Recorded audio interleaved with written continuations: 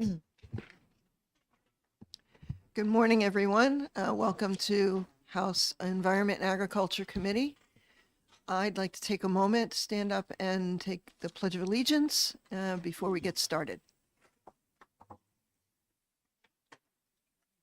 I pledge allegiance to the flag of the United States of America and to the republic for which it stands, one nation, under God, indivisible, with liberty and justice for all. Thank you. So this morning we have a couple of bills, and we are going to start off with the hearing for HB 300. And I invite Representative Ebel to come up and introduce this bill. So I'm opening the hearing for House Bill 300. Good morning. Thank you, Madam Chair and members of the committee. My name is Karen Ebel. I represent Merrimack District 7, and that is Newbury and New London. I'm here to introduce HB 300, which would prohibit the disposal of certain food waste. It's a fairly straightforward bill. Basically, what it says is that any person, which would include businesses, of course, as it's defined, that generates 1 ton of food waste per week or greater can't dispose of that food waste in a landfill or incinerator as long as there is an alternative facility with the capacity to accept the food waste within 50 miles. The order of preference in how you would dispose of the food waste basically reflects the food resource hierarchy, which is you want to try to get most of it that you can to humans before you actually dispose of it. So for any business that is having to use an alternative form of getting their food waste as opposed to landfilling it, they have the alternatives of using food banks, farms, and also, of course, composting facilities. So in conversations with the chair, I did suggest that in the course of introducing this bill, I would kind of give a history of where we are in the state as far as solid waste. Because actually, I was thinking about it as I was driving down here today. We've really come a long way since 2019. And I want to, when a lot of this started with a legislative study committee that I chaired that was looking pretty deeply into recycling and solid waste issues, and that was prompted by the China National Sword Policy, in which they said that they weren't going to take a lot of our plastic and mixed paper anymore. And so a lot of our towns were floundering, and that's what initiated the interest in this study committee. That was in late 2019, and I want to thank the committee very much for all the support that it's given and the support the DES has provided in really trying to pull the state out of kind of the dark ages as far as solid waste management is concerned. I think a lot of us may be frustrated that we haven't made more progress, but I put a lot of hyperlinks in the testimony that was submitted online. And I want to go through this just briefly for you, because this is what we have done. And I think we should all be proud of the work that's been accomplished. The first thing we did was we updated our solid waste diversion goals. The diversion goals that were on the books on the statute went back to 2000, and nothing had been updated since, and needless to say, we hadn't achieved them. Our diversion goals now are, we want to divert by weight 25% of what's landfilled or incinerated by 2030, and we're shooting for 45% by 2050. One of the huge things that's happened is that we've issued a solid waste management plan, a long-range plan. This plan had not been updated since 2003. This took a lot of work on the part of the department, and I'm really proud of the product that we have put forth. We also created the Solid Waste Working Group, which I chair, which was specifically tasked to work with DES and the development of the plan, but also to help move the state forward in general to do better with our solid waste. The Solid Waste Working Group is a stakeholder group. It includes representatives of public and private landfills, smaller towns, bigger cities. We have someone from the Business and Economic Administration, BEA. We really tried to, someone from UNH. So we really tried to put together a group that was representative of the state. In addition, DES, which had been especially the Solid Waste Bureau, had been severely underfunded for the last 20 or 30 years due to budget cuts. And it was very difficult for them to do any planning. And part of the problem that we have had is that DES hasn't been able to provide any sort of planning or other support. It's been difficult for them to our towns and to our businesses. So when you have a situation like what happened with the national sword policy with the Chinese, all of a sudden the towns are floundering, and this is a global market. At the same time as this is an intensely personal and local issue, this is a global issue that affects so many people in so many ways, and clearly economic. And DES, the planning department that they once had been wiped out.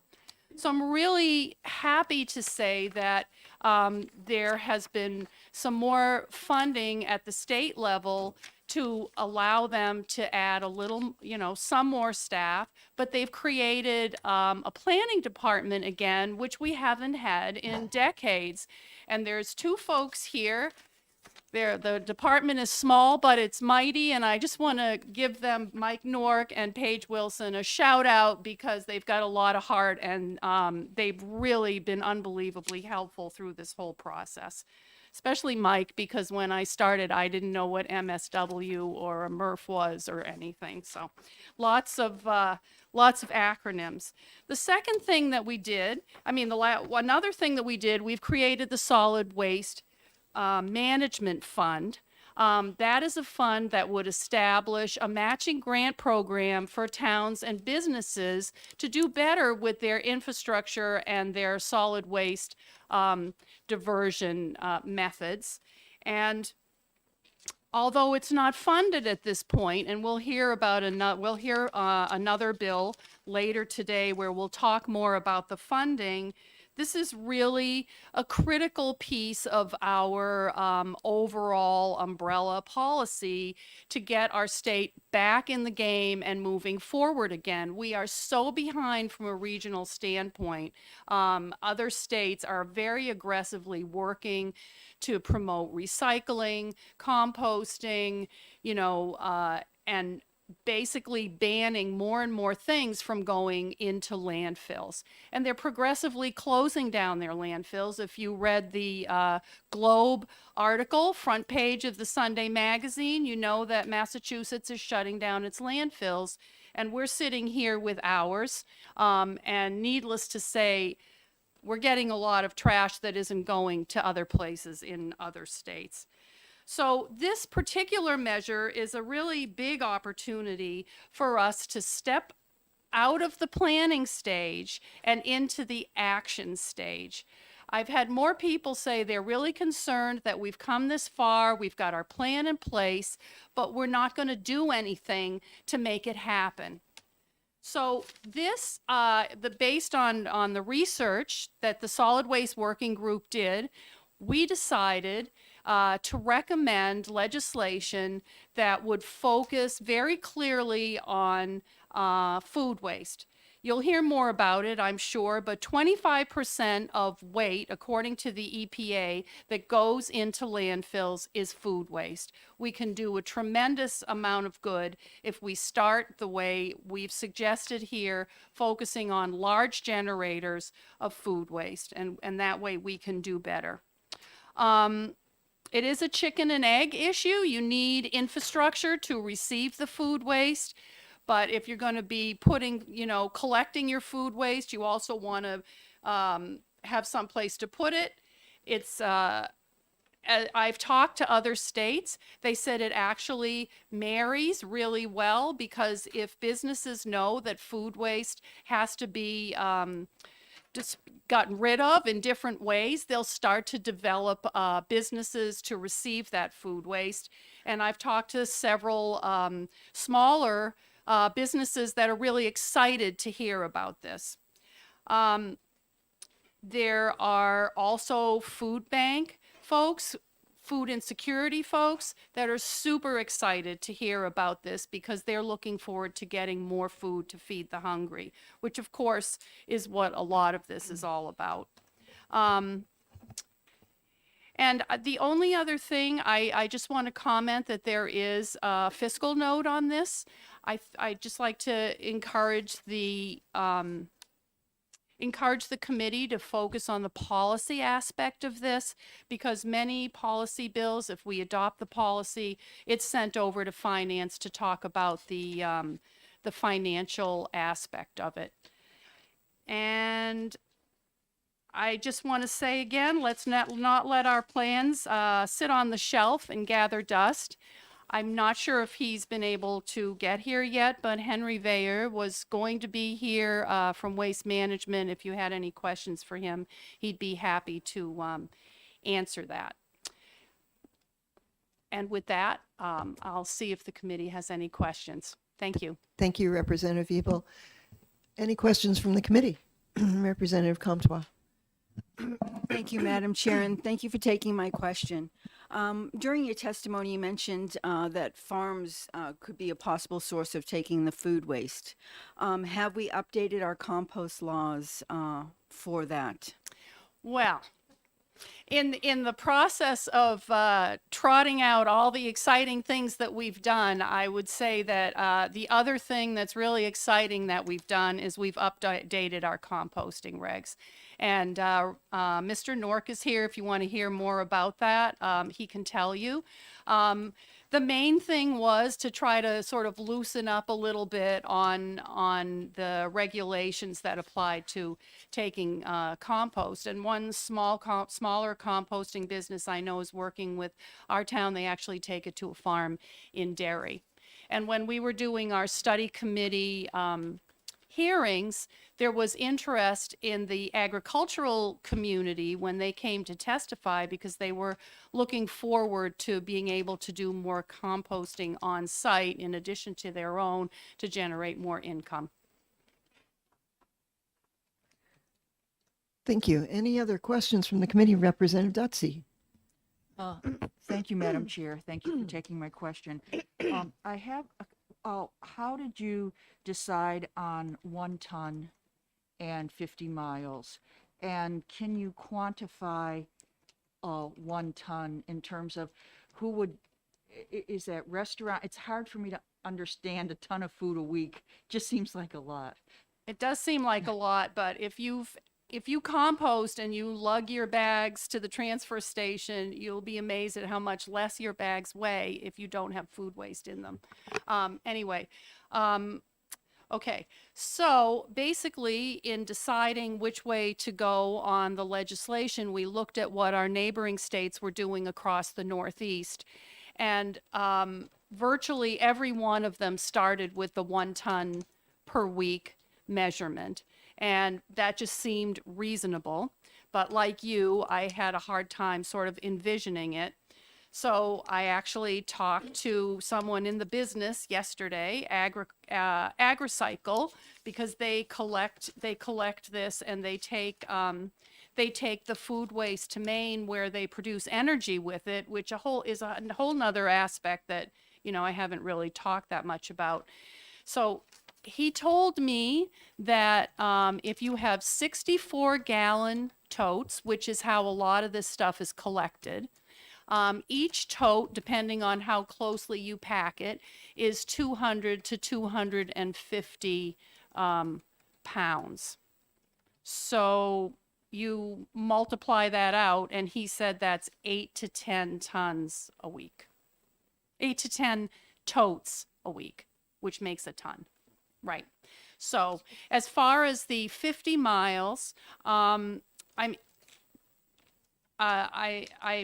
encourage the committee not to get really hung up on the 50 miles. If the committee is interested in doing something like this, which I really hope you are, you can think about the mileage. A lot of states have used 20. Massachusetts used 0. So I just went partway in between.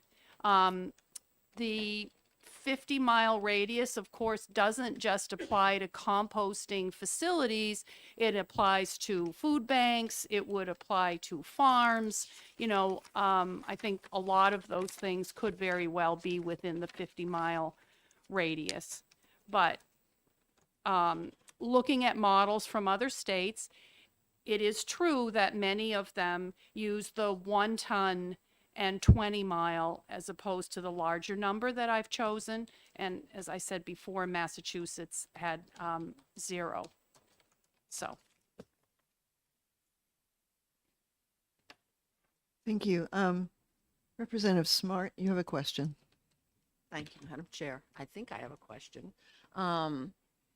There's regulations for, or appears to be regulations for outdate and sell-by dates on foods, and you talk about giving it to the needy or hungry. How do you get around that? Because I have a small farm, and we've approached grocery stores and various retail to get what they're throwing away, because it goes by sell-by. And we've been told they're not allowed to sell it to us or give it to us because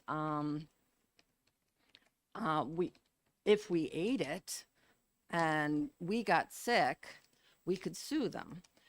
So they're not releasing any of that. Is there anything about how to get around that or relaxing that law? Are we removing sell-by dates?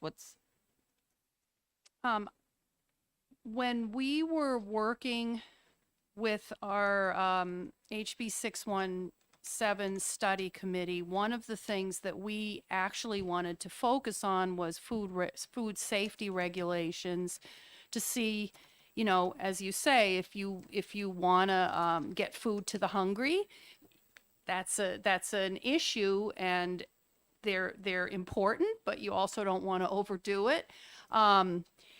Unfortunately, because of COVID, the study committee that I had put in a bill to study this stuff went sideways, and so that has not been done. It's something I think we'll be talking about at the working group.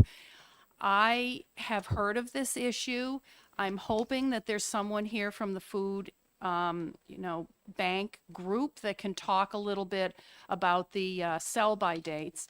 But I did have a pretty long conversation with someone at Hannaford, actually, and, they freeze the meat. They work very seamlessly with folks from the food banks that come and get it. And my impression is that maybe the sell-by date doesn't have to be adhered to as much by the food banks, but it's a really important question, and I'm hoping there's someone here that might have more information on that than I do. Thank you. Any other questions from the committee for Representative Evil? Representative Dutsey. Thank you. The way this bill is written, who do you feel is going to be most affected by it? What types of businesses? I looked into that a little bit, and I talked to some folks from other states.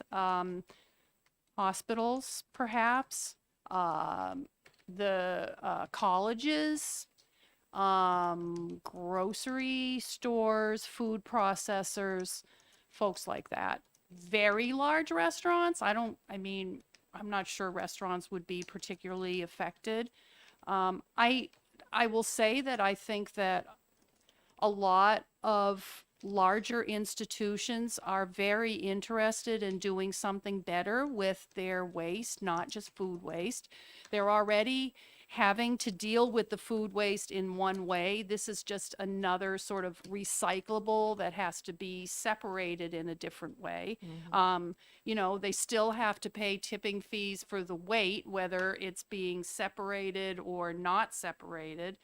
And it's again sort of this chicken and egg issue. I mean, you want to make sure that there's the infrastructure to support the amount of food waste that would come down.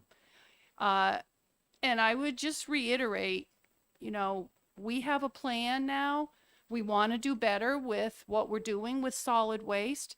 This is a great first step from a policy standpoint, and if we want to divert food from our landfills, I think this is the way to go. And one thing that I didn't mention is food in landfills also produces methane, which is like a horrible greenhouse gas as it starts to degrade. So that's another savings. And then, of course, there's the energy piece. But anyway, I digress.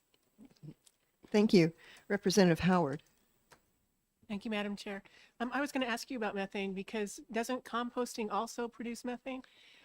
Okay, so another thing that I've learned, in landfills, it's an anaerobic atmosphere, so there's not a lot of oxygenation, and there's actually not a huge, despite what a lot of people may believe, there's actually not a huge amount of degradation that goes into that happens in landfills. So if you landfill something, it's really not going anywhere. Any degradation that occurs is, there's like a daily cover. I know Mike Nork is really proud of me when I say this. There's daily cover that's like soil over the top of the landfill, and the water, when it rains, it can percolate through, and that's what starts some of the degradation, and that's what ends up in your really nauseous landfill leachate. So it produces methane in that anaerobic, non-oxygenated situation, but when you do it out in the open air, it's not generating the methane. I was worried about that myself. Representative Bixby. Yes, thank you for taking my question. So is there a procedure for how the amount of food waste that's being produced and diverted is going to be tracked and measured? I would ask that of the department. If this policy is I just want to say that if this policy is adopted, which again, I really hope it is, the agency obviously would have to come up with some sort of regulation for administration of it. Follow up? Follow up. So does the bill have rulemaking authority for that purpose in it? Under 149M, the agency is authorized to implement regulations. Okay, thank you. I just want to make a note on the measurement. I had some concern on how you figure out how much a ton is. There's also NUMOA food estimators, which according to representatives of the agencies that administer these programs in other states, they use the estimators as well. Thank you. Thank you. Representative Creighton. Thank you, Madam Chair. I applaud the idea. I just don't understand exactly. If I'm a grocer, say I'm the manager of Shaw's, and I got 1.5 tons of expired food, what exactly do I do with that 1.5 tons? I can't take it to the dump now. What do I do with it? Well, first of all, if there's a facility that has adequate capacity, you can reach out to food banks or whatever within the hierarchy to try to get rid of your food waste, you obviously have to isolate it in some way. And honestly, I think many grocers are trying to do this sort of thing. One of the concerns, so let's talk about AgriCycle, which happens to be the group that I spoke to yesterday. They have a contract with Hannaford's, and they bring totes to Hannaford's, 64-gallon totes. And the manager at Hannaford said they just put all their food waste into these totes, and AgriCycle actually has a mechanism whereby the food can be depackaged. So if you have like tomatoes in a package or strawberries, they have a machine that can take them all apart and then put them into the digester. So according to the manager that I went to, because I wanted to understand, like you, practically how this works, he said they just dump everything into these totes, packages, everything. AgriCycle comes through once a week. They dump the totes into their thingy, the collecting truck. They put the totes back down on the landing dock. The people at Hannaford spray them out, and then they just start all over again. Does that answer your question? For a follow-up, yeah. Go ahead, follow up. Okay, and so what about, for example, you mentioned hospitals. So most of that waste is gonna be stuff that the patients don't eat. It's just plate scrapings. Does that work the same way? The totes Well, take the I will same thing? admit that I didn't talk to a hospital. I had intended to, but I didn't get that far. I mean, a lot of it also comes in cafeterias. I think they would just scrape the food into collection location. I will say that we have a representative of the healthcare industry on the working group, because I thought it would be really important to have their voice. And, we reached consensus on that bill, and she didn't raise particular concerns. Okay, I'm sorry, one follow-up, one more. One more, go ahead. And so last question is, so I'm the grocer, I get, or whoever, and I only can get rid of 1 ton, I still got half a ton left. What happens with that other half a ton? I guess whatever you do with the rest of your waste, you probably take it to a landfill. I mean, I think this is the. But I thought we prohibited the landfill. No. So this is the trick here. The trick is that if you have an alternative facility that has adequate capacity, then you're required to use that facility to dispose of the waste. If there's not a facility either within the whatever you decide is the parameter, and those facilities can't take your waste, then you just do with it whatever you would have done with it otherwise. So I've heard somebody call this like a field of dreams. I mean, you're setting up a scenario where, you have the waste. If there's a facility available to take it, then you are required to get rid of it. And then if there's not, then you're not. Okay, thank you very much, ma'am. Sure. Representative Quamtois. Thank you, Madam Chair. Thank you, Representative, for taking my question. You've spoken a lot about the group AgriCycle. And it seems to me from just hearing you talk about them, they're picking up from different Hannafords and taking it to Maine, Correct. okay? However, if they're taking it to Maine and you're in, say, Lebanon, New Hampshire, that's more than 50 miles. Correct. So how would that work? Because if we're limiting the mileage of where this food can go. Okay, we're not limiting the mileage on where the food can go. What we're doing is, if you're in Lebanon and AgriCycle is here and it's 150 miles away, there may be other places besides AgriCycle, but let's just say we only have AgriCycle. You're under no duty to have to bring your food to AgriCycle. However, if you make, like Hannaford, I guess throughout the Northeast has a relationship with AgriCycle, and they just come and they pick it up and then they bring it to Maine. That's just the way it works for them. I don't know if that, but as I say, the limitation is you don't have to get rid of your waste if there's not a place for you to do it within 50 miles or 20 or 30. As I said, in in Massachusetts, they had no limitation at all. Follow up. Thank you, Madam Chair. The other question I have is say there is something within the 50-mile radius that would like this food waste, but AgriCycle, who is taking it 150 miles away, has a contract. How would you mitigate that? Because obviously we want to put the food closer to minimize the carbon footprint.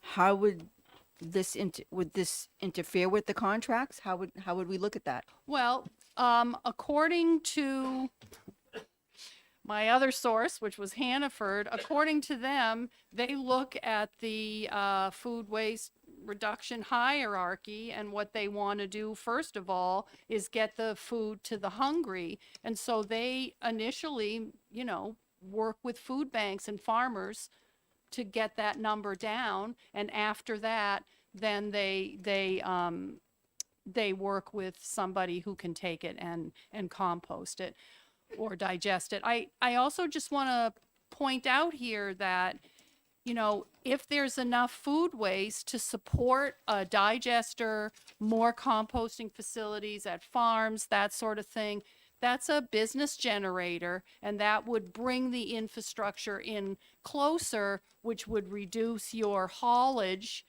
costs and the carbon footprint.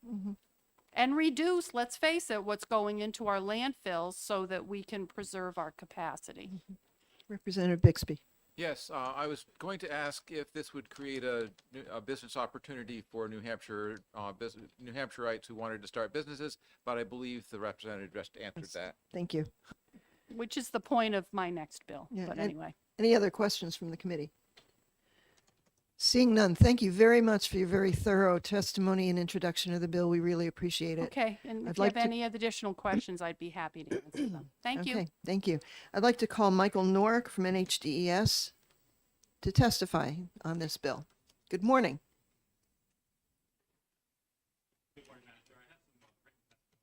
Sure, please pass it around.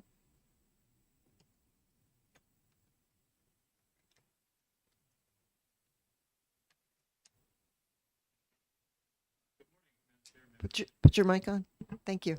Good morning, Madam Chair and members of the committee. My name, for the record, is Michael Nork. I'm with the Solid Waste Management Bureau at New Hampshire Department of Environmental Services. Thank you for the opportunity to testify on HB 300. The purpose of this bill, as we see it, is to discourage disposal of food waste and encourage its diversion to more preferable management through feeding the hungry, feeding animals, composting, anaerobic digestion, and things of that nature, so that it's not going into a landfill or an incinerator.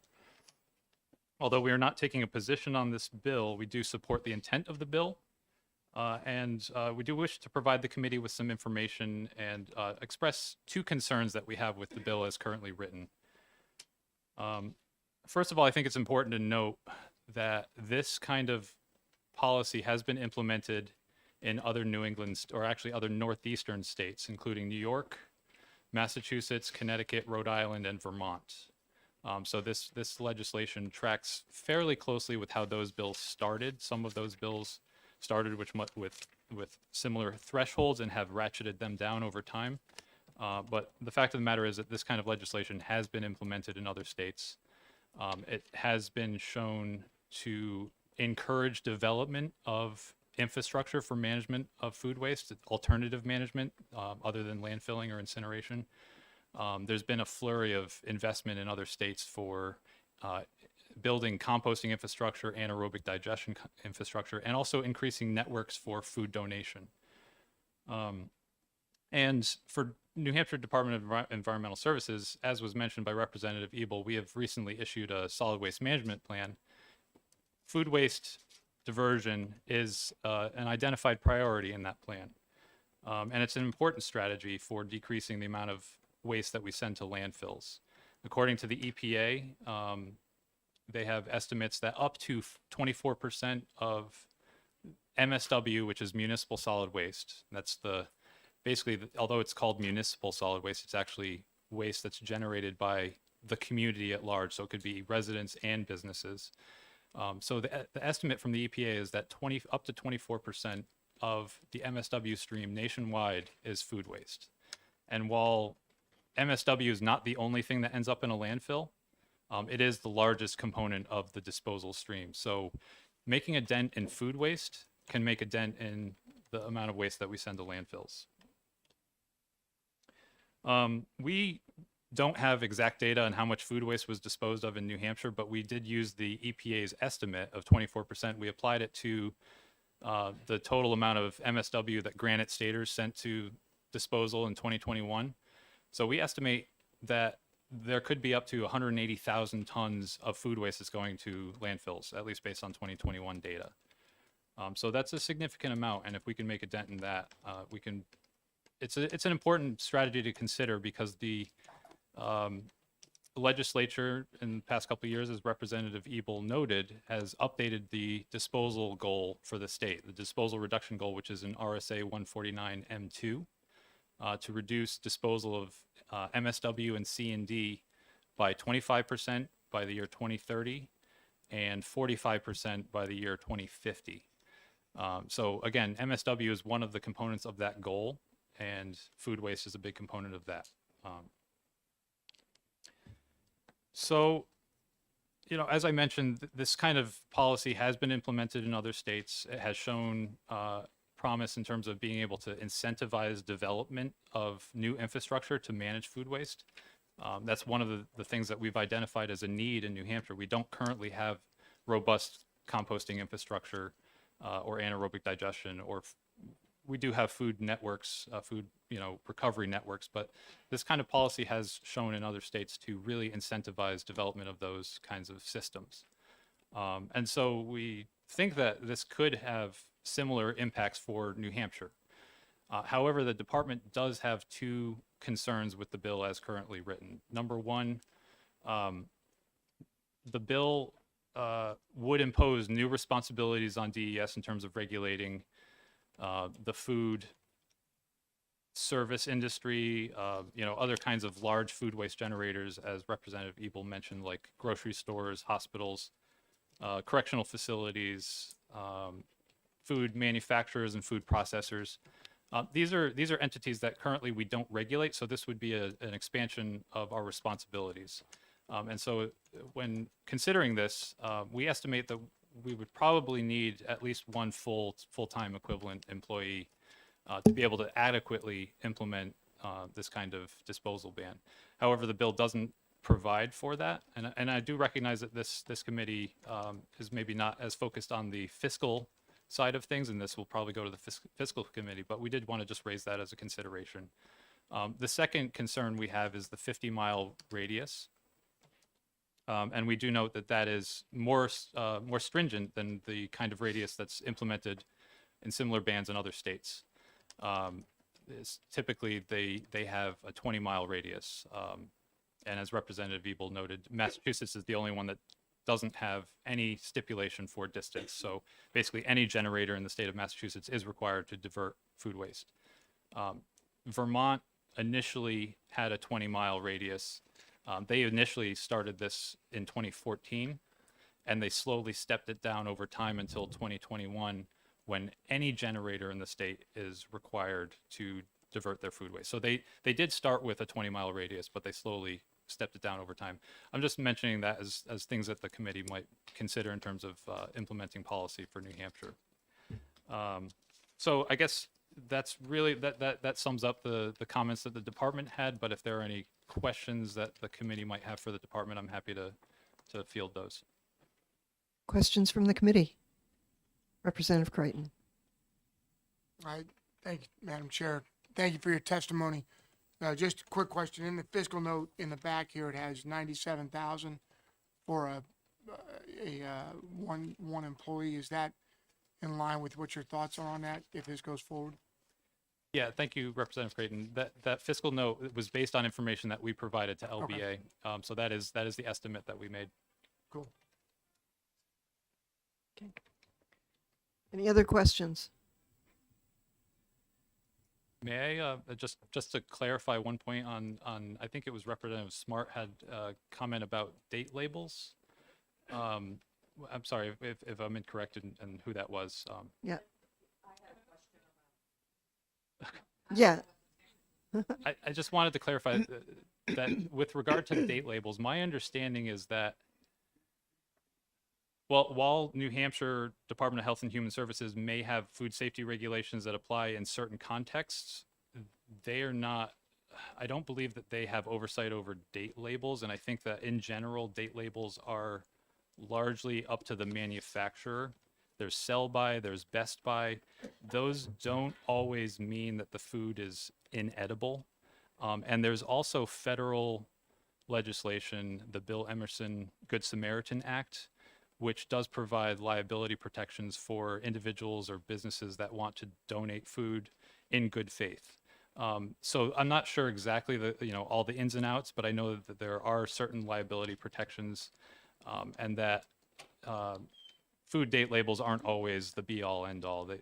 Usually a better indicator is using your nose to see if it smells bad.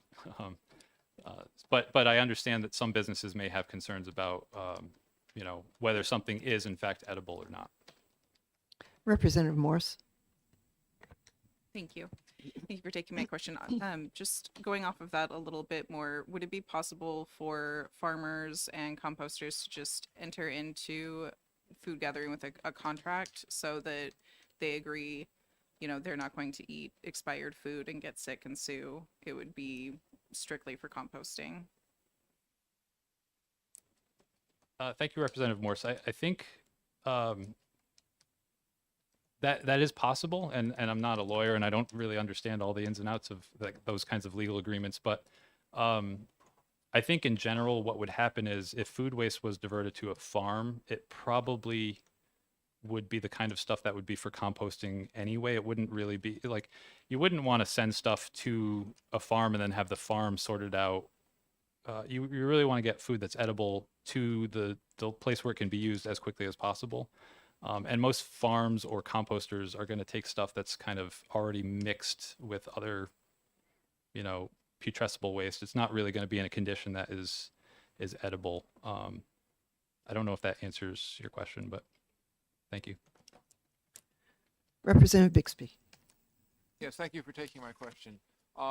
So you said that Vermont initially started with a 20-mile radius and then ratcheted that down, but wouldn't it so you, in terms of making it, you're saying that they made it more stringent, so I would assume that they increased the mileage until the point where it wasn't, because 50 miles is stricter than 20.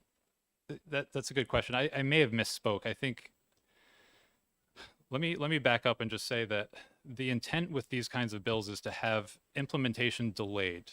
So you have a year or 2 or 3 before the food waste disposal ban goes into effect, so that it allows time for infrastructure to be developed. That's what happened in Vermont. That's what happened in Massachusetts. They basically said, we're going to do this, but it's not going to start until such date. And it gave a signal to the industry saying, okay, there's going to be a demand for my services, so I should start investing and looking for opportunities to start a business in such and such state. So it gives that time to allow for development of infrastructure. And with Vermont, where I may have misspoke was they ratcheted down not the distance so much as the threshold. So they started with 2 tons per week, then 1 ton the next year, then I forgot, it may have been 2/3 of a ton or half a ton or something like that. So they slowly over time, over the course of like 6 years, ratcheted down the threshold for total tonnage generated by an entity. Meanwhile, all along there was a 20-mile radius until 2021 when they got rid of that, because the presumption was after that amount of time had passed, there would be enough infrastructure to support kind of statewide diversion of food waste from any generator, regardless of the threshold or the amount that facility generates. So in Vermont currently, they don't have a tonnage threshold and they also don't have a distance threshold. Thank you. Any other questions from the committee? Seeing none, thank you very much for your testimony this morning. I'd like to call Regan Bessinet from NRRA to come and speak. Good morning.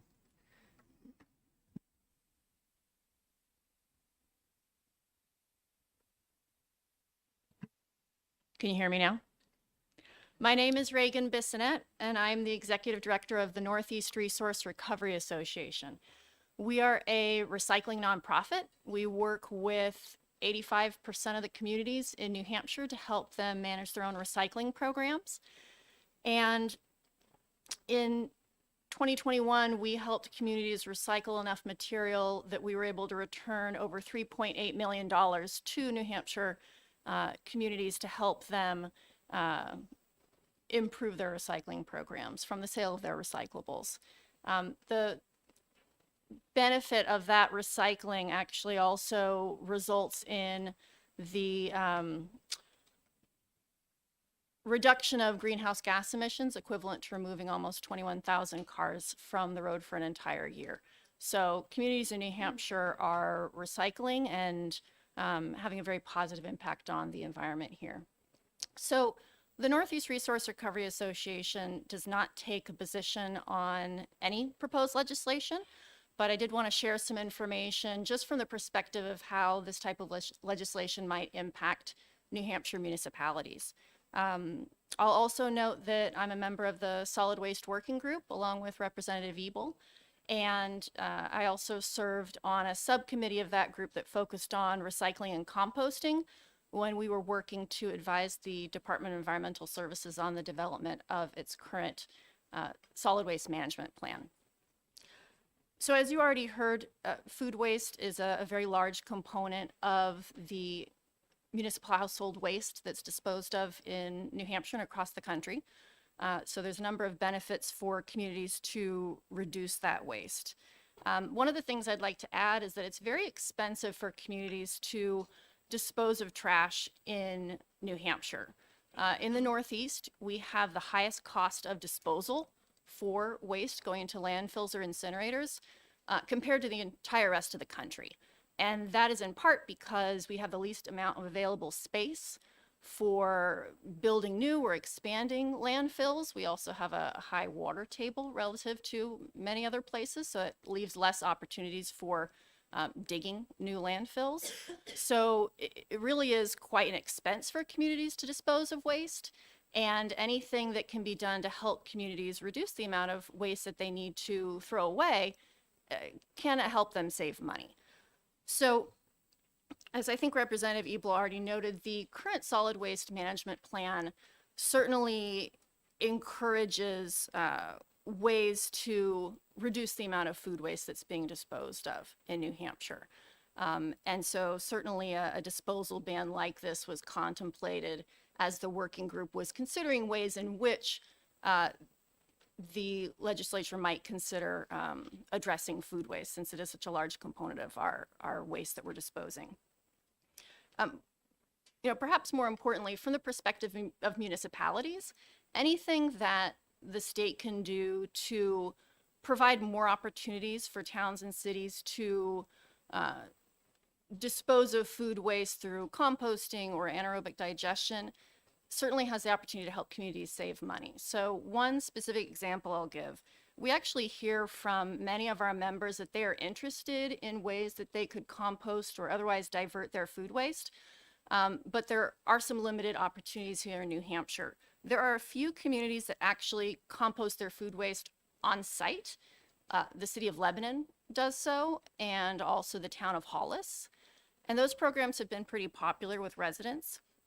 The city of Lebanon actually found that through a pilot program, they've actually been composting food waste from Dartmouth Hitchcock Medical Center and also Dartmouth College for many years. And they began a pilot program to also divert and compost food waste from residents. And what the city of Lebanon found from that pilot project was that they were ultimately saving about 30% in terms of what it would cost them to landfill that food waste versus composting it. So there were financial savings for the city of Lebanon and the communities that it serves. And ultimately, that pilot project was quite successful, and so they decided to make that a more permanent project where residents can bring their food scraps to their facility for composting, and they have continued to take material from Dartmouth College and Dartmouth Hitchcock. In addition, there are some communities in New Hampshire that have access to composting services. So for example, there are communities on the seacoast that work with Mr. Fox Compost. It's a company based in Maine. And you heard about how generators can have those large totes. And so for example, the town of Lee and the town of Rye, they work with Mr. Fox Compost, and basically residents can bring their food scraps separated to the transfer station, put them in those big totes, and then Mr. Fox Compost can take those totes and bring them to their facility in Maine to compost that material.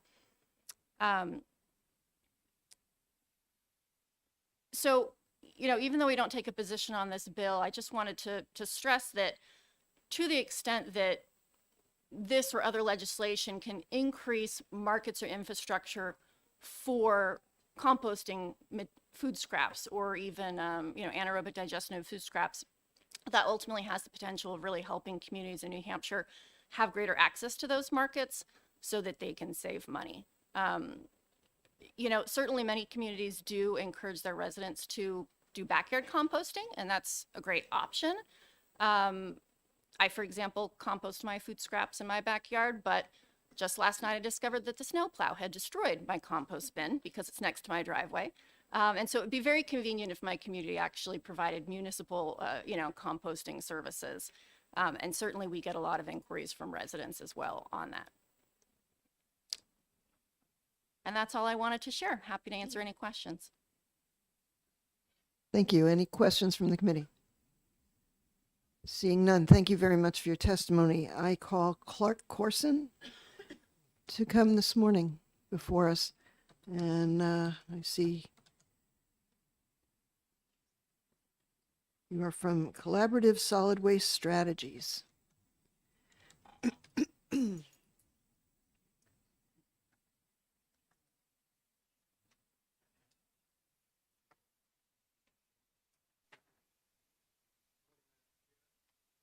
Please put on your microphone. Thank you. Good morning, Madam Chair, members of the committee. As you can see, not much waste goes to, food goes to waste in my house. I am a co-founder and program director for a nonprofit in New Hampshire called Collaborative Solid Waste Strategies. Our goal is to serve as a catalyst for new ways looking outside the box for sustainable solid waste strategization. And one of the great problems that we have in New Hampshire is that of regionalization. Every town thinks that their system is the best, and they're not going to listen to the neighbor because they're competing with them for tippage fees and so forth, or the reverse of that, trying to get rid of their garbage for the cheapest price possible. I'm not going to speak to the specifics of the bill, but I was a lobbyist in this state for 41 and a half years. I started in 1971. And during the course of that, I learned how to read a bill. I have no objections to the bill as written, but I second the comments made by Michael Nork of DES in terms of distance, which is and in terms of how far behind our state of New Hampshire has fallen compared to other states. He mentioned the fact that there has been a food program in Vermont now since 2014, and we're just addressing this now. Why? Do you know that about 50% of the solid waste that goes to the turnkey T4 operation in Rochester, New Hampshire, comes from Massachusetts every day? A lot of people aren't aware of that. A lot of people aren't aware of the fact that Vermont has had a solid waste study plan since 1994 or 1997, whatever it is. And the last time a governor in this state paid attention to this issue was Jeanne Shaheen in 2003. The woman sitting behind me, Karen Ebel, a representative from New London, New Hampshire, has been the catalyst for the general court, in my opinion, for tackling this huge problem. And it really is, the more you get into it, the more you realize it's a science. Because whether it's food, nanograms of plastic in our bloodstreams, what's going into the landfills, who's transporting it, the Interstate Transportation Commission, the Recovery and Resource Conservation Act of 1976, which was initiated by EPA. The more you get into this, the more you realize that this just isn't, House Bill 300 is just not a bill. It is a process. It's not an event. And it has come about because of Representative Ebel, principally. I don't know whether she's capable of blushing or not.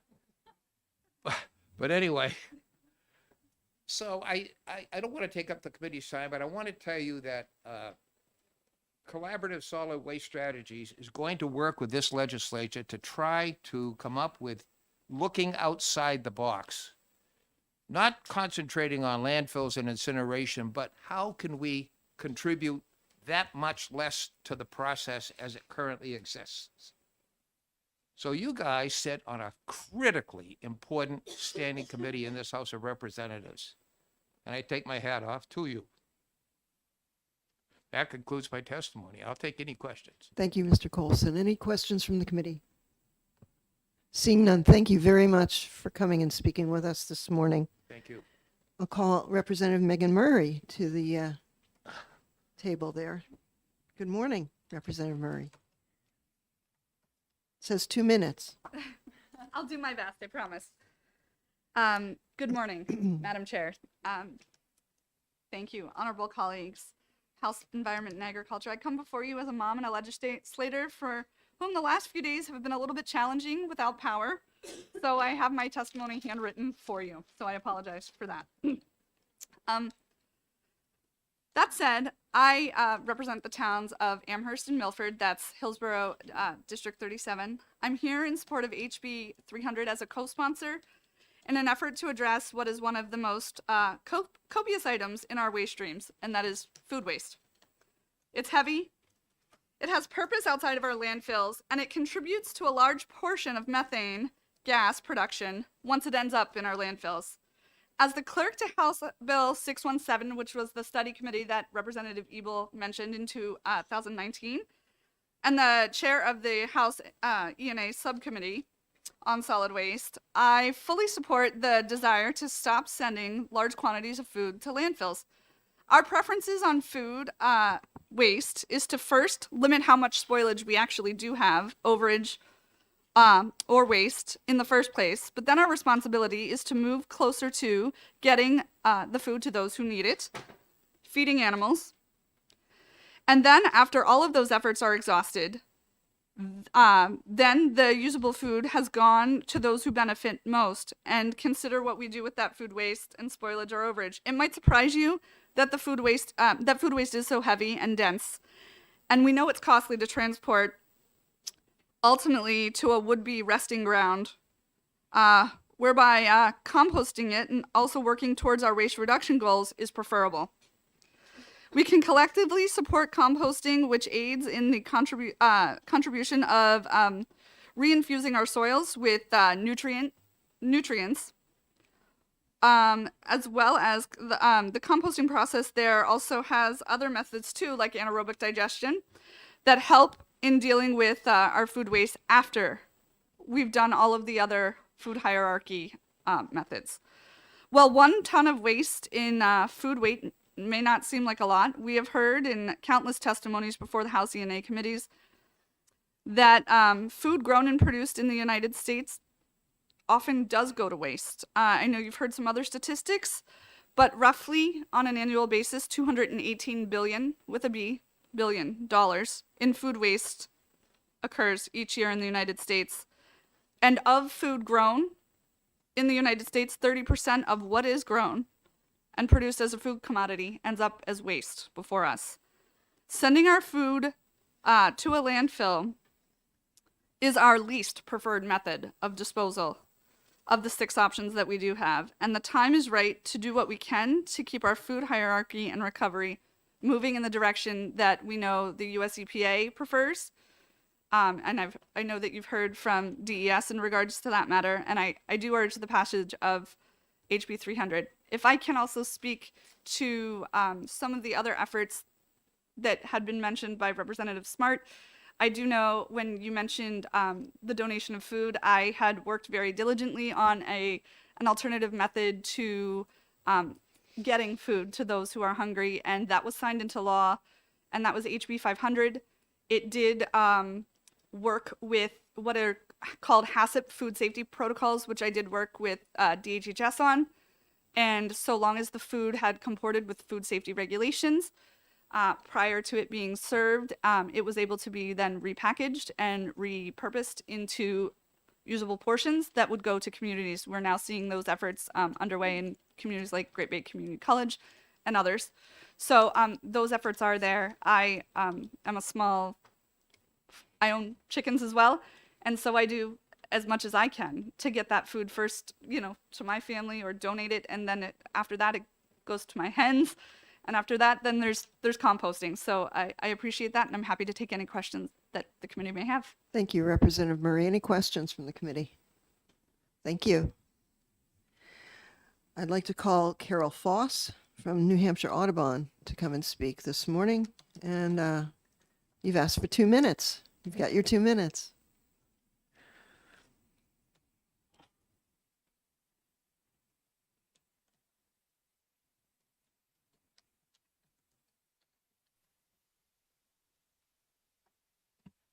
Good morning, Madam Chair and members of the committee. I will be brief. My name is Carol Foss. I am representing New Hampshire Audubon, where I am Senior Advisor for Science and Policy. We strongly support House Bill 300 because it reduces greenhouse gases, conserves space in landfills, supports the goals of New Hampshire's solid waste management plan, and supports the goals of the Environmental Protection Agency and the Department of Agriculture, who are trying to reduce food waste going to landfills as well nationwide. As you've heard, it creates jobs, reduces food insecurity, and saves money for communities. I'd also like to quickly address the questions about food date labels. They are very confusing. Some companies have a sell-by date, some have a use-by date, some just have a date and you don't know what it means. Some of the dates are addressing quality and some are addressing safety.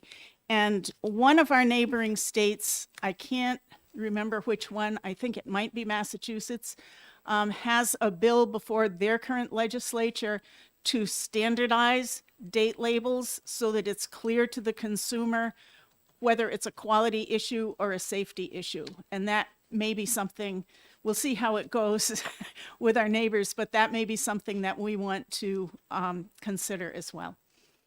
Thank you. Thank you for testimony. Any questions from the committee? Seeing none, thank you very much for coming this morning. And I'd like to call Heidi Tremario, I believe. I hope I got that right. From the Conservation Law Foundation. Good morning. Good morning. Thank you. It's Heidi Tremarco from the Tremarco, I'm Conservation Law sorry. Foundation. I apologize for my handwriting on the form. That is my error. And you've also requested 2 minutes. Yes, I will keep it very short. We did submit our comments over email, but I have copies here if the committee, would you like them? Can you pass it around? Thank you.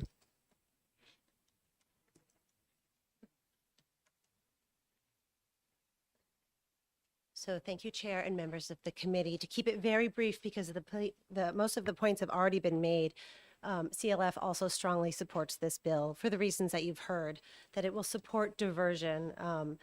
As you've heard, and I have a reference in our comments, that EPA does estimate that up to 24% of the waste in our landfills is food waste. So this is a great chunk of waste that you could tackle and reach and help reach our diversion goals, which, as you heard, is to get to 25% diversion by 2030. These goals were reinforced in the state's solid waste management plan, which was just updated this fall. And this diversion would support those goals, specifically goals 1, 3, and 4 in that plan. Also, in helping with food insecurity, it would assist in the goal 7, which is to address environmental justice. And so we strongly support the bill. I'm happy to take questions. I also just wanted to note, on a personal note, I compost my food at the Lebanon composting facility. And I'm not a Lebanon resident, but we drive our food waste there, and it's extremely convenient, and I can answer questions about how that works for us. Thank you for your testimony. Any questions? Thank you for joining us this morning. Thank you.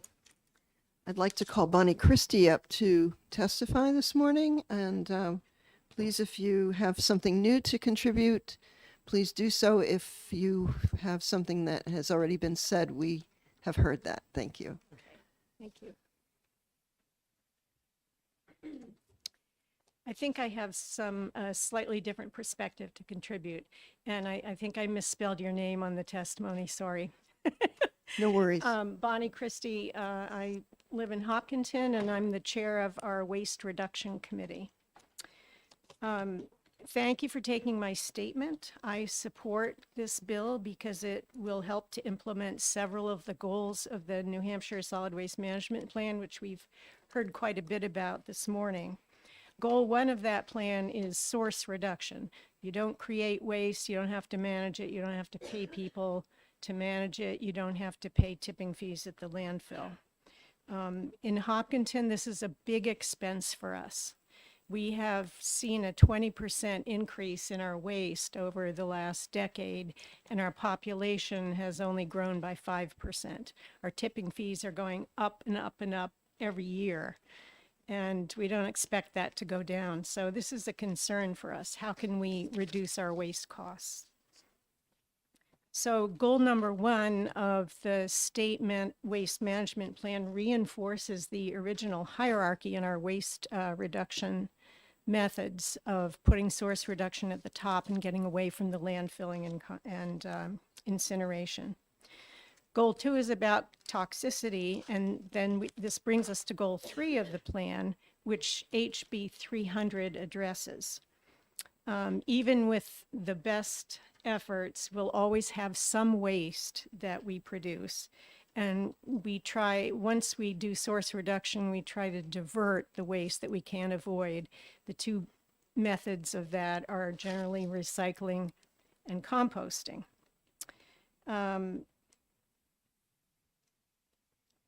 I'll also note people have mentioned methane as a problem. We're very concerned about that in Hopkinton because we know that methane is a far more potent greenhouse gas than CO2, and landfills are the 3rd largest source in our country of methane after oil and gas systems and livestock raising. So the 2 ways that we have worked, and most municipalities work to divert their waste, as I said, recycling and composting. Recycling has done really well in our town. We have generated in about a decade over $438,000 in revenue. We've avoided over $450,000 in tipping fees, and we've kept 6,700 tons of waste out of landfills and incinerators. So this, if you calculate the 24% of municipal solid waste that you've heard EPA that's what they estimate. For us, that would be a savings of $69,750 if we were to divert our food waste. So you've also heard that there are pilot programs that are springing up around New Hampshire, Lebanon, and our neighbor New London. In 2020, the Hopkinton Waste Reduction Committee recruited a test group of residents to separate out their food scraps from their household waste, and they had an average diversion rate of 45%, which we were very surprised and pleased with. In 2022, we began a collaborative program with Worksong Farm, which is one of our local CSAs, and the Composting Association of Vermont. It's called Turn Your Slops into Crops. And the way it works is the CSA members bring their food scraps when they pick up their share every week. They drop them off, they go home with a new clean bucket and start all over again. And the purpose of this program is to enrich the soil at Worksong Farm. So Dan Kilrain, who owns it, is loving this program, and it's been so successful, he has opened it up to the general public, which is great. People are always amazed at how much weight they find food scraps produce in their household waste. So we think that composting, and I know this bill addresses more of a vision of commercial composting, but we think if that can get started and trickle down to a local level, it can be a huge help to municipalities. We know Hopkinton would welcome it.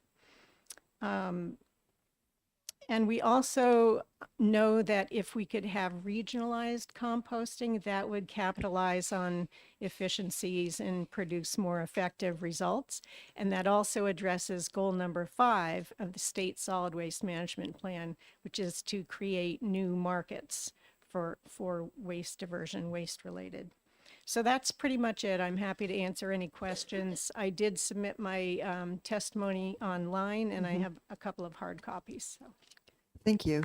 Would you send a hard copy up to our clerk here? That would be very helpful. Appreciate it. Thank you for your testimony. Any questions for Ms. Christie? Seeing none, thank you. I have no more pink cards. Does anybody else wish to say anything about this? Seeing none, I will go ahead and close the hearing on this bill HB 300. Thank you so much. Okay, we'll give our clerk a moment to get things set up for our next hearing.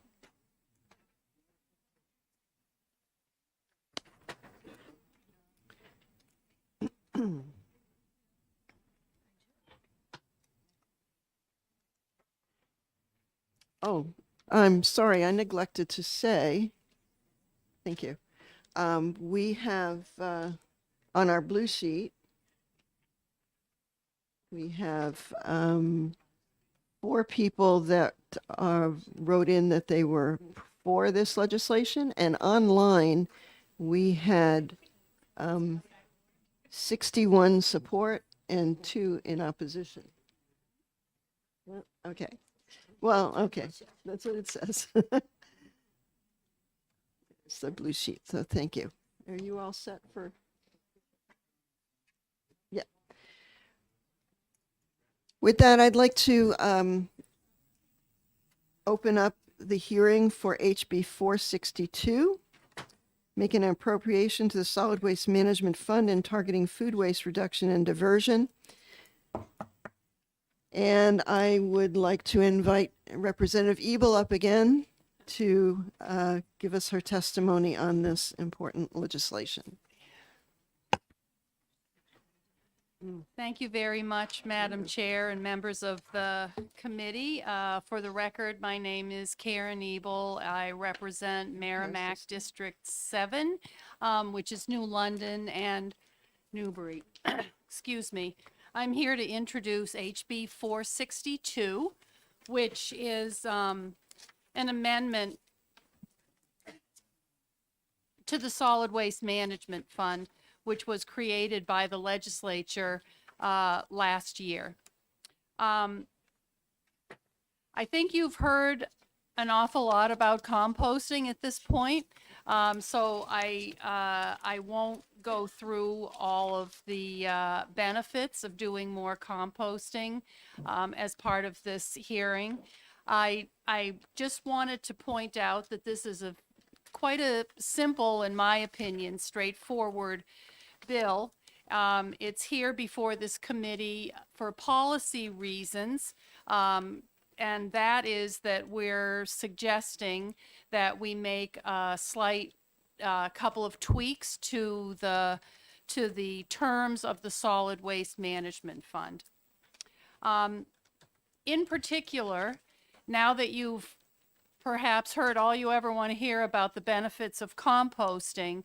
The solid waste the solid waste working group had discussed this in great detail, and because we're really interested in promoting the concept of composting in the state of New Hampshire for all the reasons that were described in the previous hearing, we thought that the language in the Solid Waste Managed Fund statute should be tweaked slightly. And in the bill, it's line 12, just to say that assuming we get the appropriation, which the Finance Committee will be considering, 50% should be given to prioritize projects associated with the reduction and diversion of food waste, and organic waste for until June 30th, 2027. So that's one of the primary reasons that the bill is here.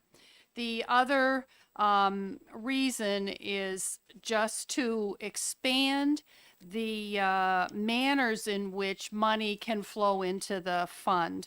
Through the whole flurry of activity last year with through the amendment process, what was left here was that the management fund could take money from the Environmental Protection Agency, but there was nothing else noted, and I want to thank DES for their technical assistance in identifying this issue, because obviously if we want to be able to get gifts, donations, legislative appropriations of anything of that nature, we've got to make provision for it in the bill. So that's what the earlier part of it is. As was noted by Reagan Bissonnette when she was talking about the benefits to municipalities, we want to help develop more of an infrastructure in our state. And one of the things that will help motivate this is if we use some of the appropriations that I hope we receive through the budget process, using part of the proceeds from the fund to help promote infrastructure. I know that you could also be using these monies for education, outreach. There's any number of uses. And I also want to note that the way this fund was created is that municipalities and businesses can afford themselves of the matching grant program, which would also help businesses, especially smaller ones, move forward to try to help develop infrastructure, not just for composting, although we certainly have that as a recommendation for the first couple of years of the fund, but also for other recycling, source reduction, and diversion opportunities.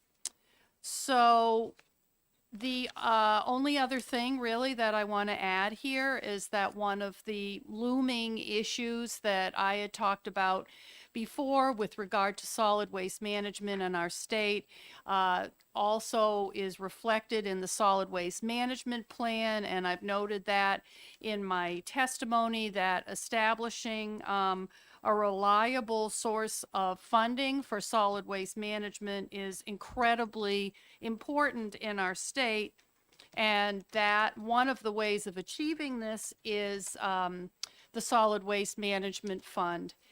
And I'm hoping that, assuming you as the policy committee agree with the changes to the statute within the fund, we can promptly get it over to the Finance Committee where it can be discussed as part of the budget process. So I thank you very much, and if you have any questions, I'd be happy to answer them. Thank you, Representative Ebel. Any questions from the committee? Representative Bixby. Thank you for taking my question. So there was some testimony online that suggested that the phrasing of the sourcing of the fund sourcing might be a little bit ambiguous. And so just to clarify, so it says any source including gifts, donations of money, grants, legislative appropriations, and any other matching fund and incentives from the United States Environmental Protection Agency or other agencies that are targeted for making grants with this section. And it sounds like the Environmental Protection Agency incentives from the Environmental Protection Agency part might be governing all of the parts before that. And I was wondering if you would be willing to have an amendment that would clarify that so that the Environmental Protection Agency would count as just one rather than the complete funding. I would be more than happy to put any amendment in that allows this fund to get money from virtually everywhere, including manna from heaven. So if you want to work on that, I mean, I'd be happy to work with you. I did want to say one thing about the Environmental Protection Agency. The funding that folks were really excited about coming through the Infrastructure Act for recycling activities at the rate of, I think, about $55 million a year.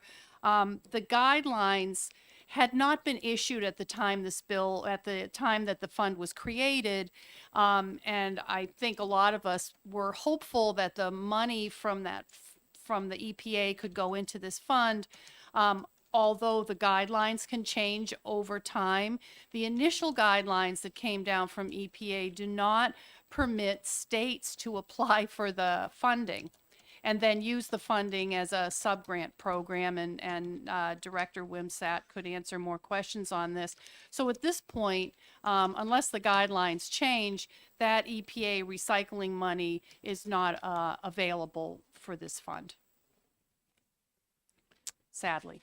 Thank you. Any other questions from the committee? Seeing none, I'd like to thank you for your introduction of this bill. Okay, thank you. And I'll now call up Mike Wimsatt from New Hampshire DES. Good morning, Mr. Wimsatt. Good morning, Madam Chair. Members of the committee, for the record, my name is Mike Wimsatt. I serve as Director of the Waste Management Division for the New Hampshire Department of Environmental Services. And I appreciate the opportunity to come before you to testify on House Bill 462 this morning. I know you've heard a lot about organics, and you've heard a little bit about the solid waste plan and the solid waste management fund this morning. So I'll just sort of summarize the department's testimony as follows. The fund was established, as Representative Ebel mentioned, back in the last session of the legislature, in order to provide matching grants to improve for projects that would improve waste reduction and waste diversion, to really help us improve recycling and to achieve our waste reduction goals. And last fall, we issued a update to our solid waste management plan that has a host of goals and strategies and actions to try to, in large part, to try to achieve that disposal reduction goal. And I think it's really clear to us that this fund is going to need to play a significant role in achieving those goals. So you've heard an awful lot about food waste and organic waste and composting this morning, so I won't review that. My letter of testimony does talk about that a little bit. We absolutely feel that, because as you've learned this morning, if you didn't already know it, food waste and organics waste constitutes a really significant portion of the MSW, the municipal solid waste that gets disposed of here in our state. Working on that and making progress on diverting and reducing that waste is a really important activity. So we completely support this effort to put some funding into the solid waste management fund, and to target at least 50% of those funds toward food and organic waste reduction. We're not taking a position with respect to where the money ought to come from. We leave that to the legislature and the governor's office to sort that out. But for our part, it is true that the fund was created last year and does not have any funding in it. So it's hard for us to be effective with it if we don't have any funds to work with. And so with that, I'll just open up to any questions. Be glad to entertain questions. Thank you for your testimony. Any questions from the committee? I have a question. Yes. So part of this $2 million appropriation would go to paying that full-time FTE to oversee composting or Well, food I think- recycling program? Sure. Well, it would actually, and important to understand, DES has a lot of experience giving out money, right? Because we operate two state revolving funds. We've been administering millions of dollars in ARPA funds. And one thing we've learned is that it takes a little bit of personnel and money to give money out. And we've got a lot of folks looking over our shoulder about how we do that, about how we go about that. And it's important that we do it carefully and in compliance with the law and in compliance with any provisions. In the case of like the ARPA funds, we have specific federal requirements we need to comply with. So yeah, it's certainly true. We do need to have a position that could oversee that. It would not be specifically for food and organic waste. We would see it as a position that would oversee, among other things, advertising competition for that grant funding, making those grants, and then administering those grants after they've been awarded. So and as we read it, we understand that a portion of those funds would be available to make sure that we did that properly. Okay. Thank you. I appreciate that. And I had another question.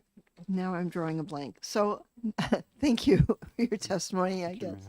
Representative Bixby. Yeah, I'd just like to follow up on Representative Aaron's question because I'm not sure you quite got the exact gist of it. Okay. In the testimony on on the HB 300, there's a fiscal note on that, which is basically the $97,000 for one person who would be necessary in order to oversee the programs under HB 300. And I think Yeah. Representative Aaron's question was, would that position be able to come out of the appropriation in HB 462? That's not clear to me. I'm not sure that's the case. I So- apologize if I didn't Okay, address your question properly. Follow up? Sure. So it may in fact be necessary for us to figure out a way to see that there be an appropriation attached to HB 300 to cover the position that it would require in order to oversee it. I believe that may be true. I mean, I'm not commenting on whether the bill should be amended or not, but again, to answer the question very directly, I don't think that funding appropriated to the Solid Waste Management Fund would be available to create a position to administer other programs. Right. And I think the point of this question is we want to make sure you have the resources to do both of these bills right. Sure. And if we need to do something additional to one of them in order to make sure that happens, we want to be able to do it. Understood. Thank you. Okay. Thank you, Representative Bixby, and thank you for clarifying my question. Actually, I do remember what I wanted to ask you was, with the administration of this $2 million fund, do you see the need to put together any further rules for managing this fund? Or do you have those in place based on what was passed last year? Because I don't know. We do not currently have rules, but we generally, if we are going to administer an ongoing grant program using state funds, we would develop rules to govern how those funds are administered. And as a follow-up to that, do you have an idea of time frame of when those rules would be established? Typically, what we try to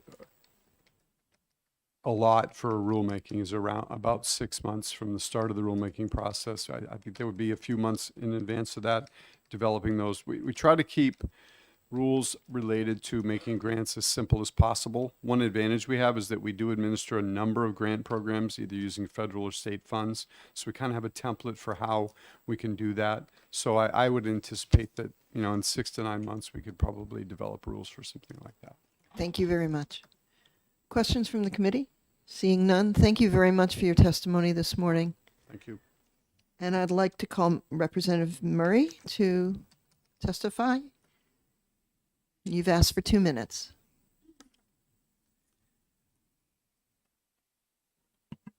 Thank you, Madam Chair. Once again, for the record, my name is Megan Murray. I represent the towns of Amherst and Milford. And under what I would consider the mentorship of Representative Ebel and many others right here in House Environment and Agriculture, I have set out to understand the complex nature of solid waste here in New Hampshire.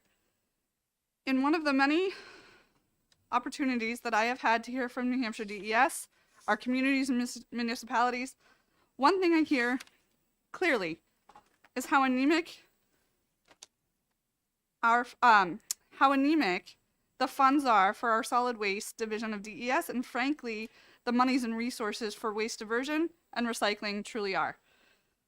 It's a little known fact that we do not necessarily have dedicated funds to always put forth the things that we would like to do around waste disposal goals, to stand up programs or grants or assist our local communities with programs to help address the goal of food waste reduction in our waste streams. Year over year, since I've begun this work here in this committee, municipalities have long pined for help around tipping fees and the sheer volume of what goes into our landfills, leaving municipality waste budgets strained, all while knowing that trash is something every single one of us produces and contends with. DES's solid waste division has stated the true need for additional staff and resources to keep going with the at times overdue tasks and necessary work of assisting communities with recycling and waste diversion goals and the efforts related to them.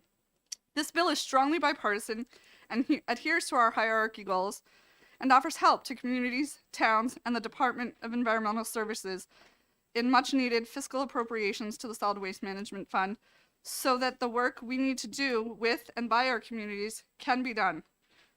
I urge the support of HB 462 FNA so that New Hampshire can be stronger in our work to address the recommendations out of the Solid Waste Working Group and to bring support to the towns and the departments that deal with our solid waste and with regarding to our solid waste disposal goals also. Thank you.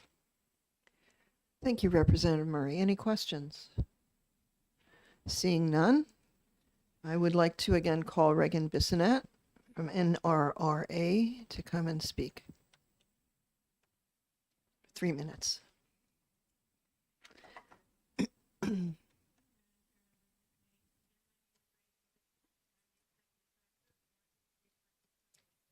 Please put your microphone on. Thank you. So I won't repeat what I already shared about the importance of food waste diversion and why that would be helpful for communities to both save money and make improvements in the environment in New Hampshire. What I would like to share is that there is a real need for communities in New Hampshire to receive more technical assistance and ideally grant funding to support increasing their waste diversion. So the Northeast Resource Recovery Association, as I said, we work with the vast majority of communities in New Hampshire, and we get many, many, many endless requests for resources that are available to them to help them financially to increase their recycling, improve their recycling, reduce the food waste that they're disposing. And while our organization can provide a lot of technical assistance through our staff, there are really very limited grant opportunities available to these communities. So we routinely get requests for, hey, this is something we want to do in our community. Just recently, a community reached out and said, we'd like to, start a composting program. We would like to share that information with our residents. We'd like to improve how our residents are recycling plastics. And they asked what grant is out there that can fund all of these needs. And I was able to share with them that there are a handful of grants available, but that I wasn't aware of any that would specifically help them with that type of education and outreach to their residents. So for example, there are a handful of federal grants that are available for communities. Federal grants are very difficult to typically apply for and receive funding for and administer. An organization called New Hampshire the Beautiful does provide recycling equipment grants for communities here in New Hampshire, up to a certain amount of money, and that is certainly helpful. But again, anything that the state can do to support funds being available to support communities more with increasing their waste diversion would certainly be valuable. Thank you. Thank you. Any questions from the committee? Seeing none, thank you again for your testimony. And I would like to call Elizabeth Miller to our Welcome to Environment and Agriculture. It's Meller, M-E-L-L-E-R. That's correct. Thank yes. you. My name is Elizabeth Meller. I am from New London, New Hampshire. I'm a member of the Waste Reduction Committee, and I have a written testimony. I'm a member of New London's Waste Reduction Committee, and I am very interested in this bill, which seeks to amend the use of the solid waste management to prioritize food waste diversion in our state. Our town funded a pilot program for food scrap diversion via the revolving recycling fund. We had 20 households participate, and after 3 months, they have diverted 1.5 tons of food scraps from the waste stream. As we seek to educate our community residents and businesses about the state of our landfills and the value of food scrap diversion, we have learned that even these endeavors have a cost attached. Thus, we are now scrambling to find grant money to help us educate the public as well.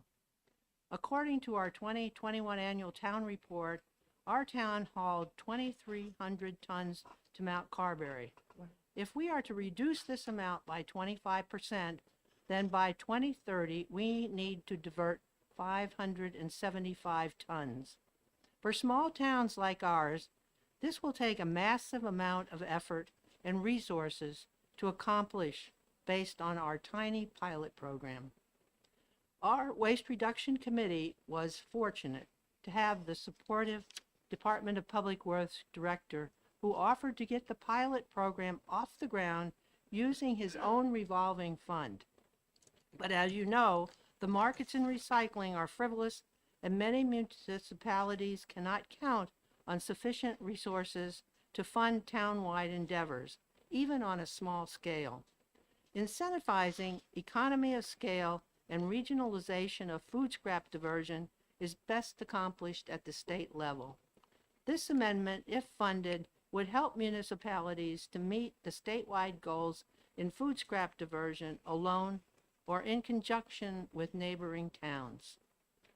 Now, we're very proud of our pilot program, we are now moving into phase 2 if it's approved by our town meeting. If there's any questions, I'll be happy. Thank you. Any questions from the committee?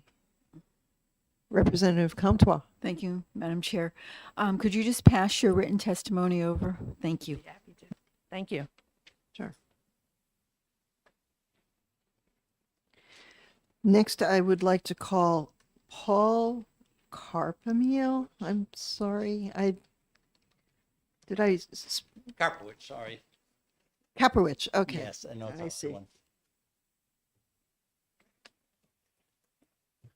Can you hear me okay? Yeah.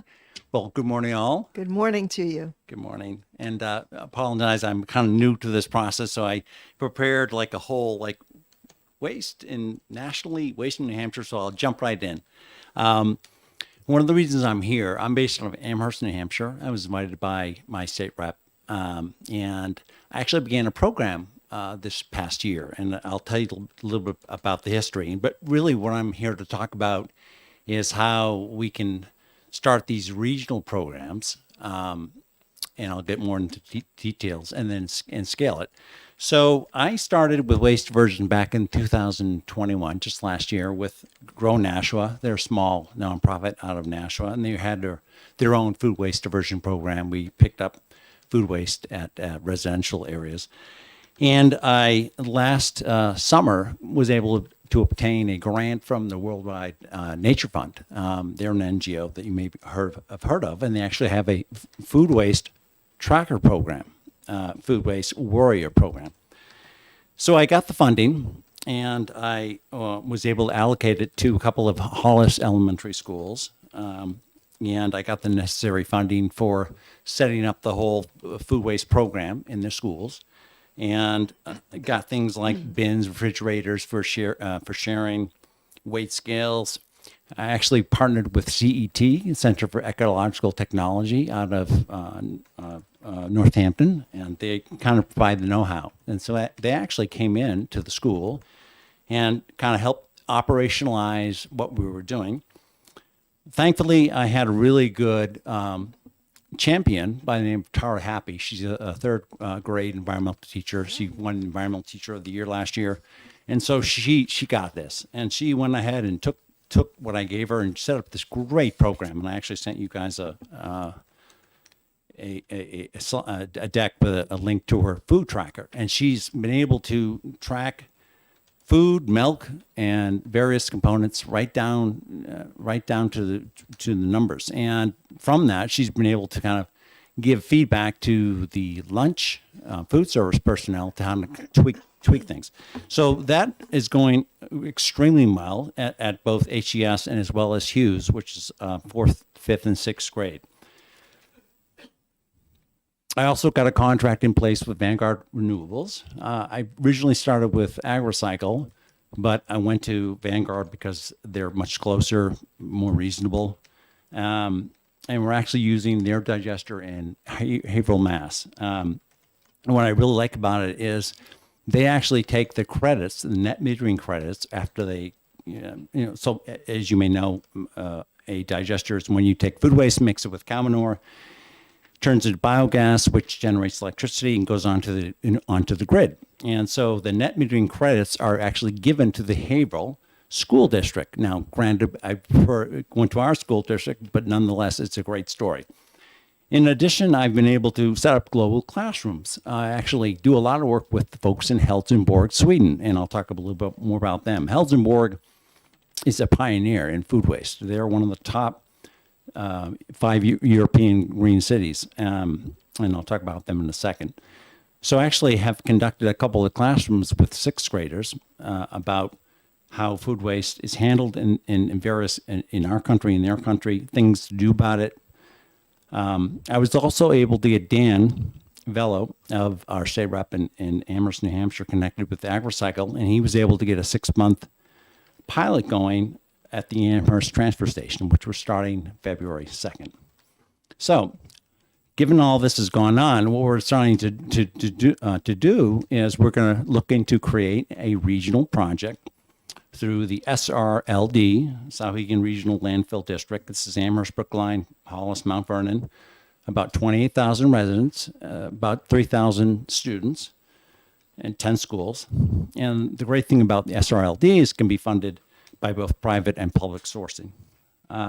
So this is a real great opportunity to bring together local government, schools, residents, and businesses to really serve as a model, not only for our area, but for Hillsborough County and for the rest of the state. And so the great part is I've kind of got a really good handle on what needs to be done in the schools. So for example, I provide stipends for some of the teachers.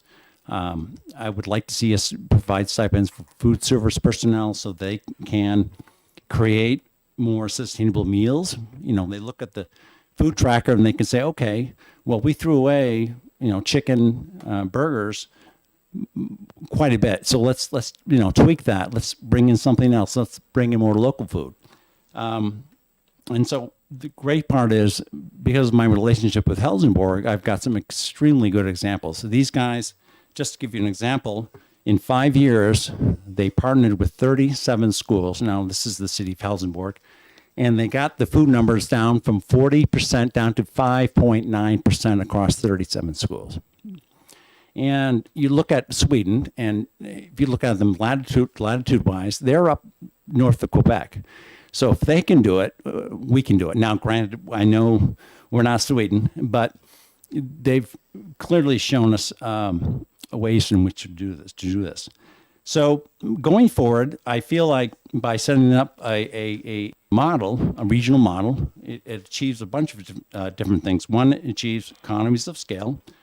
So we can buy food diversion infrastructure in bulk.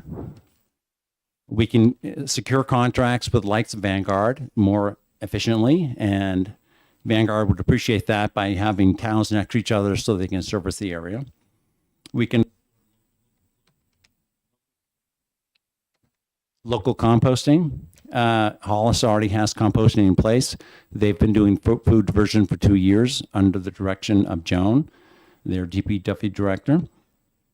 And as I mentioned, we can set up a sister relationship with the town housing board.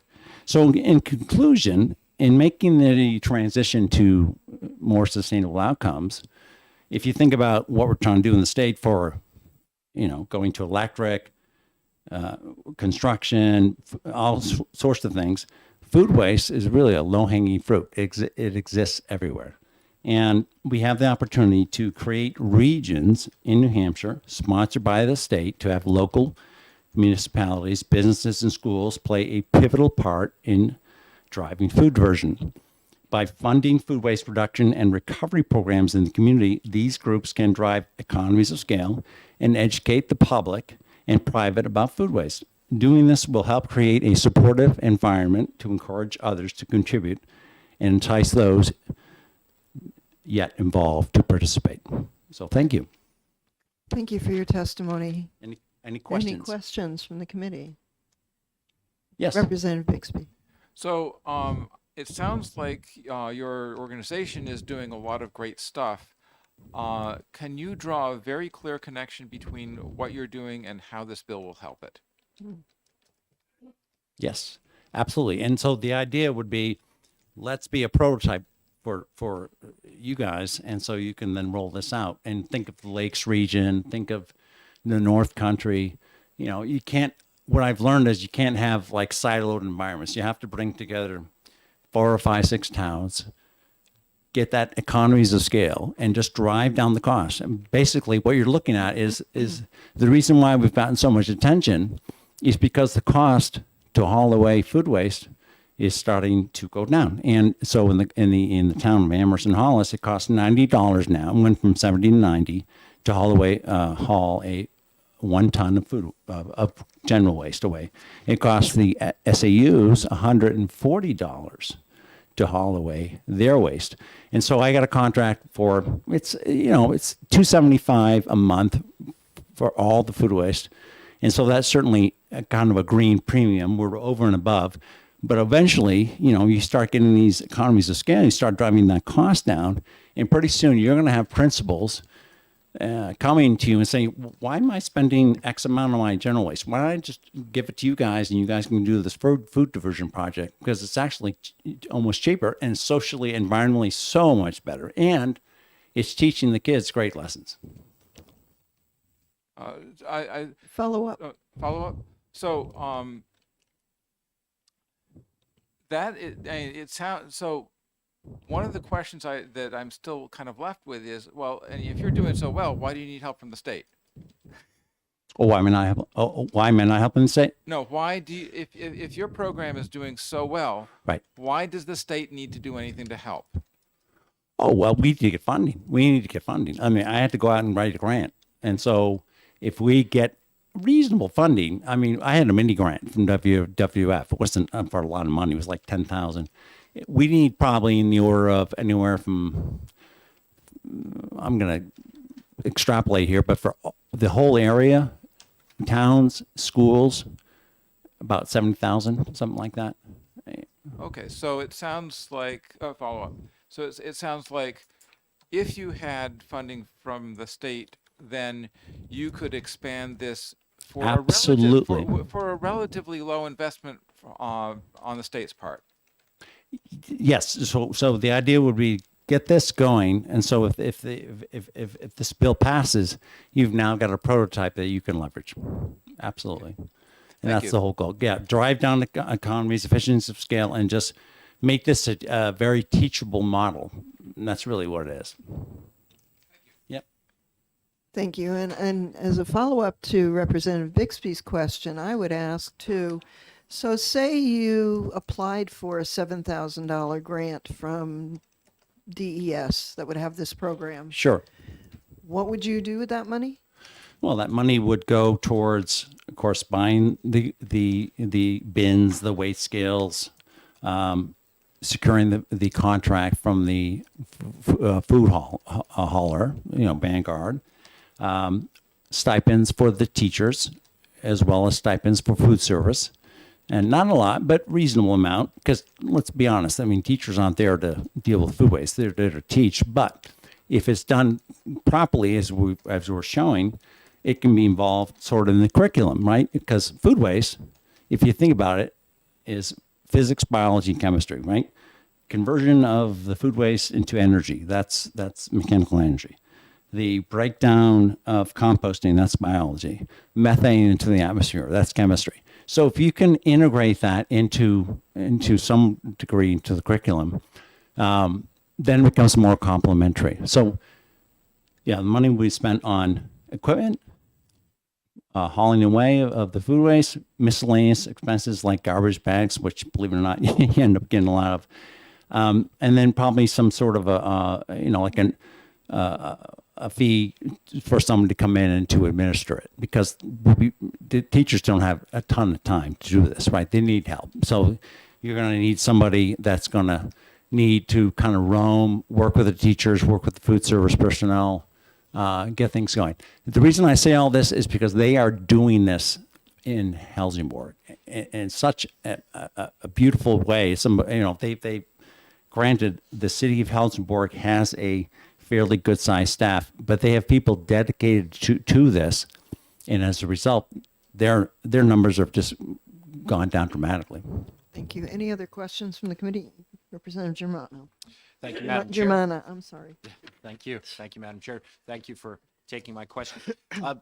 Could you speak a little bit more about, in particular about, food tracking that you were referring to? Yes. Because this seems to be particularly, a lot of potential here, right? Because not only are you reducing the amount of waste that you're creating, that's going to save money, but also for schools, for example, especially at times when prices are as high as they are now, there's information that can be gleaned from that process of food tracking, right? So that then you can order in ways for institutions that will reduce costs on the front end in terms of purchasing. And I imagine that's the kind of thing that people could apply for grants to be able to set up systems to do that. So could you say a little bit more about the specific example of food tracking and how you see that Yes. being built up? So, I mean, to be blunt, I mean, Tara she's a environmental teacher, so she's very unique. She's dedicated to what she's doing. So she spends a good amount of time. Most other teachers would be doing this, but you could do a modified version of the food tracker. But the food tracker is there because it's basically manage what you measure. You can manage what you actually measure. And so if you know the breakdown of food and milk and various components, you can then take that sheet and work with food service, and they can in turn look at that and say, okay, I'm realizing that we served X amount of lunches today and we had X amount of waste today. Why is that? Get more into detail. And so, and I take this, from my colleagues in Sweden, they've actually designed a program where they give certificates out to the food service personnel.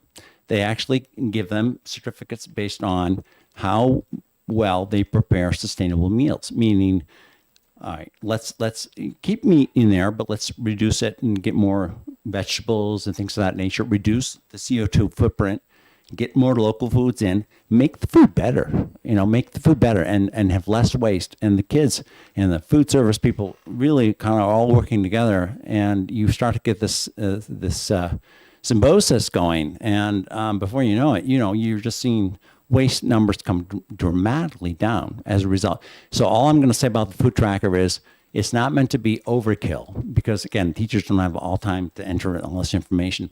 But things like the waste per day, then things like the waste per student, you kind of want to track some key metrics. But in general, WWF gave us the funding because they felt we could do about 14% less year over year. That was sort of the goal. Yep. Any other questions from the committee? Seeing none, thank you very much Yeah, for your sure. testimony this morning. And last, I have Bonnie Christie. Welcome again, and you have 3 minutes that you've asked for.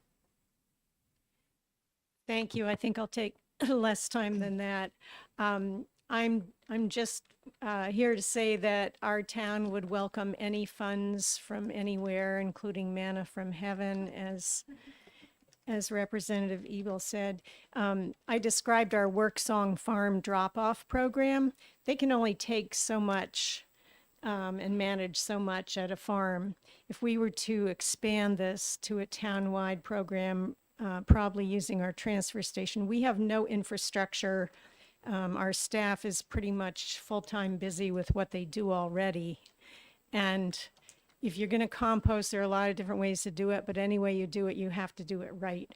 So we would want to send our staff to the main composting school. We might need more equipment. We might need to fund more staff hours. So anyway, we hope that this would be a step in that direction. Thank you. Thank you very much. Any questions from the committee? Seeing none, thank you. All right then. I have no more pink cards. Is there anybody else who wishes to speak? Oh, Madam Chair, I have a question for Representative Ebel, if I can. Sure, ask if her, you is would that not okay? mind a question from Representative Crichton. I actually don't have a good source for manna from heaven, but I could work on it. Manna.com. I think you can go there. So thank you very much for coming up for an additional question. And as I listen to the testimony, I'm just trying to clarify in my head. So it's $2 million, and that money comes from where? Is that the solicited grants, or is that state funding that goes into that $2 million? Okay, so just to clarify, this is a two-step process. So this is the policy committee, and you folks would decide whether you agree with the tweaks to the use of the management fund. And if you do, and you make that recommendation for passage, would go to the House. If the House passes it, then it would go to the Finance Committee. And then when it goes to the Finance Committee, they would look at the overall budget and they would decide how much money to put into the fund. So when I wrote the bill, I requested $2 million.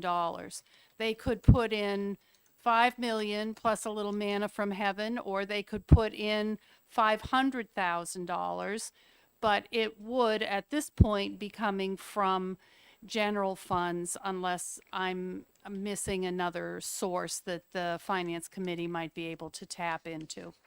So again, this is a policy decision on your part, whether you support this amendment of the fund language, and then it would be the Finance Committee that determines whether and how much to fund it.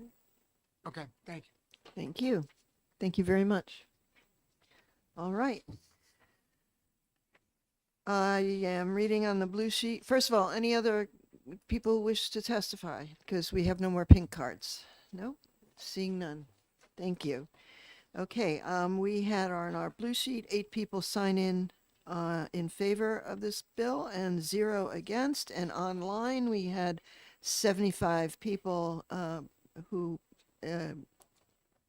said they support and 2 people who were against. So with that, I will end the hearing on HB 462. Thank you very much. We are going to break for lunch, and we will be back here at 1 o'clock to continue hearings for this afternoon. We will start off at 1 o'clock with HB 494. Thank you very much for your attention. See you later. So the reason why I put 1 there is because this person keeps putting a voting bill. It has nothing to do with our bill, so I took it off. Whatever, it doesn't. Wait a minute, this isn't even our bill. What are you doing? Okay. All right.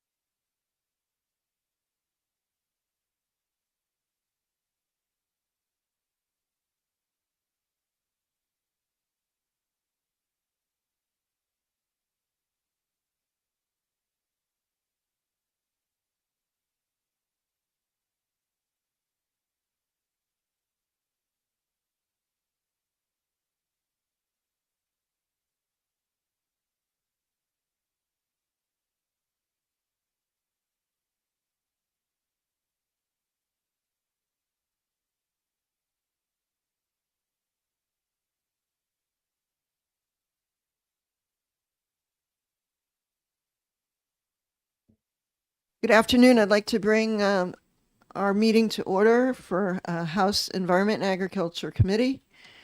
And I will open the hearing for HB 494, which is relative to fees collected under the New Hampshire fertilizer law. And with us this afternoon to introduce this bill is Representative Peter Bixby, who is the prime sponsor. Welcome, Representative Bixby. Thank you. It's been so long since I've been to this committee. So for the record, my name is Peter Bixby, Dover, New Hampshire, Stafford 13. And this bill comes as a recommendation from the study committee that we did last fall on soil conditioners. And currently, revenues from fertilizer product registration, lime product registration, and fertilizer tonnage fees are deposited into the general fund.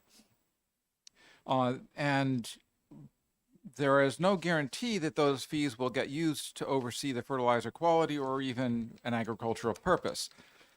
So this, just a background on the way some financial stuff works in New Hampshire. Probably not up to what someone in Ways and Means would consider appropriate academic standards, but roughly speaking, the status of fees is not really addressed in the state constitution. But for taxes, it's clear that taxes need to be reasonable and proportional. And organizations that study governmental revenue, like the Tax Foundation, distinguish between fees and taxes in terms of what the base of payers is for it and what the purpose is. Taxes are for general governmental purposes and are generally paid by a broadly defined base. Fees are levied on a narrow base, and they provide services for that base. One of the ways to ensure that fees get used for the intended purposes is to put the revenue into a fund for that purpose. Currently, that's not what's happening with the funds from the revenues from the fertilizer fees. Currently, those go to the general fund, and that is almost like turning that fee into a tax, because it could be conceivably used for any purpose at all in the state government. One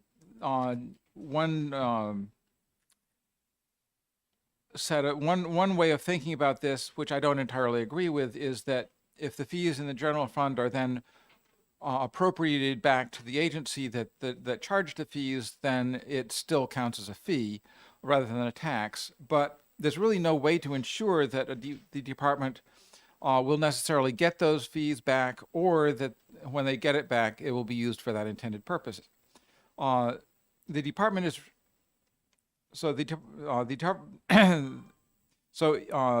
of Agriculture is required to analyze a representative sample of fertilizers sold each year to ensure that they meet label specifications. However, we heard last year in testimony in the soil conditioner study that only 2 batches of fertilizer were tested in that year, and that the testing came only in response to complaints that it might have been substandard. One reason that less testing was done was probably that the department was using a lot of personnel time to administer a completely different program, a program that is fortunately actually not being dealt with by the department anymore. But that program had a fee structure which didn't come anywhere near meeting the funding requirements for it. So essentially, some of the fees that were going to the general fund and then back into the department appropriation were not getting used to do the job of the fertilizer fees, but to do the job of the organic program. So our study committee felt that redirecting the revenue from Chapter 431, which is the fertilizer fund, the fertilizer chapter, to a dedicated fund that will pay for the costs of administering that chapter would be more consistent with the ways that fees should be handled, and would eliminate the possibility that the fees were a disproportionate tax. And I'd be happy to take any questions. Thank you, Representative Bixby. Any questions from the committee? Representative Murray. Thank you, Madam Chair, for taking my question. Representative Bixby, can you explain, for those who might be new to the committee, the difference between lapsing and non-lapsing funds? Not as well as someone on Ways and Means could, but basically a non-lapsing fund is a fund that the fund continues to exist whether or not there's been more appropriations to it, whereas a lapsing fund, basically it disappears as soon as the funding for it dries up, and it doesn't continue to exist. Sure, Representative Murray, go ahead. Thank you. And then to that end, is there a cap on how much can be kept in this fund? Do you know, or is there a limit to that? I did not in this bill put a cap on how much the fund could accrue to.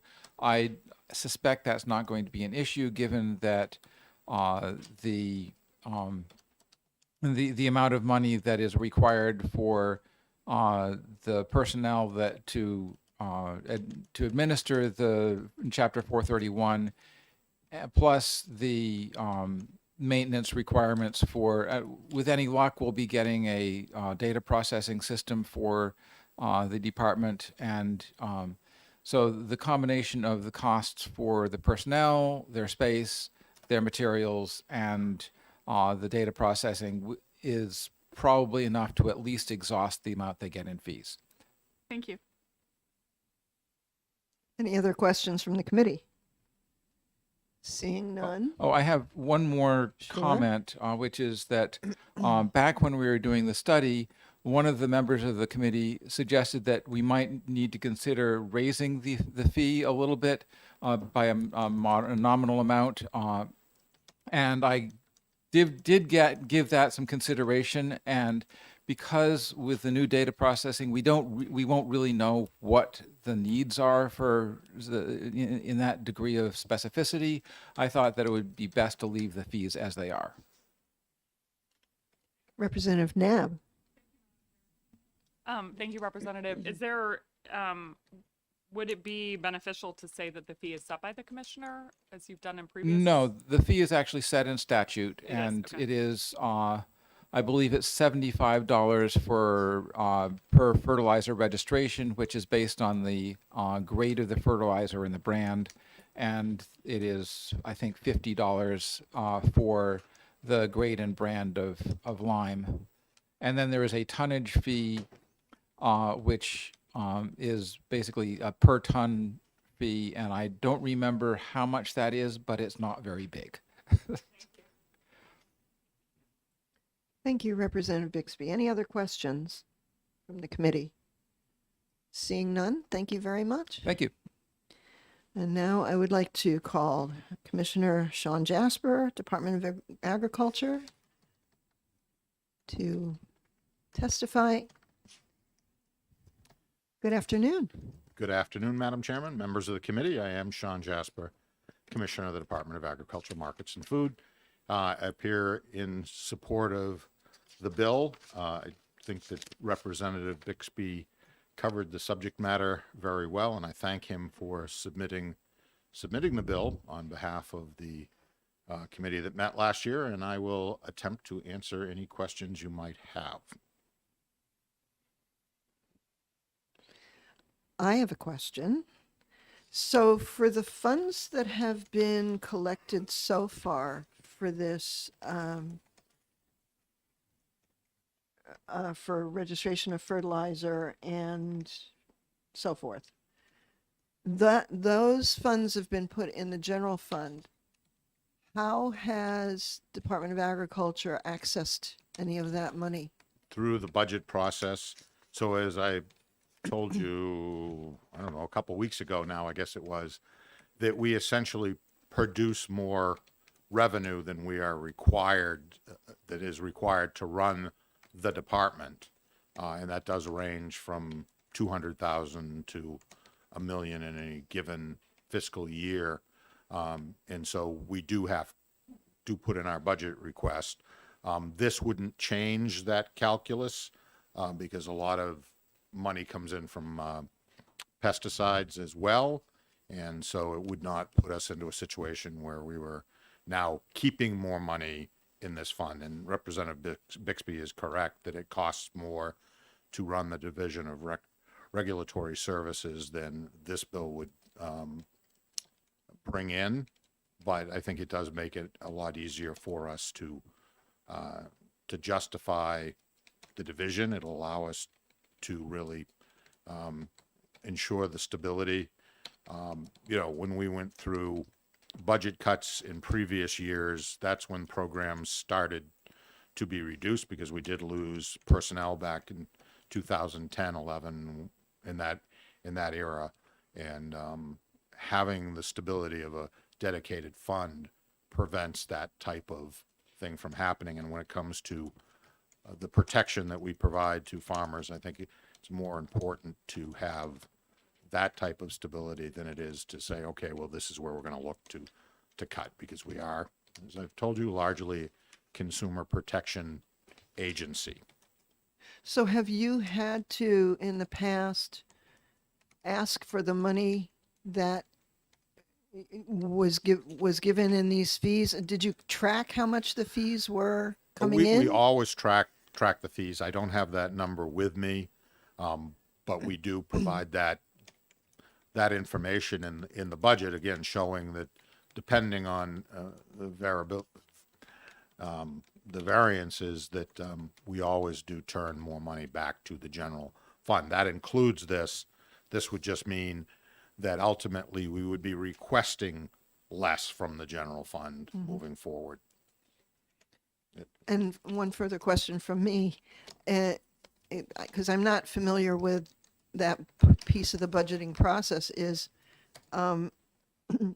so now with this in place, you would be able to draw funds directly from this fund to do run Yes, the program. And we do have funds, primarily it's called the scale testing, product and scale testing fund, which does give us, we still submit the budgetary information, but it gives us greater flexibility when there is a need, because in some cases,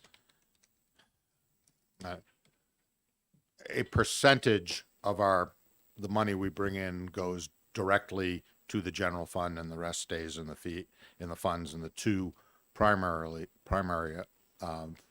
funds are that product testing, which money from these products currently is going into a fund, and then we have the Integrated Pest Management Fund, which was recently changed to allow us to also pay for personnel.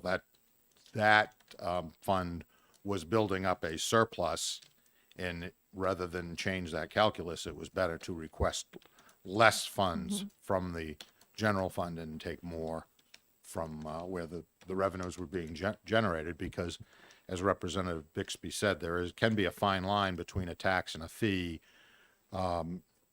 Fees are not supposed to generate more than 125% of the cost of running the program, and that calculus is a little bit more difficult when monies are going hither and yon rather than just coming into the area where they're being spent. And one final question from me about how many other dedicated funds do you have from the department? Currently, there are a number of very tiny ones. I don't know how many. There are just two primary funds currently. The other ones are related to organic programs and to a few other little things, but those are not significant. We're talking perhaps tens of thousands of dollars. We are, as of January 1st, we have been allowed to take the monies that come in from fines, put them into a fund, which is a revolving fund, but we can't use more than $75,000 a year to hire someone to actually deal with our hearing cases, all of the fines that we issued when we have to have hearings, because we've been way behind on that. So that is a new fund, but that is just capped at a use of 75,000 per year. Okay, thank you so much. Any questions from the committee? Representative Comtois. Thank you, Madam Chair. Thank you, Commissioner, for taking my question. In listening to Representative Bixby's testimony, and only testing fertilizer twice last year, and fertilizer is an important component to agriculture in this state, would you say that we are doing the state a disservice by not testing more frequently? There is no question in my mind, but that we are doing the farmers, or anyone using commercial fertilizer a disservice. We should be doing more. We want to do more, and hopefully this will allow us to do more. Representative Dutsey. Yes, thank you, Madam Chair, and thank you, Commissioner. As a little bit of a follow-up to that, in the original bill, was there a testing protocol that was outlined? In other words, I would have assumed that, like, every 1 ton or something like that. What is that? Sorry that I'm not totally prepared for that. There is a protocol in place. Right now, the 2 tests we did last year were at the request. And I don't think that is the way it is supposed to work, but because we haven't gotten back into that mode, that's not something that's really in my mind, but it is totally separate from this. Representative Creighton. Thank you, Madam Chair. Thank you, sir. I appreciate your testimony and your grasp of this. Let me just say something and tell me how far off I am. Okay, so in essence, what this bill says is that the $385,000 that you've collected that's gone into the general fund will now go to agriculture. That is true, not quite that simple, because we have been getting the amount we requested from the general fund recently. So, money is going back and forth. The problem becomes if somebody decides, okay, we need a couple 100,000 here, it would be very easy just to not fund our positions, which is what has happened in the past. And we only, recently really got, well, I shouldn't even say we're back to full staffing. I think we are.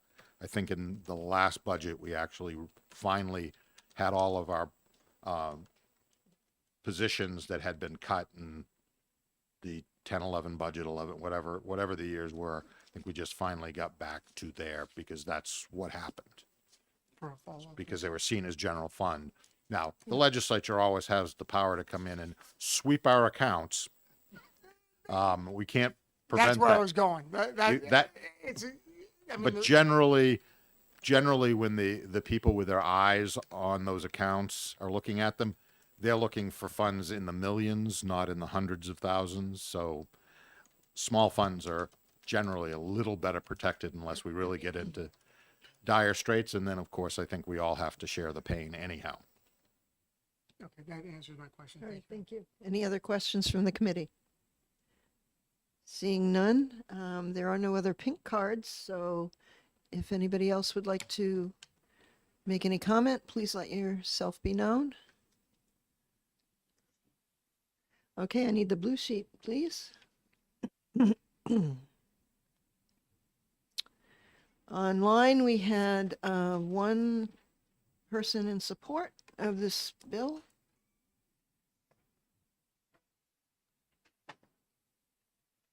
Thank you. And we have one person in support of this bill and 3 people written on the blue sheet in opposition.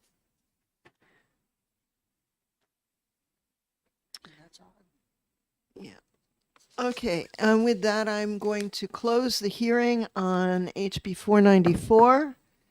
And we will begin hearing on HB 326 in about 7 minutes at 1:30.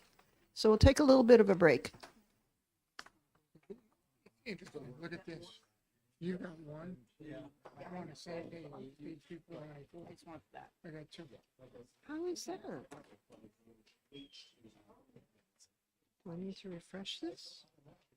No, it's been two all day. Oh, no, it was one. This guy, Columbo's new. We'll get rid of this. What is it? 3? 493.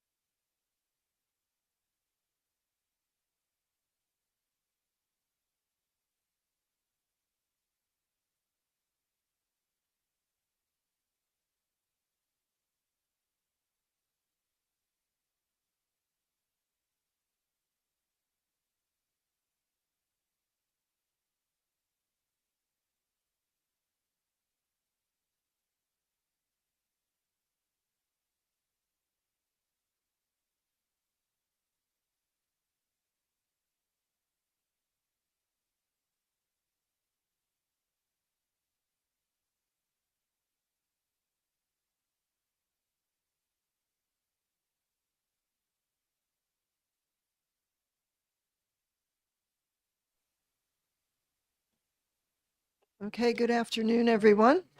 I'm just getting myself organized here.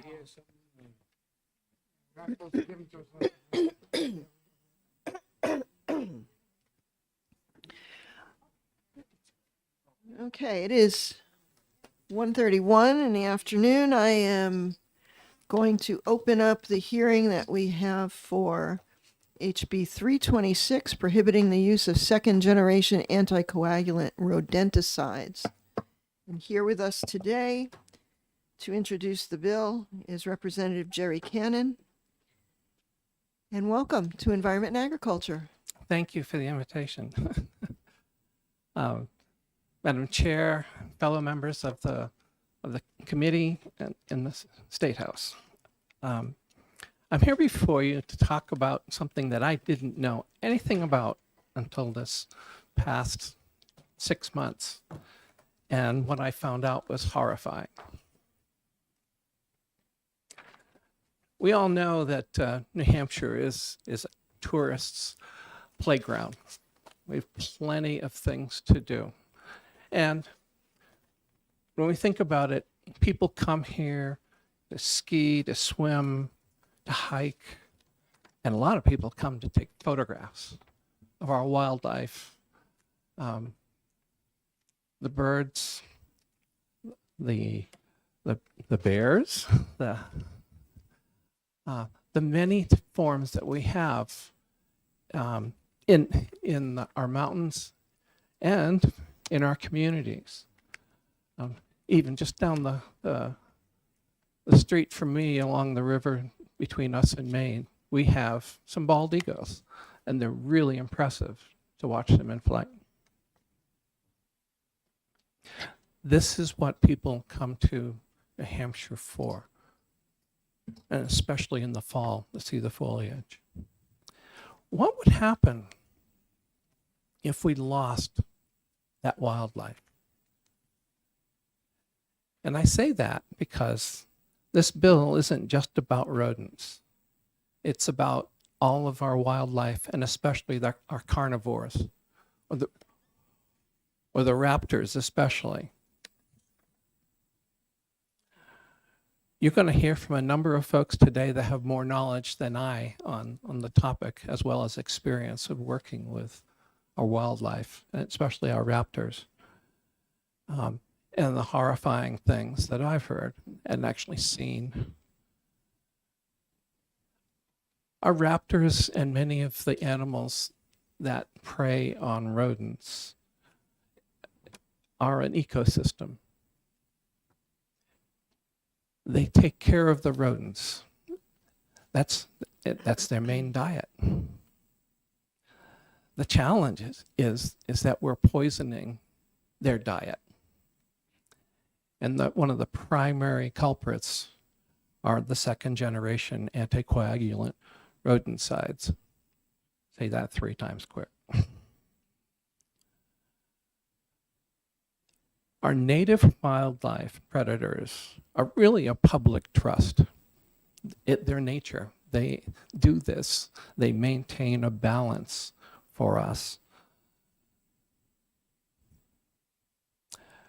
While the rodents that we have are food for our wildlife, especially our birds of prey, we know that they damage our property and food supplies.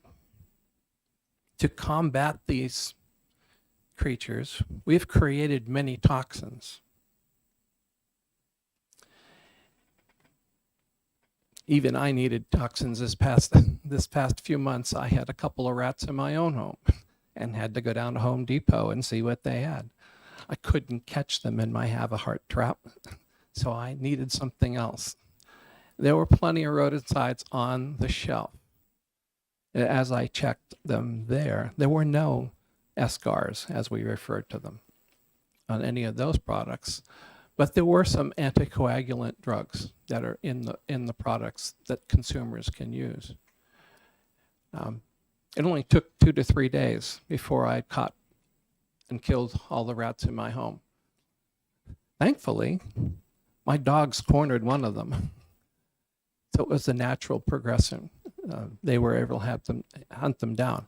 I was glad they didn't have to take a bite of them and catch any poisons that might have been ingested by the rat before they caught them. The most recent varieties of these toxins are these second generation anticoagulant rodenticides. And I say this because typically when we poison a rat or a mouse or anything, is that the shelf life of that poison is typically just in the rat, and by the time they die, it's not critical for any animal that eats it.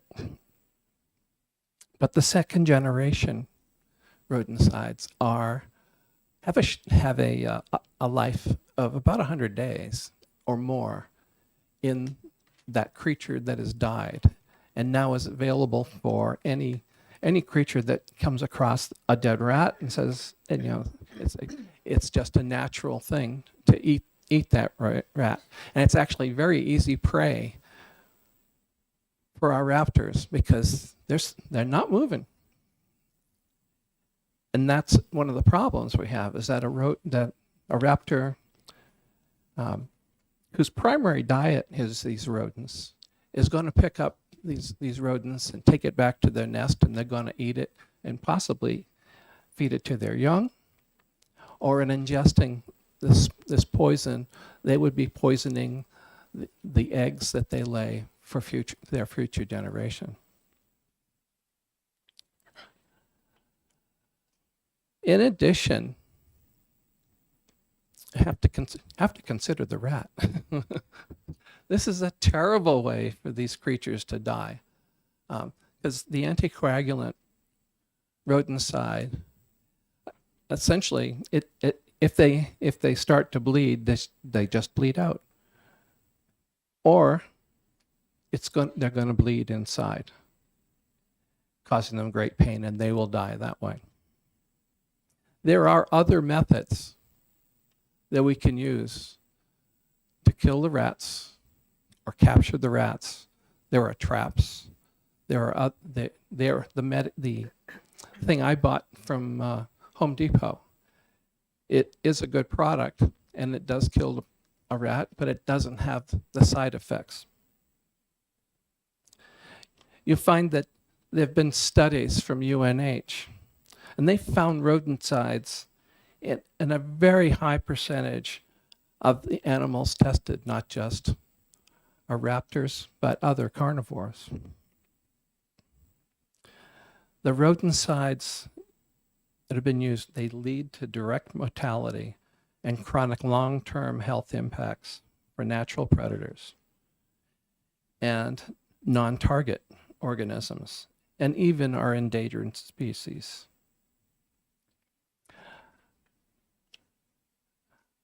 One of the things that I saw on the label of the product was to flag that there was a problem for non-target species. And I was trying to figure out from a consumer standpoint, that's what it stated there, but does a consumer actually know? And these escards, although they're not available currently, and the FDA has flagged them as not acceptable for consumer use, are still being used by many licensed professionals. This bill doesn't completely eliminate escars. It does reduce the amount of places that they can be used, and including areas where there is an infestation of rats but hasn't been able to control with conventional products, is to use these as an alternative.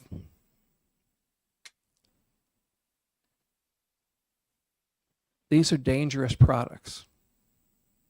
It's sort of like throwing a defoliant on your lawn to kill crabgrass, but instead you're killing the entire grass and have to deal with replanting the whole thing. The problem is is that we're killing off our wildlife. It's not just the rats. It's anything that eats them. And sadly, we have to think about the future for our wildlife. And that's why I'm here.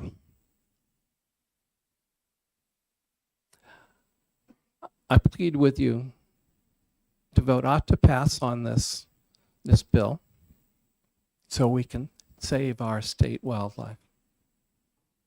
Thank you. Thank you, Representative Cannon. Any questions from the committee? Representative Nab. Thank you, Madam Chair.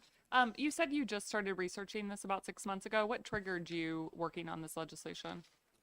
I went to On the Wing in Epping, which many of you may have seen from the New Hampshire. I just drew a blank. But you'll hear some folks that have been in organizations that are essentially caring for these raptors. I saw a number of beautiful birds, a snowy white owl. Actually, the one that I saw, I learned had been poisoned. It had recovered and was back for a second time. And as it was flagged to me, he said that owl just is not right anymore. It's affected their brain. There were hawks. There were eagles. There were quite a number of animals there. And one of the statistics that they shared was, of the birds that come to their clinic, only about 30% of the birds they were able to save, and the rest died. To see these beautiful creatures and then to learn about why they were there, it really, it hurt. I said, because this is a man-made problem, that we have done this to make it easy for us to kill something in our homes or in the community.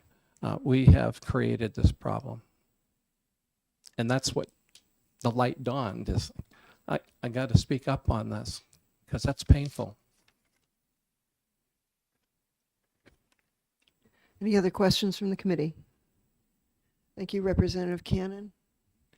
I appreciate your testimony this afternoon. Thank you. Now I'd like to call Commissioner Sean Jasper from the Department of Agriculture to come and speak on this bill.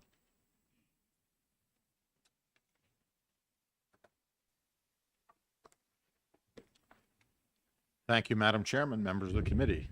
I am Sean Jasper, Commissioner of the Department of Agriculture, Markets, and Food. I'm here to testify in opposition to the bill.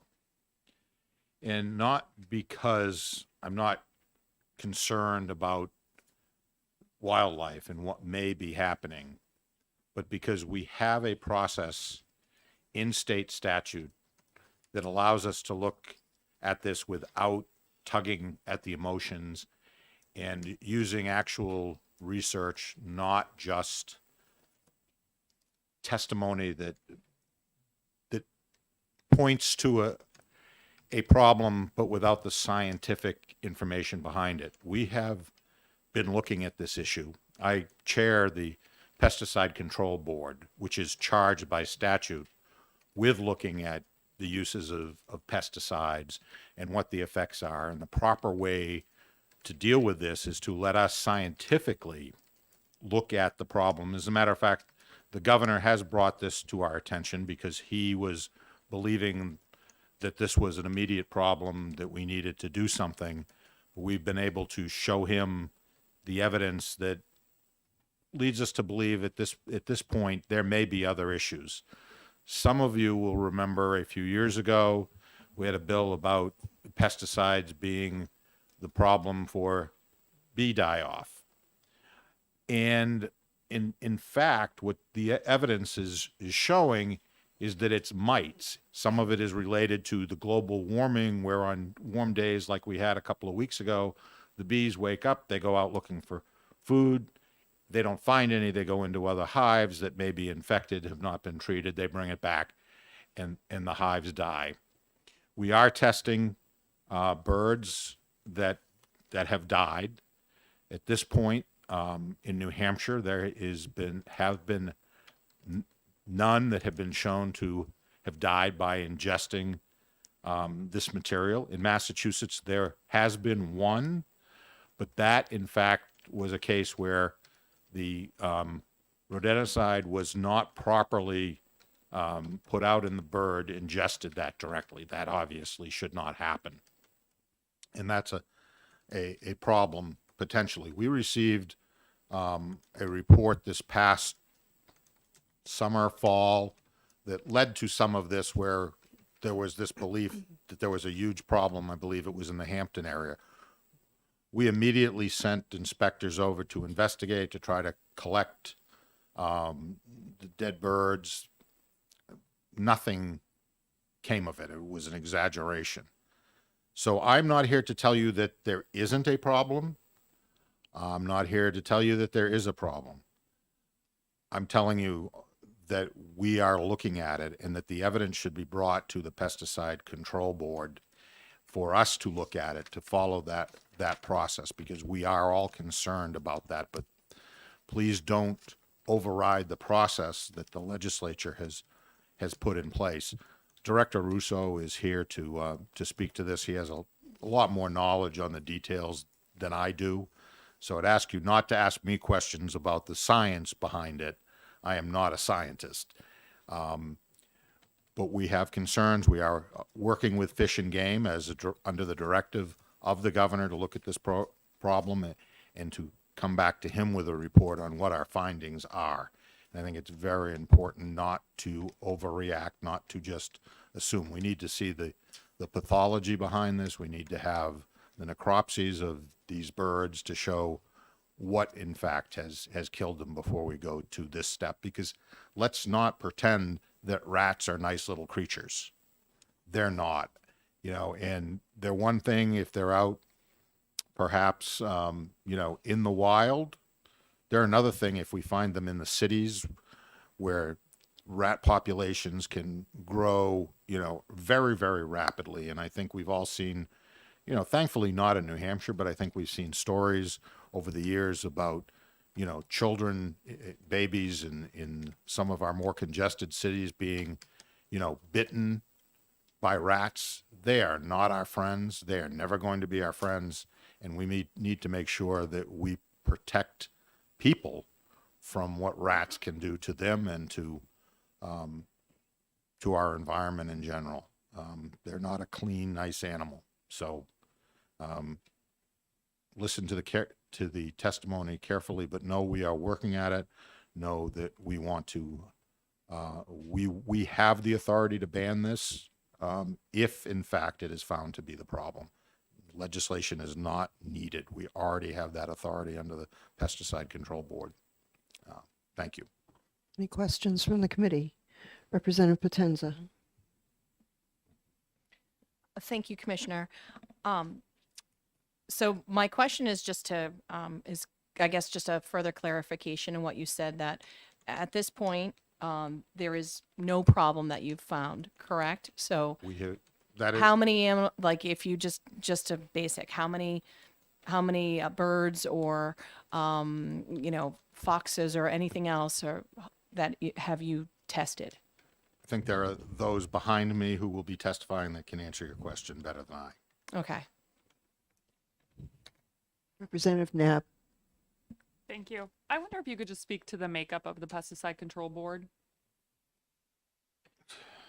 We have, I think, perhaps Director Russo can speak to that. We do have citizen members. We have members from many different areas of expertise, but David Russo can speak to that more directly. I don't have that off the top of my head, but he works with it all the time, so I think he can answer that very completely.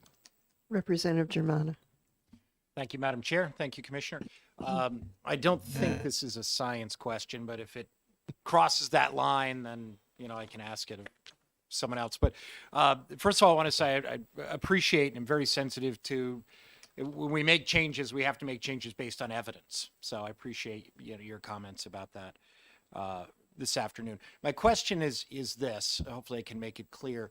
Given all of the other methods that we have of dealing with the rat population, right? What would be the larger impact if this were to pass, for example, right? So given other methods, are we talking about this does something that is so important, that it fills a niche which is so important in our strategy in dealing with the rat population, that if we only relied upon other methods of control, that we would be leaving ourselves in a precarious situation?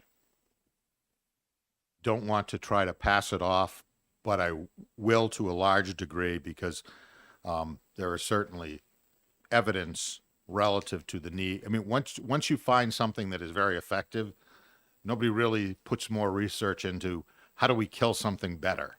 So just intuitively, I'm going to tell you that what's been out there has not been as effective as we would like it to be, or it would not have advanced. But again, I think that there will be those who can answer that more scientifically. But as far as I know, there would be a negative impact were we to ban this. Any other questions? Representative Comtois.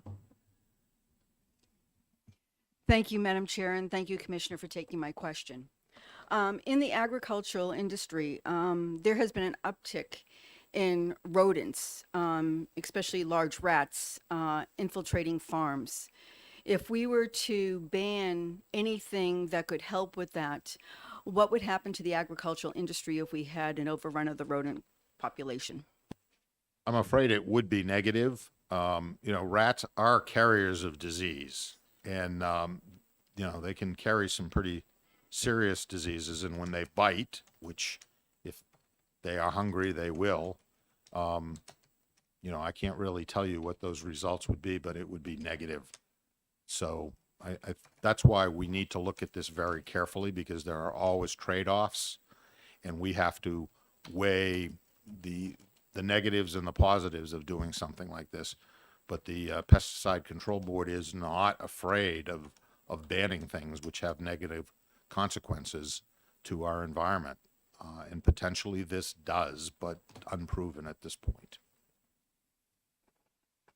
Representative Murray. Thank you, Madam Chair. Thank you, Commissioner, for taking my question. I am curious, I think it was testified to that I believe UNH had found rodenticides. Have they brought that before with you as the chair of this? Have they? They have not, and I believe that, Carl is from Common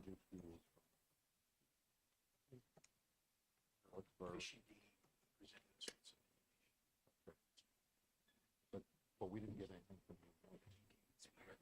Okay. Sorry about that. So there has been some information that has come through Fish and Game on that. I don't know where it came from, but we work with Cooperative Extension and UNH quite closely, but if it wasn't Cooperative Extension, it was somebody else, they may not have brought it to us. But certainly I have seen no research that has UNH attached to it. Thank you. Any other questions from the committee? No. Thank you, Commissioner Jasper. Thank you. And now I'd like to call Carol Foss from New Hampshire Audubon.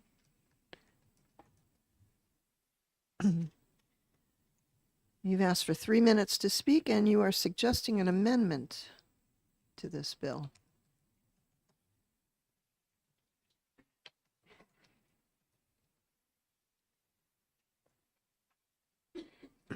Good afternoon, Madam Chair and members of the committee. I'm hoping I can do this in 3 minutes, so I might have been a little conservative there.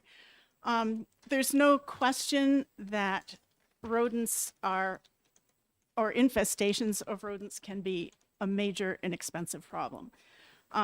There's also no question that some of the chemicals that are used to address rodent infestations cause major problems for some New Hampshire wildlife.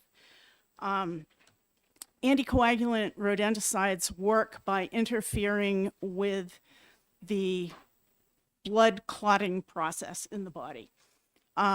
First generation rodenticides include the Coumadin that many of us may be taking. Second generation rodenticides are much more potent, and whereas the first generation chemicals may take several meals of the poisoned bait in order for an animal to succumb. With the second generation rodenticides, animals typically die after a single meal from the bait.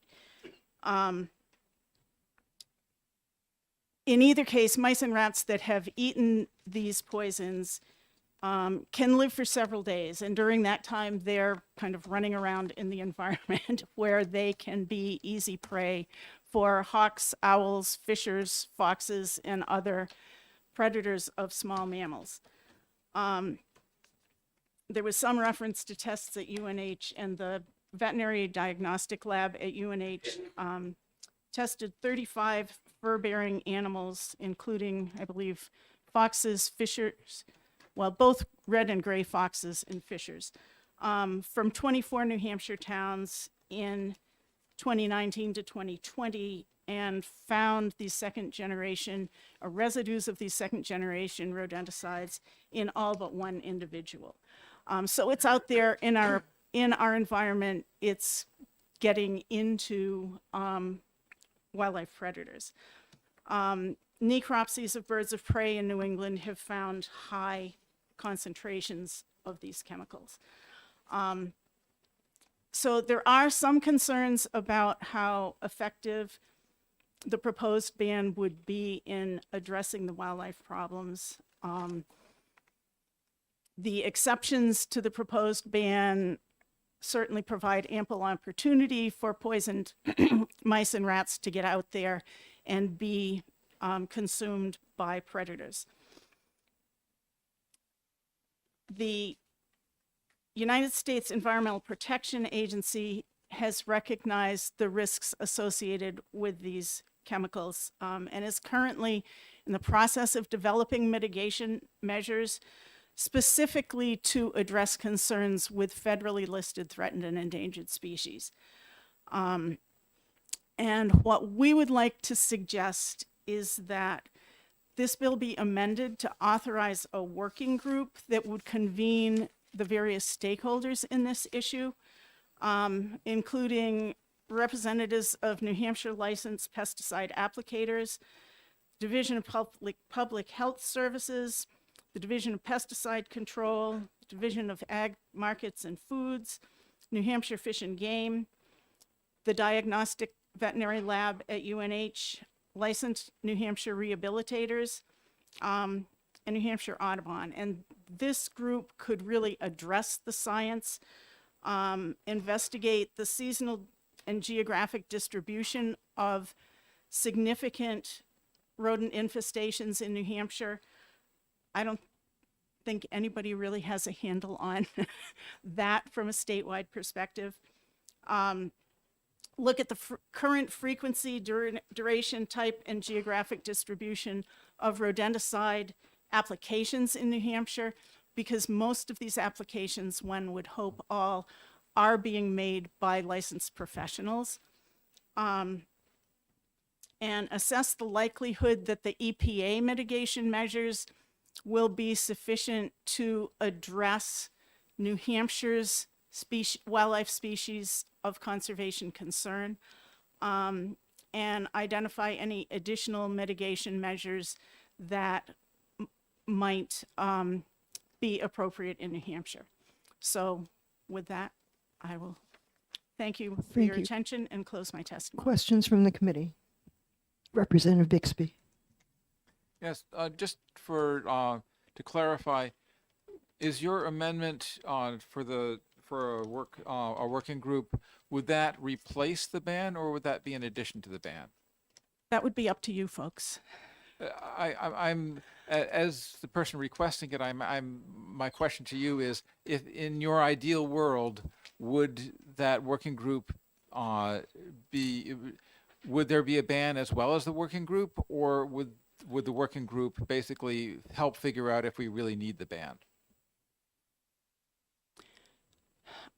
We're not against the ban, but we recognize that there are a lot of sides to this issue, and we would like to see a scientific approach taken to really understand the big picture, and where are the major rat issues in New Hampshire? How are they being addressed? But just get all the stakeholders around the table and try and come up with an approach that is acceptable to everybody. Okay, thank you. Thank you. Any other questions, Representative Creighton? Thank you, Madam Chair. And ma'am, great testimony. I want to clarify, what do you see the difference between the Department of Agriculture's Poison Commission and your proposed group that would also look at the same thing? It seems like it's... To my knowledge, the Pesticides Board does not have representation from the Veterinary Diagnostics Lab at UNH, for example, from wildlife rehabilitators, from our organization. I guess there is someone on there from Fish and Game, and most of the state agencies. So, for a follow-up. Follow-up. So Sure. the mission would be the same, but the makeup will be different. Well, I think the mission would be a little broader, to do more research into where, how often, at what time of year, what are the patterns of rodent infestations in the state. I think that goes a little beyond the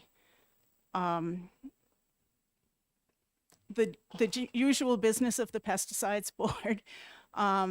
It would be kind of a study group to really look into all aspects of the problem, and also to evaluate how the EPA mitigation measures that are supposed to be coming out later this year, how effective would those be in protecting New Hampshire species of conservation concern.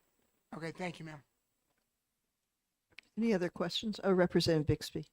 Yes, so would you see the working group as essentially something that would be working in conjunction with the Pesticide Control Board in order to provide them with the broader range of evidence they need in order to make an appropriate judgment, as opposed to something that would be working either in parallel or even like in contradiction to them?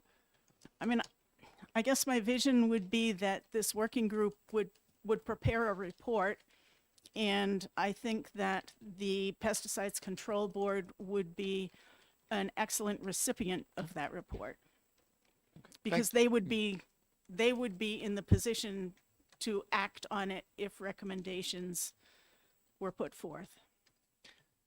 Follow-up? Representative Bixby. So essentially, you'd see the working group as a way of supporting the work of the control board in order to find the most accurate approach to this problem.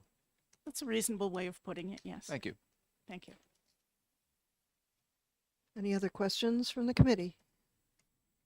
Seeing none. Thank you very much for your testimony. I'd like to call David Rousseau from New Hampshire Department of Agriculture. Good afternoon. Thank you. I'm David Rousseau with New Hampshire Department of Agriculture, Markets and Food. I'm the Director of the Division of Pesticide Control. And with me is Robert Bruley. Robert is an environmentalist with the Division of Pesticide Control, and he also has an advanced degree in wildlife biology. I think one of the things that will help to this discussion, on the last page of the letter that the department had provided, it identifies the chemical types of rodenticides there are. And I think it will help in this discussion to sort of take a look at that. There's really two groups of rodenticides in regard to chemistry. There's a first generation anticoagulant, and those were pretty much Pre-1970s, we have warfarin on that list, chlorofecinone and difecinone. Again, pre-70s, they weren't called first generation when they came out. What pushed them into that designation was the second generation anticoagulants. But an rodenticide is a pesticide, and it's used to control rodents. A coagulant refers to normal blood clotting. An anticoagulant refers to, in this conversation, is it controls rodents by disrupting blood clotting. Okay, so that's what we're talking about in regard to coagulant, anticoagulant. So these first generation anticoagulants, there became a resistance. The animals were resistant to those materials, and that's why we have the second generation come about. And that includes the brotafacuum, the brotamidilon, the difethialon, and the difenacuum. So those second generation anticoagulants was 1970s, and we've been using them since. And then we have the non-anticoagulants, and that includes bromomethalin, cholecalciferol, and the zinc phosphide. Now, all these three groups currently are being reviewed by the United States Environmental Protection Agency. The United States Environmental Protection Agency requires manufacturers of pesticides to satisfy certain standards, how that chemical will react in the environment, what its impact may be to the human health. There's a number of standards that come into play, and if that company, the manufacturer, identifies or satisfies those standards, then those products become available. So these products that we're talking about today, the ones on the list that I just identified, are all identified by the federal government as being appropriate for use when used in accordance with their label. Now, EPA, as mentioned in this discussion, there is some preliminary decisions on how to further restrict all three groups so that we don't have this concern, this challenge with the residue in animals. The department is no shape and form saying that we don't recognize that there is residue of these materials in animals, birds and mammals. There's no doubt that exists. And I appreciate the bill from Representative Cannon in identifying that's a concern. That's a concern that we have. And the federal government right now is trying to address that. In November, they released a document in regards to their proposal. And again, they're proposing further restrictions on these materials. Their public comment period will end in February for the U.S. Environmental Protection Agency, and then they'll begin their action as far as what the restrictions, how they'll pan out over the next year. So again, United States Environmental Protection Agency requires manufacturers of pesticides to satisfy certain standards. Okay, a question was asked about, did we receive information from the United States, from the University of New Hampshire vet lab? We did receive them, but through the New Hampshire Fish and Game did a study on animals that were received through hunting, not through contamination of a pesticide, but just to see if those animals had these residues in them, and they did. And I think 34 out of 36 of those animals identified as having residue, rodenticide residue in them, but they weren't. That's not what led them to their demise. They were provided as part of a study. Another important piece while we're talking about that is to really understand how that residue gets into the animal and actually overwhelms the animal or the bird to terminate. It requires an intensive internal organ review study. Kidney, I'm pretty sure it's a kidney. So it's a scientific clinical approach to really identify that's exactly what is the reason why an animal would be terminated from that. Not doubting that the residue is there, the residue is there. Pretty much any bird or animal that's eating a rat or a mouse is more than likely going to get this residue inside them. So I mentioned the wildlife activity federal review, and we do have rodent concerns. The Division of Pesticide Control has received an increase of rodent concern calls over the last 10 years, mainly rats. So these products are important to that control. Now, our focus, Division of Pesticide Control, is pesticides. It's the chemical piece. But in our training materials, we always identify other methods. So we don't just talk about the chemicals. We talk about trapping. We talk about mechanical controls, patching holes, picking up trash, and things like that. So that's all part of this control piece, and it should be. We shouldn't just be talking about chemical when we're talking about rodent control. So that education piece needs to continue. And then there was a question about the Pesticide Control Board. There are 13 members by statute. The active members are listed on that letter right now, and you'll see the name and then the department or their interest. There are some members that are not on there right now that we're in seeking out to fill, and that includes 2 public seats, and there is one that showed interest, and that's moving ahead. There's one that should be there on there representing municipal interests that's not on there. The medical doctor is the toughest one for us to keep on the board, and I don't know if they've. It's just been a difficult position to keep, so that you won't see that filled right now. So outside of those 4 or 5 positions, there are 8 active members currently. And again, the board has that function of reviewing pesticides and making decisions as whether they be further restricted. And to that point, in the pesticide board's rules, the administrative rules of New Hampshire, there is a section to put products or pesticide active ingredients when they become restricted. So there's actually a chapter within the rules itself. It's PES 700. But we do have a list of products that are restricted beyond the federal government. We also have a listing of products that are banned or active ingredients that are banned. It's identified as prohibited in the list. I think that's it. There was one other question that was asked. I thought, the number of animals, the makeup of the board. The impact, if we take away these materials, there will be an impact, but to put a number on it or identify, I don't know. That's all I have right now. Flurry of hands. Representative Murray. Thank you, Madam Chair, for taking my question. Thank you for the question. So I guess, and maybe this is a question for Fish and Game. You mentioned that the original 34 out of the 36 animals that had tested positive for the residue met their demise some other way. Part of what I am also thinking about is obviously Fish and Game has jurisdiction over hunting. So to what degree if this is happening and this is an animal that is being consumed by the public and they're testing positive for these things as well, in addition to all of the other residues that are being noticed in eggs and all sorts of other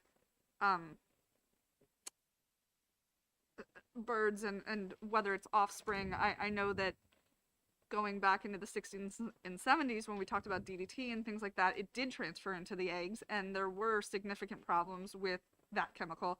So I guess what I'm asking here is what prompted the initial study and test by Fish and Game to look for this initially and why, I guess. Great. So this has been a concern for a number of years, and it's been tracked by the United States Environmental Protection Agency, has increased their restrictions on rodenticides over time. So the last group of restrictions we saw was in 2008. So the studies continue. So different states, different organizations will study residue and the impact, and that's why we have these recent lists of proposed restrictions from the Environmental Protection Agency. It's important to note when you bring up DDT that DDT was a bioaccumulator, okay? These chemicals are not. The second generation anticoagulants, they don't get stronger or become a high intensity in strength as they go from organism to organism. They do transfer, we know that, but they don't bioaccumulate. And that's an important piece. So we shouldn't be comparing the second generation anticoagulant rodenticides to DDT. I think that's all I have on that. Representative Smart. Oh, I'm sorry, Howard. I'm looking at the wrong place. My apologies, Representative Howard. No problem. Thank you, Madam Chair. I have 3 questions actually, and one of the first one is, and I'll just ask them all in a row, and you can just answer them all together. First one is, what would be the harm in having this task force that was suggested by the Audubon Society, and maybe start a literature review of the science that is out there already? Because it sounds like each of you are looking at different parts of this existing science. And also, I wonder if why not err on the side of caution and have a temporary ban while you do the science, in case you find out that it is as lethal as or as harmful as the bill claims, right? And I guess it was only 2 questions. The task force, I think, is a great suggestion, and a number of the Ms. Foss had recommended, including the diagnostic lab and some of these rehabilitator folks, and I think that would work well. I would suggest that those individuals on February 6th, the board has a meeting, February 6th, 9:30, room 201, approach the board. And that this topic is on the board's agenda, as it has been, rodenticide. And the board, at the boards, I'm not on the board, but they could at least listen to that suggestion and maybe come up with a work group that would, could meet on a regular basis. The division could certainly facilitate the meetings. We're willing to do that.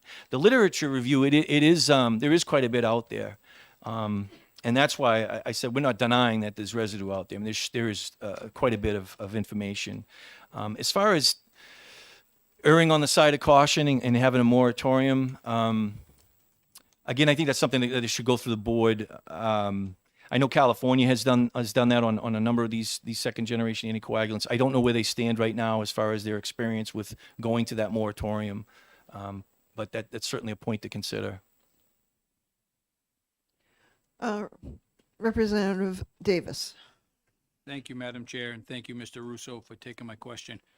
I'm just curious how they apply this. Is it like a commercial application or? Yeah, there's a number of different products, rodenticides. Probably the most common ones for the commercial applicator. They usually use traps, bait traps, and they fill those traps with they look like blocks, like broken pieces of chalk, if you will, fit in a box about this size. They're put around a structure. The animal goes in there, takes the bait, and then goes off. And then the homeowner, and what EPA has really tried to push to do, is get it in a container that is a one use only, and it's not you shouldn't be fussing with the blocks. It's already in the container. The problem with that is the internet, in a big way. You can buy pretty much anything that's available that was intended to, for example, for an agriculturist, the farmer may buy something in an 18-pound container that is those blocks. So that's pretty much what EPA is trying to focus on now, is get that away from the residential use by homeowners. So there's a number of delivery methods. There's the commercial applicator that uses that method I identified as the bait box. And there's the homeowner that should only be using the ones that are ready to use and throw away type. And then there are some large use containers. All right, can I have one follow-up? Sure. I want to touch on what Representative Murray had said. If this is animals you tested 34 out of 36, they had residue, how would that affect a hunter that may not test the animal, shoot something and eat it, something that had that residue? How would that affect a human? That's a great question. And so the residue is supposed to be at such a level, if the product pesticide was used in accordance with its label properly, it shouldn't be a problem. But I would like to see some information on that, some data. And I don't know if you have anything to add, Bob, on that one. No. Yeah, so it clearly gets transferred, but it depends on what part of the typical part that you're eating in the animal anyway is not the internal organs. I know some people do eat them, but the meat of it themselves that shouldn't be transferred to, for example, muscle or the most common types of meat that people will eat. But I don't know. I can't give you any numbers with that for sure. All right, thank you. Representative Nab. Thank you, Madam Chair. Thank you. Do you know if any other states have banned this? California is the only state that I'm aware of that put a moratorium on it. Now, you will see in literature and online that it's been banned, but it's a moratorium while they study it.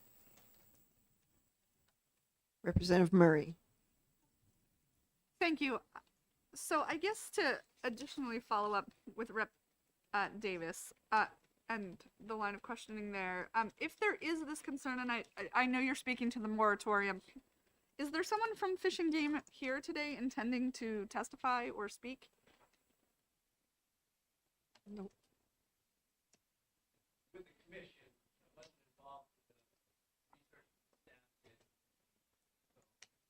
Okay.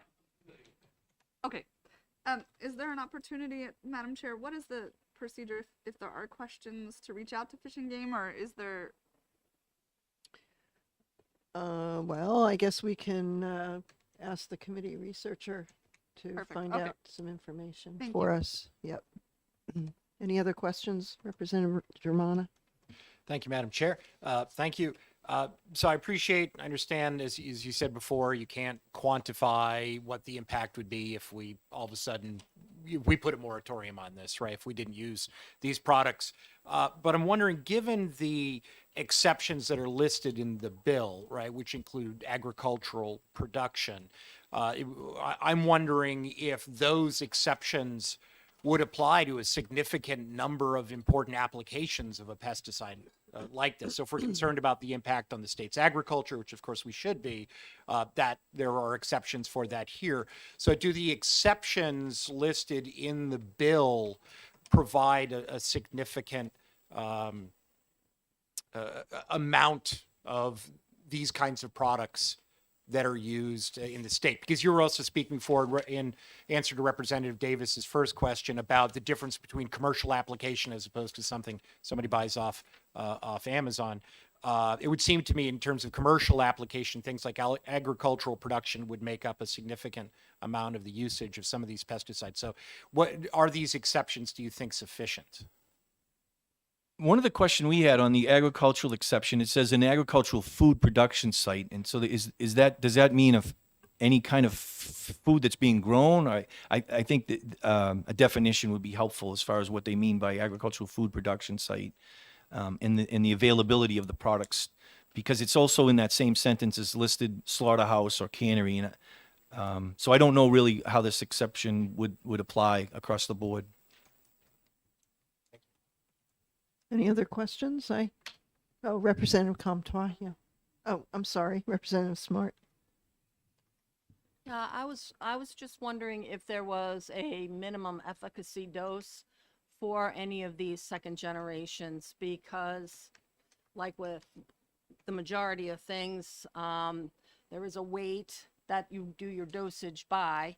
So if we are giving mice a dosage to kill a mouse, would not necessarily be a dose, like you say you have animals with residue in their system. Obviously, it's not enough to kill them. So is there a dosage? I wasn't able to find one. I was able to find the percentage of what was in, I'm assuming, the container. That's my question. So the manufacturer has to identify to the federal government what dosage that they recommend. I can speak to bromomethalin, which is a non-anticoagulant, but it represents the level of dosage in an active ingredient. It's 0.005. Yeah, and that is very little. How that transfers to, if it ended up in an animal and we eat the animal, what that residue would be like, I don't know. Representative Bixby. Yes, so I'm wondering if there has been, you mentioned that with first generation rodenticides, there had been evidence that the rat population was gaining resistance to them. And so I have a couple of questions about that development of resistance. First of all, is there evidence of resistance developing for the second generation anticoagulants? And if there is resistance developing in the target population of rats, would it be reasonable to expect that resistance would not develop in the rat predators who might eat them and then be poisoned by having eaten the rats? I'm not aware. I'm sure there's studies out there on resistance to secondary anticoagulants. I think that's an awesome question about the animal that eats that prey. Will they become resistant, or is it more of an impact situation? I don't know. I don't know. Thank you. Okay, I have a question, and then I'll go to you, Representative Dutsey. So my question is, if these substances were banned, would we have to resort to using more toxic substances to eliminate rodents? I would say more than likely because you're taking away the second generation. Well, the first generation is probably not as toxic, but it takes more dosing for the first generation, so they're around in the environment longer than the second generation. If people don't have the second generation anticoagulants and they jump to the non-anticoagulants, some of the non-anticoagulants are more toxic than the second generation. Do you have anything further? Oh, go ahead. So, if I could speak, yeah. So the first generation anticoagulants, as we heard before, took several feedings, so that animal was exposed more and more, and so there was a buildup of resistance. As far as what we'd rely on, the budget review of this bill talked about trapping, and you could institute trapping. It's much more expensive. What we try to educate our operators and the public about is integrated pest management, which relies on things other than just using baiting, which would include exclusion and that types of things. But several of these approaches aren't necessarily that practical in a farming situation, or even residential tenant housing, those types of things where you have multiple families. So if we took away second generation anticoagulants, there are other options available. Zinc phosphide's one. There's a nerve agent that's one. The problem with those chemicals, or the nerve agent, is there actually isn't an antidote. For the anticoagulant pesticides, there's antidote, vitamin K can be administered, for instance, if a pet is exposed. So there's obviously balances, pluses and minuses to all these options. So. Thank you.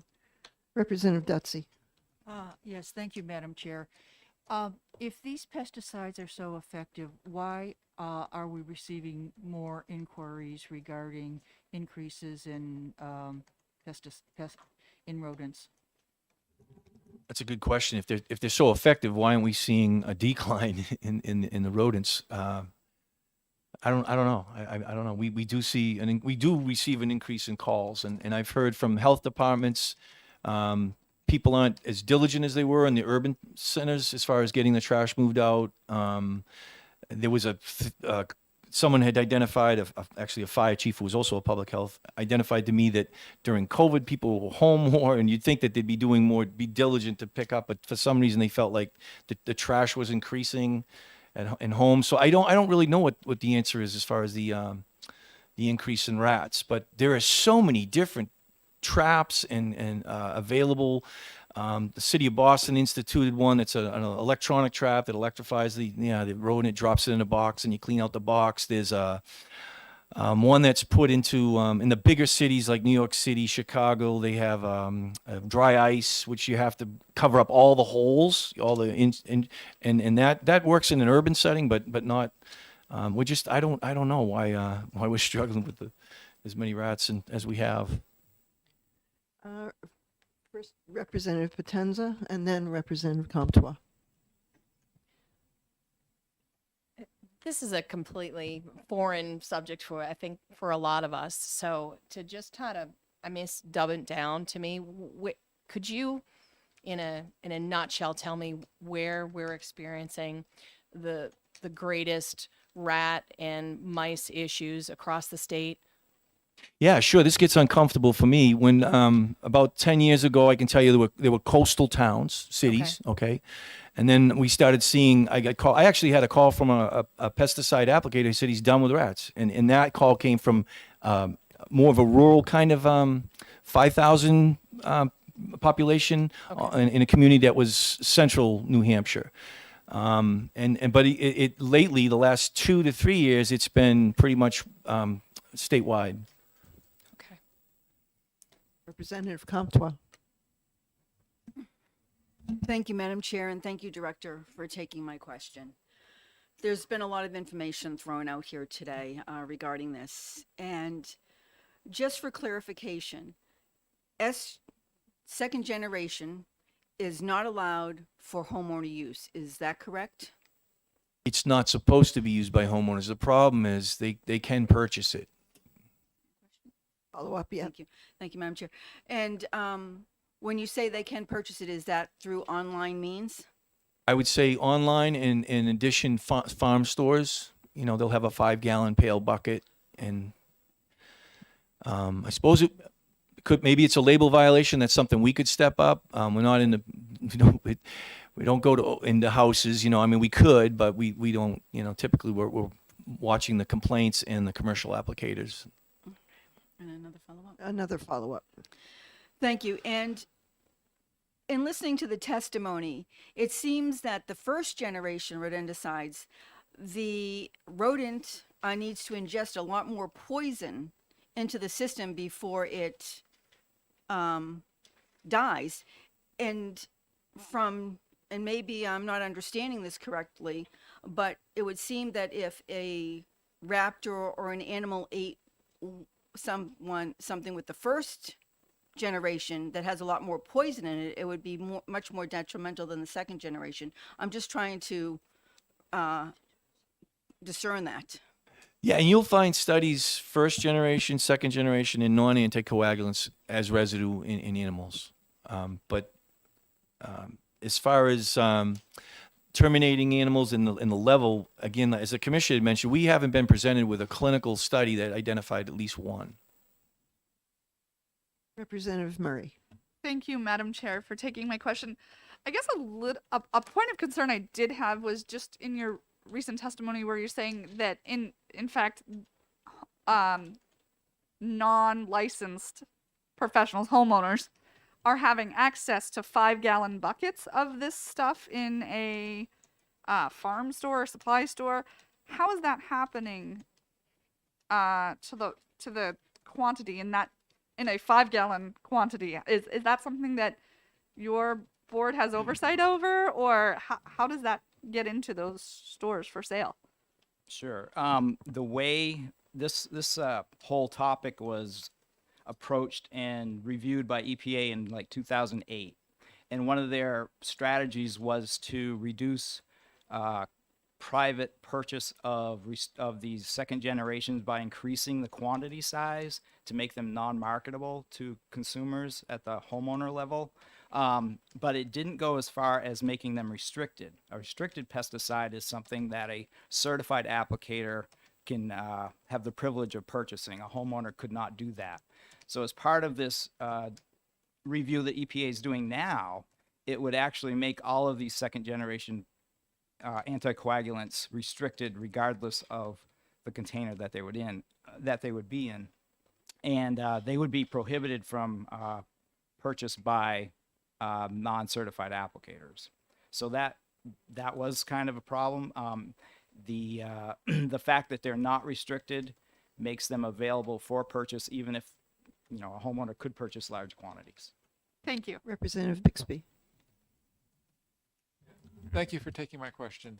So this is a kind of a two-part question. One is, do you know how soon the EPA is likely to actually act on making these restricted use, and would it be possible for us to make them restricted use at the state level before the EPA does that at the federal level? On the first part of the question, I would say no less than 6 months to a year on the EPA level. The comment period from the public closes next month, February, and then I'm pretty sure they have a 90-day required time frame to review. So that's 3 months. So my best guess would be anywhere from 6 months to a year at EPA level. Could the state move ahead and restrict in that method? Yeah, the board could move ahead and do that.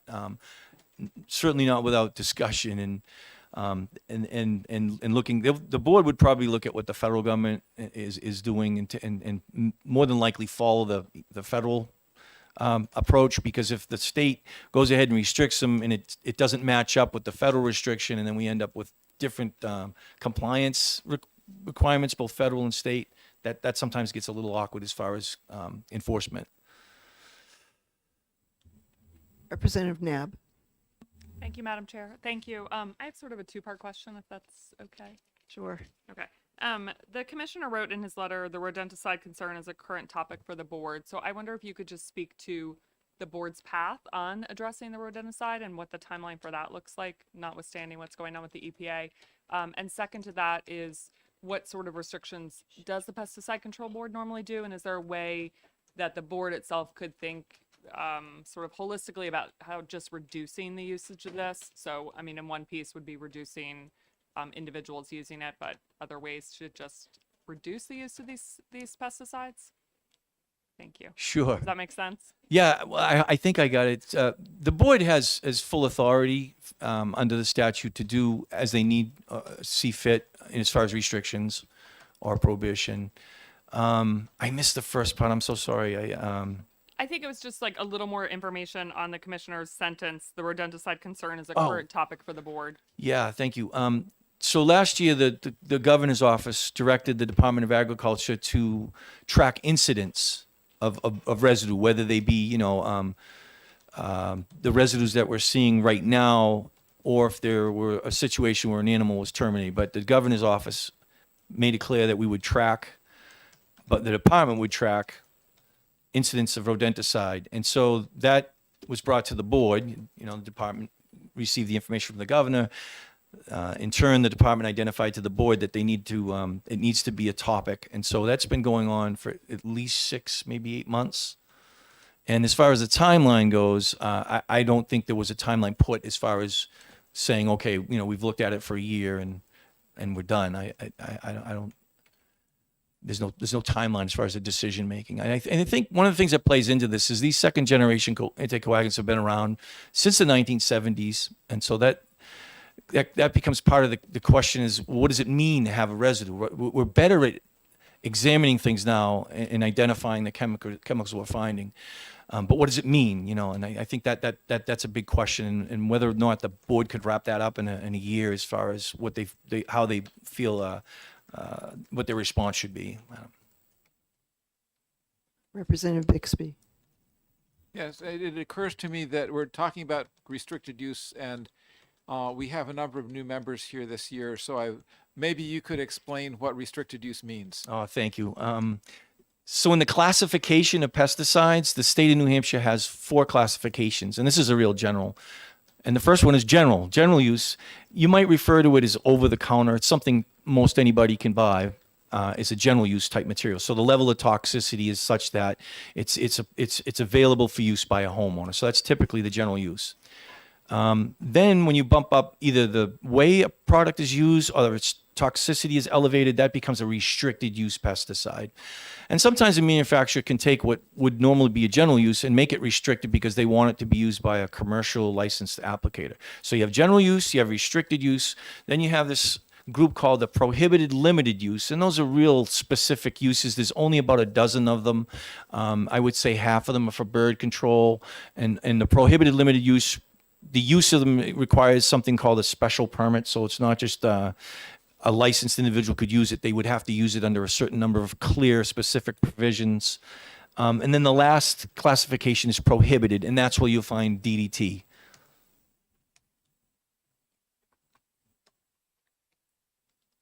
Any other questions? Representative Potenza. So this basically goes kind of a follow up to our question when you were saying the residual. So the question that I asked to the commissioner was about how, what are the numbers of animals that have been terminated, and we're saying 0 at this point, correct? In New Hampshire, we have not received a New Hampshire animal with clinical information to say clearly that an animal was terminated due to pesticide use. So this is where, to me, it would be how hard it would be. That would mean someone in their backyard that sees a dead animal, fox or whatever, would have to report it for it to be tested. So we really don't know those numbers of how many animals that are deceased from this. Correct? I mean, That's a fair, yeah, I would say Okay. that's fair. Yeah. Can I follow up? Yes. In regards with purchasing, so someone could go on Amazon or something like that, and even though it's prohibited for, alcohol and all those other types of things are all controlled. Like I can't go buy somebody a gift package and send a wine basket to a certain, and it automatically says prohibited in these states. We can't have any sort of controls over that for people that are like a homeowner that's going to be buying something that's prohibited. Is that just really so hard to control? Like in an online fashion. I know if we're talking about farm stores and all of these other things, you guys, I mean, there's not that many people to be able to police this throughout the state, and controlling businesses is very difficult, I can imagine. So, policing the sale would be difficult. Typically, when we find a homeowner with a product that they legally shouldn't be using, it's usually a neighbor complaint, I would say. But as far as looking at what people buy and how they're using that product, yeah. So I have a question, if I may. Maybe this is a question for Fish and Game people. But so these second generation anticoagulants have been used since the 1970s. This is what I'm hearing in testimony. Has there been a significant decline in the predator population since then or during this time period? I'm just trying to see if there's a... Yeah, I wouldn't be comfortable putting that number on that, but we've seen an increase in birds of prey overall with eagles. If you're talking back to 1970, I mean, when DDT was taken off the shelves in 1972, and we have seen an increase in that bird of prey, but I couldn't speak to all populations across the board as far as whether they're increasing or decreasing. Okay, thank Except you. for rats. Yeah. Yeah. Representative Comtois, you had a question? I did. Thank you, Madam Chair. And thank you, Director, again, for taking my question. It seems to me that education, I think, is the way to go with this. Is there something that the department is doing on educating the public regarding rodenticides, so when they're purchasing these products, they understand what effects it can have even on their pets? When the department learned of the eagle death in Massachusetts in 2021, directly related to the second generation anticoagulant, we put up a web page. But you know how web is. You're either going to find it or you're not find it. But it's an educational piece. In that description, you can look at it when you get a chance. It identifies other methods of control, other than jump into the. It says right in there. And Bob, you're gonna have to help me on this one. But I'm pretty sure we say in there, consider non-chemical methods or consider trapping before going to chemistry. So that's where we are as far as a little piece of education. We do have it on our environmental page, which is in our Division of Pesticide Control page. And I'm sure it's not the first thing people would turn over as far as when you go on the web, but it is there. As I mentioned, when we do trainings, we always identify the methods that are non-chemical. And we do get calls from the public. We got a call where a husband had ordered treatment using the chemical method, and the wife said, "You get back on that phone and you tell them we're not going to do that." And so it became a contractual problem between the family and the company they hired, because they signed into it, and then the wife said, "We're going to go with trapping and not chemical." So that's another piece of opportunity we have to say, okay, that's a method. That's part of integrated pest management. Representative Comtois, follow up. Yes, Madam Chair, thank you. And again, thank you, Director. I was just noticing that you had said that there are antidotes for the second generation anticoagulants. However, for some of the non-anticoagulants, there are no antidotes. Is that in regards to poison control in humans or animals? So on the pesticide labels, there's typically notes to veterinarians where they're dealing with a homeowner pet that might have been exposed to a rodenticide. And if you see information on an anticoagulant label, it'll talk about administering vitamin K as an antidote.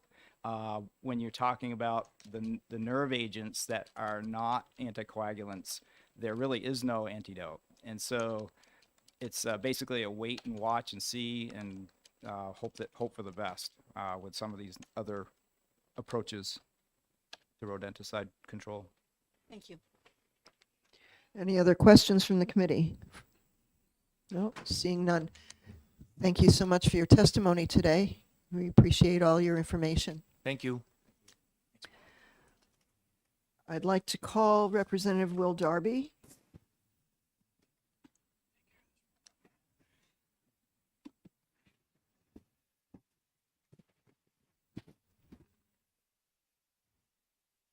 Welcome to Environment and Agriculture.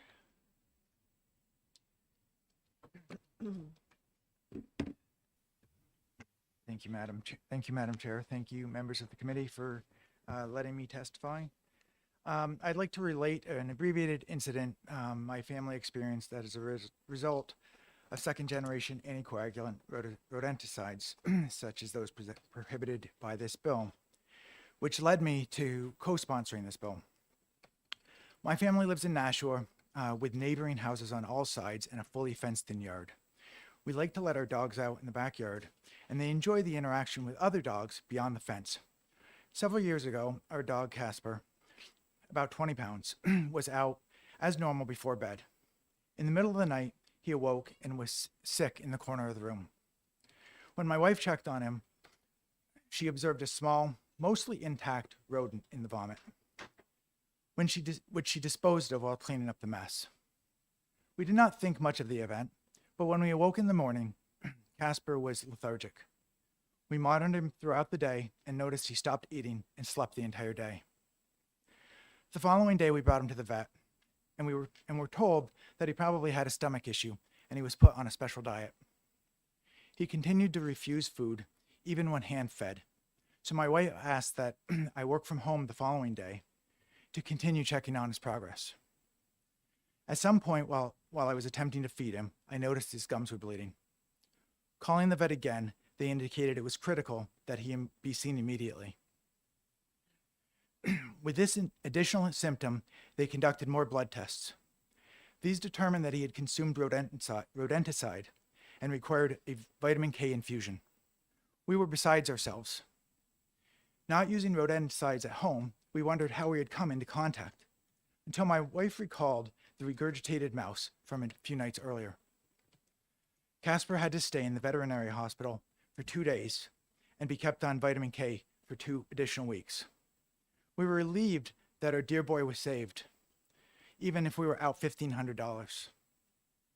An expense and an incident that could have been avoided if our neighbors had selected an alternative solution to managing their pest problem that was less toxic to non-target species. Even in Nashua, we have hawks and owls visit semi-regularly. If our dog, surrounded by a fenced-in yard, can ingest a poisoned mouse and nearly die, these birds of prey are much more prone to such recklessness. I urge you to vote ought to pass on this bill. Thank you. And I'm happy to take questions. Any questions from the committee? Representative Murray. Thank you, Madam Chair, for taking my question. Thank you, Representative. It sounds to me, based on your testimony, that time was of the essence as to when the vitamin K got administered, based on your recount of the veterinarian urging you to bring the pet in imminently. That's what they relayed to us, that he had to come in immediately, and which is what we did. Yes. And follow up, if I may. Sure.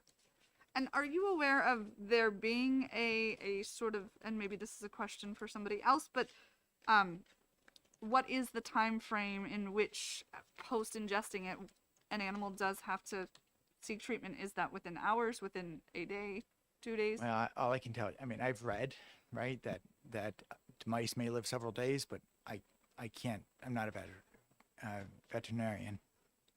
Thank you. Representative Comtois. Thank you, Madam Chair, and thank you.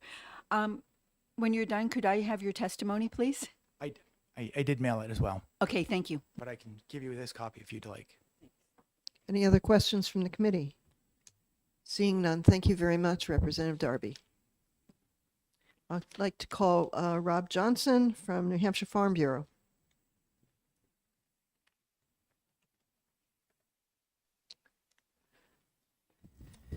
Thank you, Madam Chair and members of the committee. For the record, I'm Rob Johnson, representing the New Hampshire Farm Bureau as the Federation's Policy Director.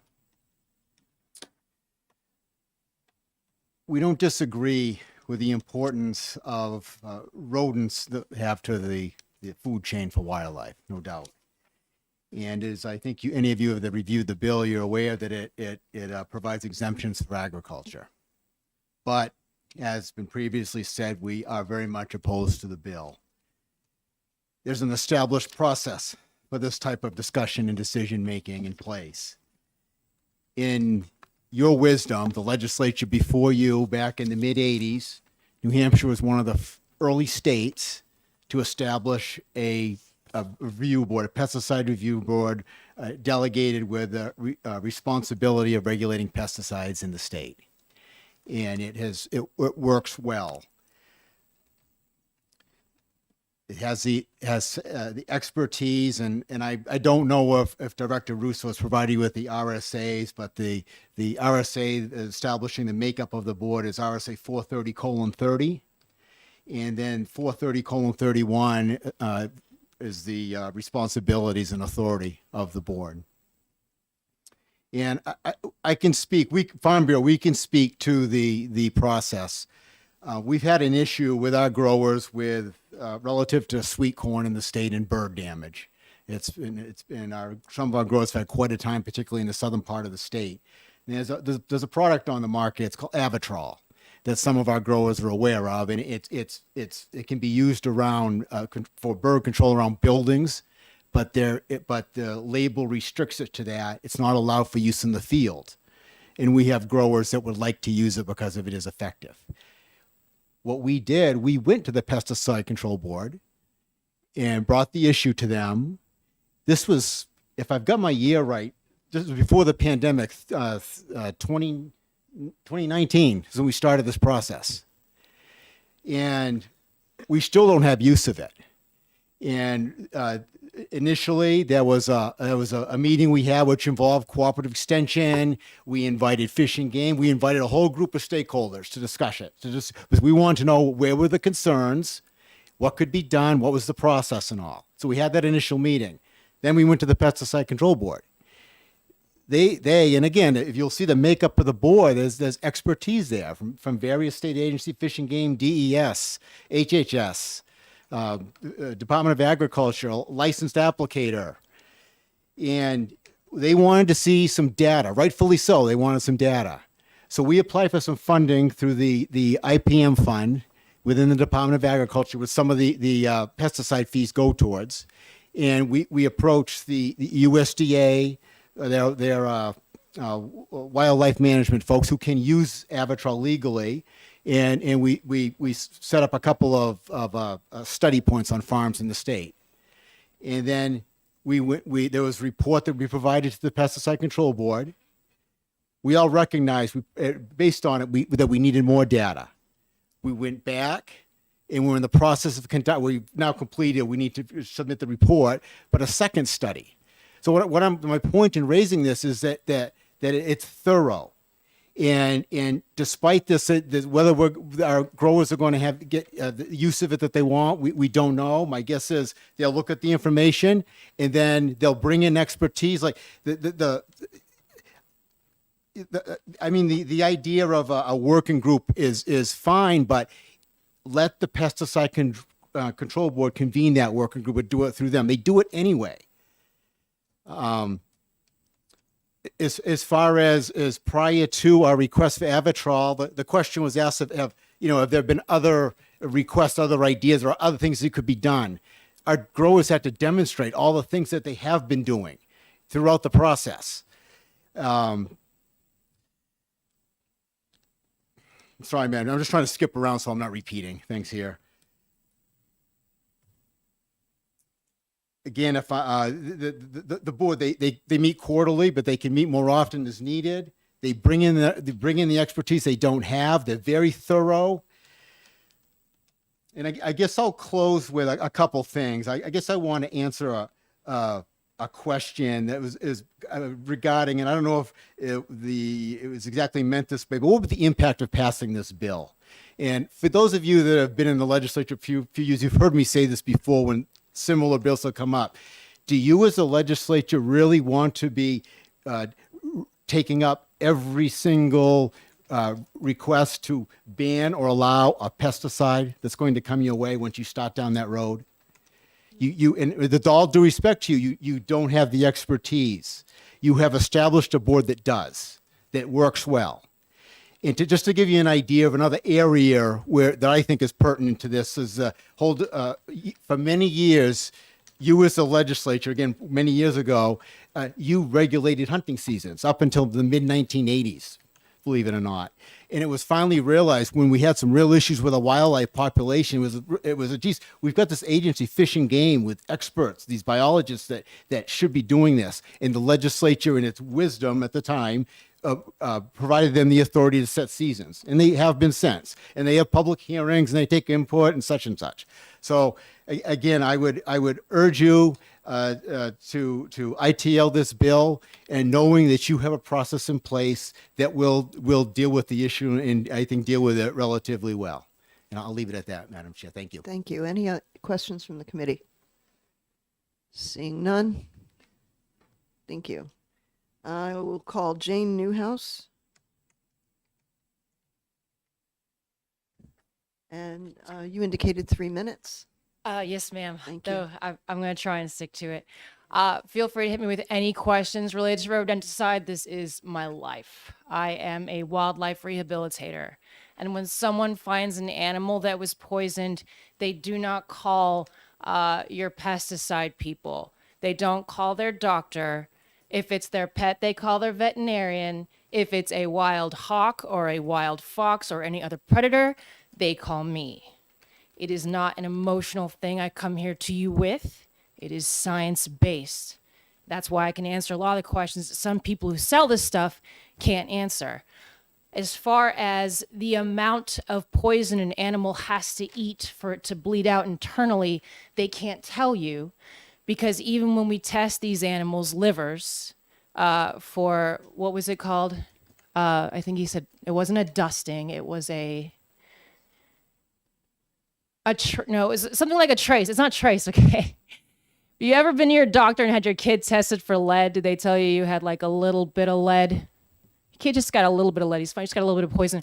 When they test those animals for poison, what they do is they take a sample of the animal's liver and they test them.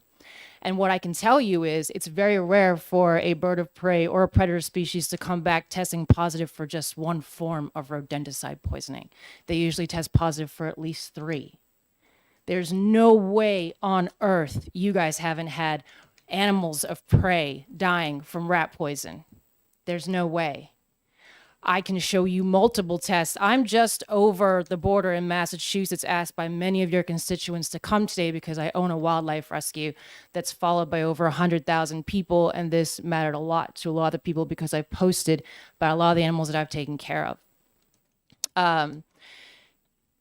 It can be denied. Some people will say, oh, you have an animal that's... So it's standard procedure now, if you're taking care of a predatory species and you're a wildlife rehabilitator, to draw that animal's blood.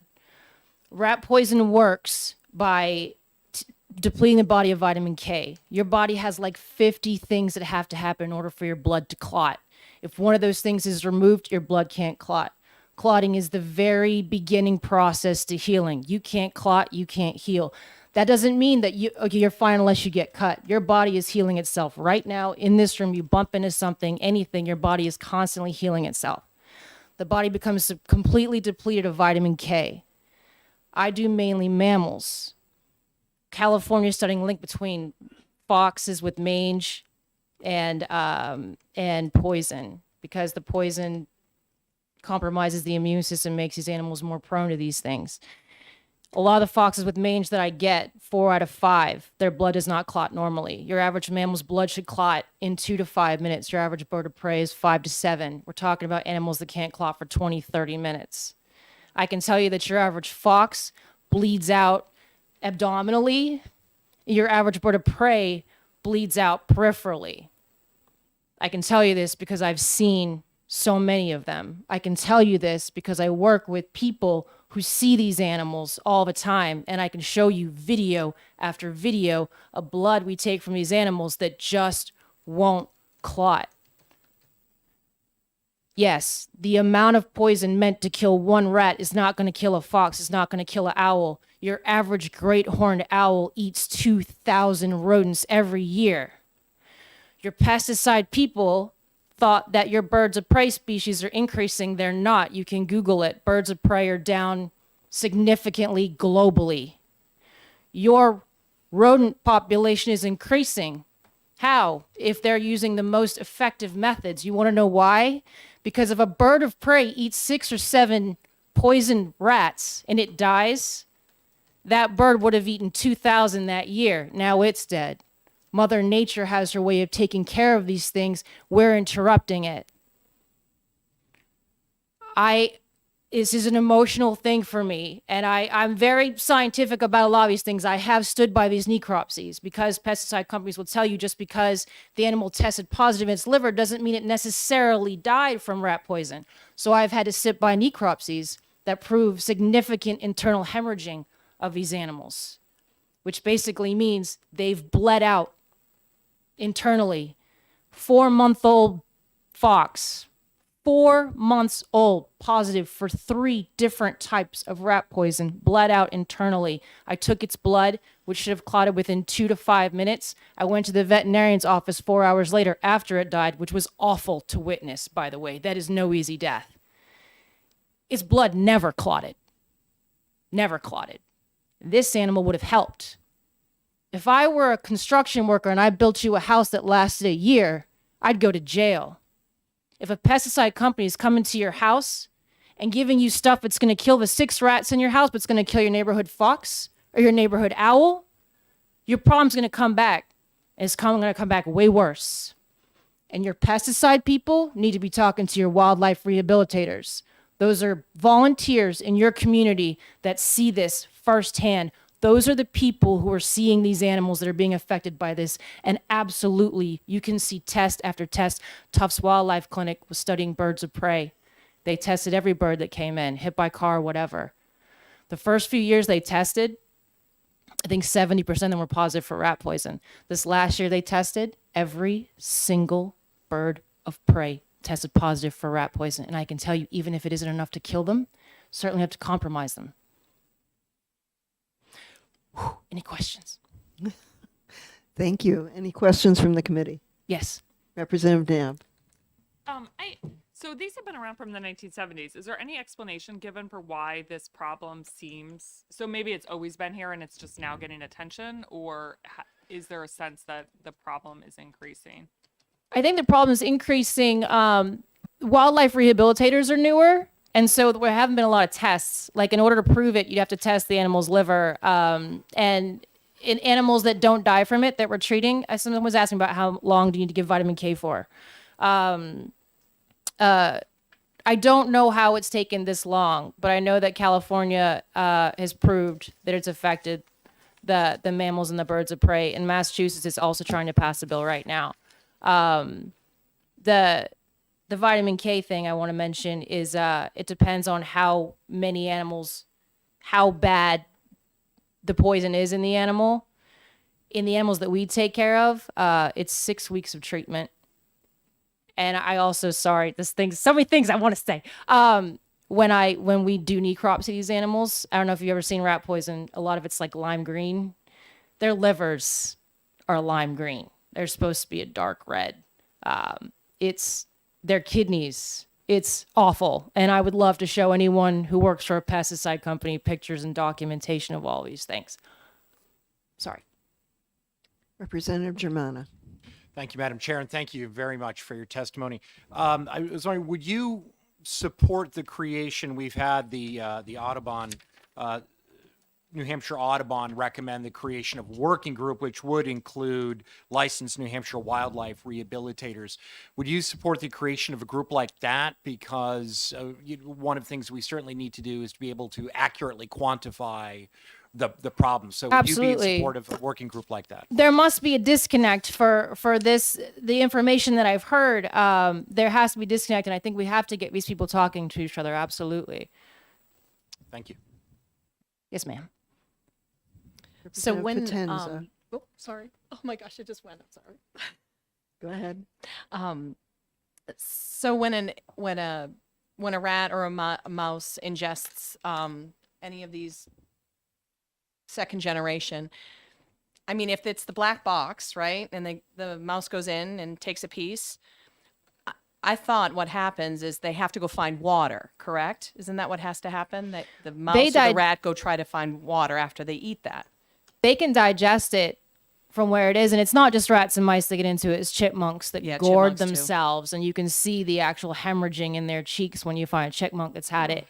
And they can tell you how much it takes to kill one rat. That doesn't stop a rat from gorging, because it takes a while to go through the GI tract, which takes, after it's digested, then it can start making their blood have difficulty clotting. But they may have ingested far more than they needed to die. And they're just running around. And they're running. And the thing is, compromised prey, predator species are taught to look for compromised prey. And when an animal's slowly bleeding out, believe me, that rat's going to walk a lot slower than another rat that's healthy. So that's how they're able to pick these guys up. They're going after them because they're walking slower and they're compromised. They're slowly bleeding out, obviously. I highly suggest snap traps. I'm not opposed to killing rats. I understand that they cause a huge health risk. And we've suggested to people, use snap traps. Take that dead rat or dead mouse and throw it in the back of your yard. Let all the predator species know here's the place to go to dine, Take advantage of Mother Nature.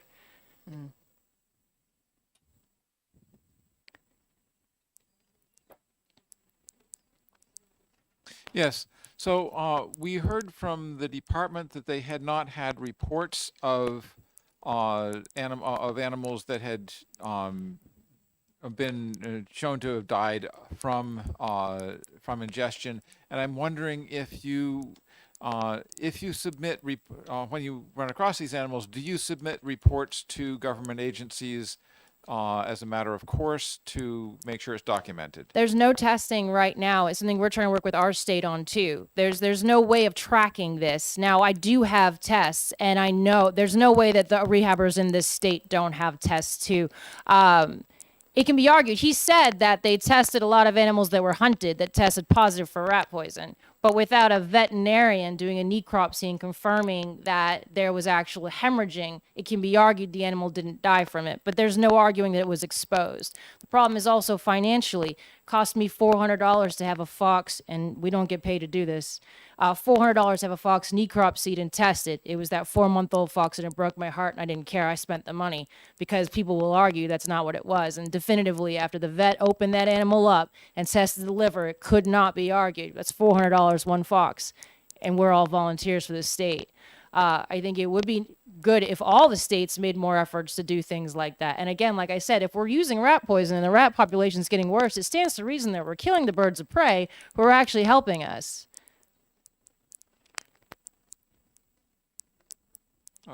Could I have a follow-up? Yeah. Would it, if there, I recognize that you're in Massachusetts and that, we're dealing with the New Hampshire law here, but Sure. you have colleagues in New Hampshire that, I'm wondering if it would make sense to have some sort of a standard reporting procedure for when rehabilitators get animals in that are showing signs or showing clear Sure. evidence of poisoning. I think another difficult thing too is some of them we can save, like they were mentioning vitamin K is one way that we can save them. And when you've had an animal that you're sure has rat poison because it's bleeding out and you give vitamin K and it survives, I can't then test its liver and prove it. What I can tell you is the vitamin K made its blood clot normal again, so it stands to reason, but one could argue. The only ones that we could actually prove it with are the ones that die. But yes, if the state worked with wildlife rehabilitators more, that would be helpful. I know wildlife rehabilitators were asked to come here, and nobody wanted to stand in front of everybody and talk about it, which makes it difficult. But I think that I certainly, anytime someone wants to come to, I understand that I'm right across the border. I'm in Massachusetts, but Bradifocum and all those things that are listed are the things that all the owls and the foxes are testing positive for. They affect mammals, whether you're in New Hampshire, Massachusetts, or the other side of the world, the same way. Follow up? Sure. So is it possible to get, can you detect the poisoning from a blood sample, or do you need, in order to confirm it, do you need to have a liver sample? You would need to confirm that it was poison. You would need a liver sample. You can confirm that the blood isn't clotting properly, but you can't confirm why. If it's poison, it all stays in the liver. Okay, thank you. You're welcome. I have a question for you.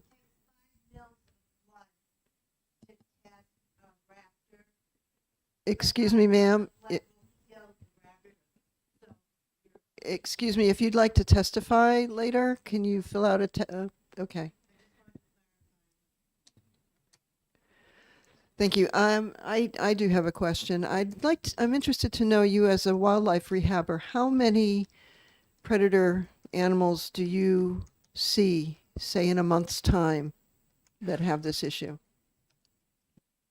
It's mainly the adults that I see that would have this issue. It's probably more in the winter because in the spring we have the babies. I received 6 foxes this year, 4 of which were, so 1 I was able to save, so I can't confirm. I can tell you that vitamin K made its blood clot normally again, but I can't tell you scientifically without a sample of his liver, but 3 of them were positive for rat poison. And I can tell you that we work with Cape Ann Wildlife, and I have all of theirs. That we probably have 11 positive owls for rat poison, the same poisons that were in that. They're all Esgars. We don't. Those 11, is that in a year? A Yes. year's time? Okay. Probably more, to be honest with you. Some of them they were able to save, so I can't prove definitively to you. But I can certainly send the board all those positive tests,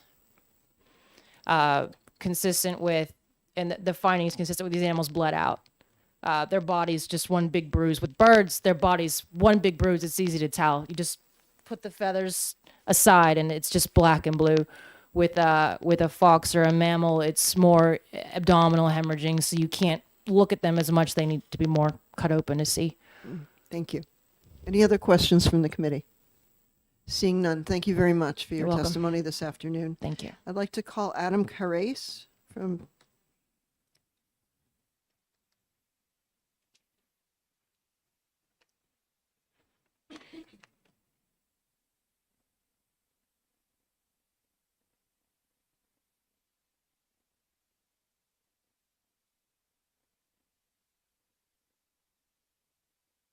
Sorry about that.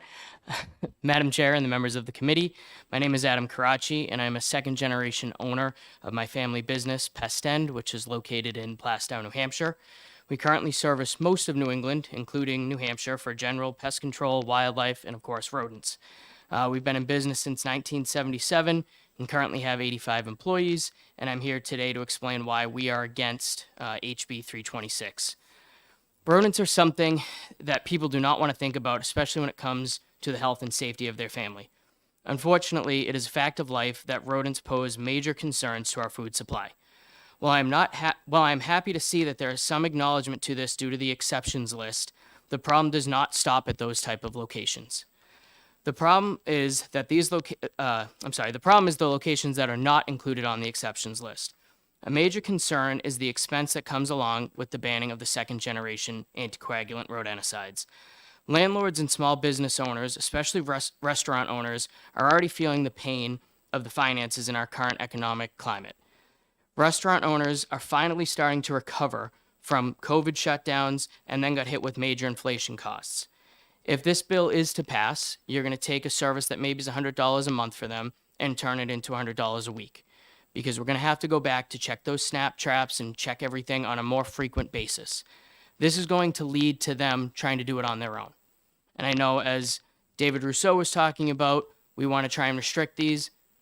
As you all know, if you want to find something, you will find it. You can get what you want, whether it's on the internet, going across state lines, ordering it from wherever you want to be able to do it on your own. That's when they're not going to follow the labels. That's when there will be label violations, and that's when bigger issues will come about. The bigger impact to me, Representative Cannon brought up that New Hampshire is a tourist playground. I completely agree with that. Between skiing and lakes and beaches and leaf peeping, people come to New Hampshire because it is a great place to vacation and to travel to. What we don't want to have happen is the negative press that Massachusetts, New York are already seeing due to rodent populations. One bad review because they were at a hotel or a restaurant and a mouse ran across can cripple an area.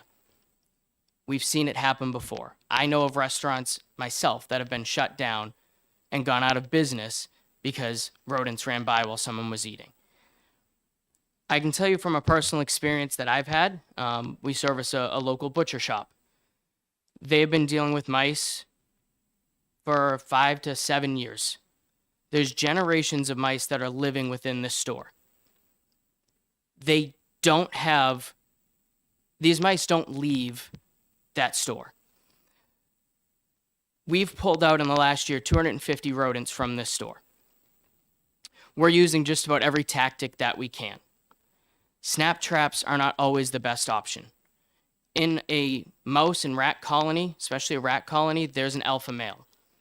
What I can tell you about an alpha male, it's lived for a long time. It's very smart. There's videos of alpha male rats taking their tail and hitting a snap trap to set it off so it can go and get the bait. It will not get caught in these traps. Representative Cannon mentioned that she even had traps within her home. And this is something that we need to be very aware of. You can't remove a tool from our toolbox. Banning something, you're never going to get it back. And while we've continued to have this growth in the rodent population, yes, there's a lot of reasons for that. COVID was a huge one. We had all of these rodents that were used to feeding at their typical sites, such as a restaurant, now had to find food elsewhere.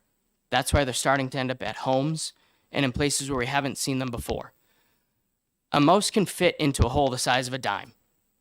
So exclusion work, sure, it can be done. Nothing is perfect. Also with exclusion work, you go from a $300 job to a $3,000 job. When we're talking about these food plants and the stuff that, or the places that are on the exceptions list, they have the resources and the funds to pay for these extra services. When you're talking about low income, they can't pay $3,000 for that. So are they supposed to live with rodents? Are they supposed to have mice running around their home? No. So instead, they're going to go and buy it on their own. And again, now we get to professionals not being involved and further label violations happening. The last one I have is we had a house where there was an elderly couple. They had no kids. Their house was infested with rats. The only reason that got brought to our attention was the neighbors were complaining because the rats were running all around the yard, and we finally got in there. They had over 150 rats that we pulled out from this house that these people were living with. The respiratory issues were unbelievable. They had major health side effects due to the rats that were inside of this house. We started with snap traps, and we got the majority of them with snap traps. But yeah, at the end, we had to use bait to finish them off. The single feeding is what can make the difference. Because if you have a rodent population, going back to that butcher shop, the rodents there loved feeding on the meat and the delicious food that's there. So they might go and feed on the bait once and then not touch it for weeks because they have other food sources. Well, that doesn't help if you're talking about first generation. That's where the second generation comes in because you want to knock this population out. So in closing, I in no way, shape, or form think that there isn't a concern. There's obviously a concern, and it has been talked about nationwide. And there's a lot of people looking at it. They've brought up the EPA is even dealing with it. But we need to make decisions based off of facts and science and not off of what we think might be happening. Thank you. Any questions from the committee? Representative Murray. Thank you, Madam Chair. Thank you for taking my question. I guess this just occurred to me in the sense that I do know that the department has come before our committee and talked significantly before about IPM programs and training requirements, licensure requirements, and because this is a non-restricted chemical, does that mean that somebody like yourself is not necessarily tested on the application of that No, so product? it's different with us because we're commercial for hire. So if you're commercial for hire, you do have to be licensed. So everyone in our company and should be in every company has licensing, continuing education courses and credits that they have to have, license renewals. So there is testing that you initially have to take and then those courses to keep up your credits. Thank you. Representative Bixby. So it was mentioned that the SCARs are not currently restricted use pesticides. Do you think that making them restricted use pesticides might reduce the amount of off-label use that might be happening from non-licensed people? I do. As much as I don't like further regulation, if I'm being brutally honest, I think the biggest problem here is a lot of consumer use as opposed to professional use. That typically when we see things, we walk into a house and a homeowner has found something, we've seen just plates of bait put out. That's not a professional putting that out, from what I've seen. So I do think it would help. Follow up? Yes, go ahead. Yeah. And what sort of procedures do you use to, or is there a procedure that you can use in order to reduce the likelihood that the animals that receive the bait are then out in the environment where they can be eaten by owls and foxes and et cetera? So again, we follow the label. So our placement of our traps, our bait stations, which are tamper resistant, they're locked. So they do go through a process to make sure just no one can go and open them. Once the rodents feed off of the bait, they tend to feel sick because again, they're bleeding out. That's what's happening. They don't go for water. To answer a previous statement that was said, mice don't even need water. They get it from their food. But typically they go back to their nesting. They don't feel good. When you don't feel good, where do you go? Back to your bed. So what we've seen is that's what typically is happening. But to say that, it's a wild animal. There's no way for me to tell it, don't go into the yard. You have to go over this way. Okay, thank you. You're welcome. Representative Germana. Thank you, Madam Chair. Thank you for your testimony today. So I'll ask you the same question I asked our wildlife rehabilitator witness. Would you be supportive of the type of working group that that New Hampshire Audubon has proposed, which would include not only a wildlife rehabilitator, but also licensed pesticide applicators? I wouldn't be against it. Again, I do believe that the pesticide board does have a process already in place. And I've been a part of subcommittees where they do bring in other people. So I'm not opposed to it, but I would leave that up to the pesticide board and what they believe is the best option. Thank you. Any other questions from the committee? Seeing none, thank you very much for your testimony today. Thank you. I'd like to call up next Gary Menon, Sr.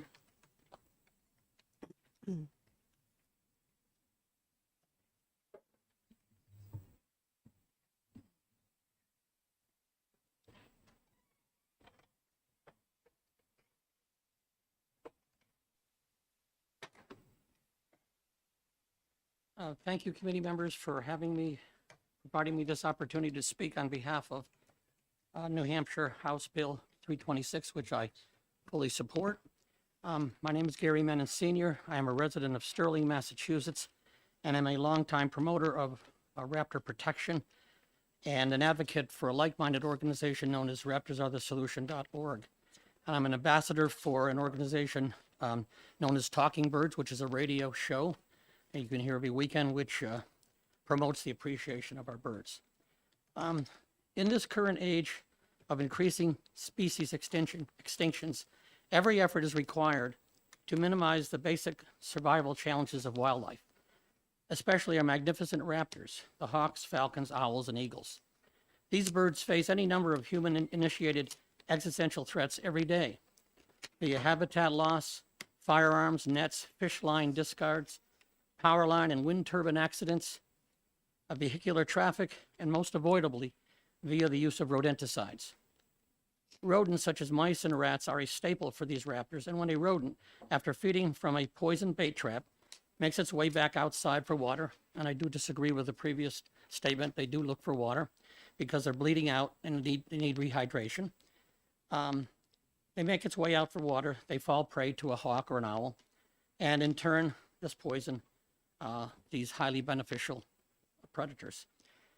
It should be noted in this regard that over half of raptor species worldwide are currently in decline. In a Tufts University study of red-tailed hawks, barred owls, eastern screech owls, great horned owls, these are carcasses, by the way, they're not live birds, that had been admitted to the Tufts Wildlife Clinic over the past decade and before, well over 80% tested positive for anticoagulant rodenticides. This is well over 100 birds. We're not talking single numbers here. Numerous other studies in states across the country have seen similar, if not worse, unconscionable effects on numerous raptor species. And it's no small point that these birds die a horrifically cruel death. Indeed, it's getting worse.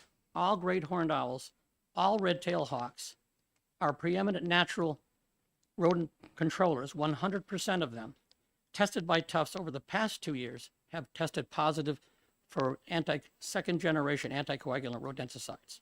All were caused poisoned by those rodenticides. That this is happening in New Hampshire as well has been documented by Wings of the Dawn Wildlife Rehabilitation Center in Henniker as recently as this past October. Raptors, however, are not the only animals harmed by these rodenticides, as foxes, mink, bobcats, fishers, pets, and even humans are often poisoned by these toxins. The fact that these other animals are being poisoned in New Hampshire was reflected in the recent September-October edition of New Hampshire's Wildlife Journal. Regarding people, a survey by the EPA found that at least 25,000 children under the age of 6 ingested enough rodenticides to suffer poisoning symptoms in past years. And currently about 15,000 calls per year come into the CDC from parents whose children have eaten rodenticides. Indeed, even if one places bait where children can't get into it, rodents are apt to distribute it around one's house and property. There's really no such thing as a bait trap that cannot be violated. Rodents, by their nature, they're required to chew. They will chew through these bait traps. They will distribute the food elsewhere. The most virulent of these poisons are the eschars, that is the second generation anticoagulant rodenticides, which are listed in House Bill 326. These particular rodenticides are the ones showing up in the vast majorities of raptor necropsies and in the viscera of all four bald eagles, which were poisoned to death in Massachusetts in 2021. The ecosystem services provided by native wildlife predators are a public trust, as was mentioned before, just like clean air and water, and we as New England residents are obligated to conserve these wildlife populations. As predators of small mammals, they play an important role in controlling the population of rodents throughout the region to improve overall health and welfare. Rodents will never be eliminated. We've known this since, I think, 1542 or thereabouts with the bubonic plague. We can only control them. Many residents and other visitors take much pleasure in the viewing of these birds and in so doing contribute to the economy. Should no further raptor casualties occur due to the elimination of rodenticides from their environment via adoption of more stringent controls on eschars, the likelihood of their survival for generations to come to cherish and enjoy is far better guaranteed. There are far safer and equally effective ways to combat rodents, from house cats to ultrasonic repellers to carbon dioxide pellets to fully automated traps and that are self-contained and self-clear after every instantaneous kill, among many others. But the most important thing people can do is eliminate their food source. If you have rats infestation, they are getting food from somewhere. You need to keep that food from them by putting it into rodent-proof containers.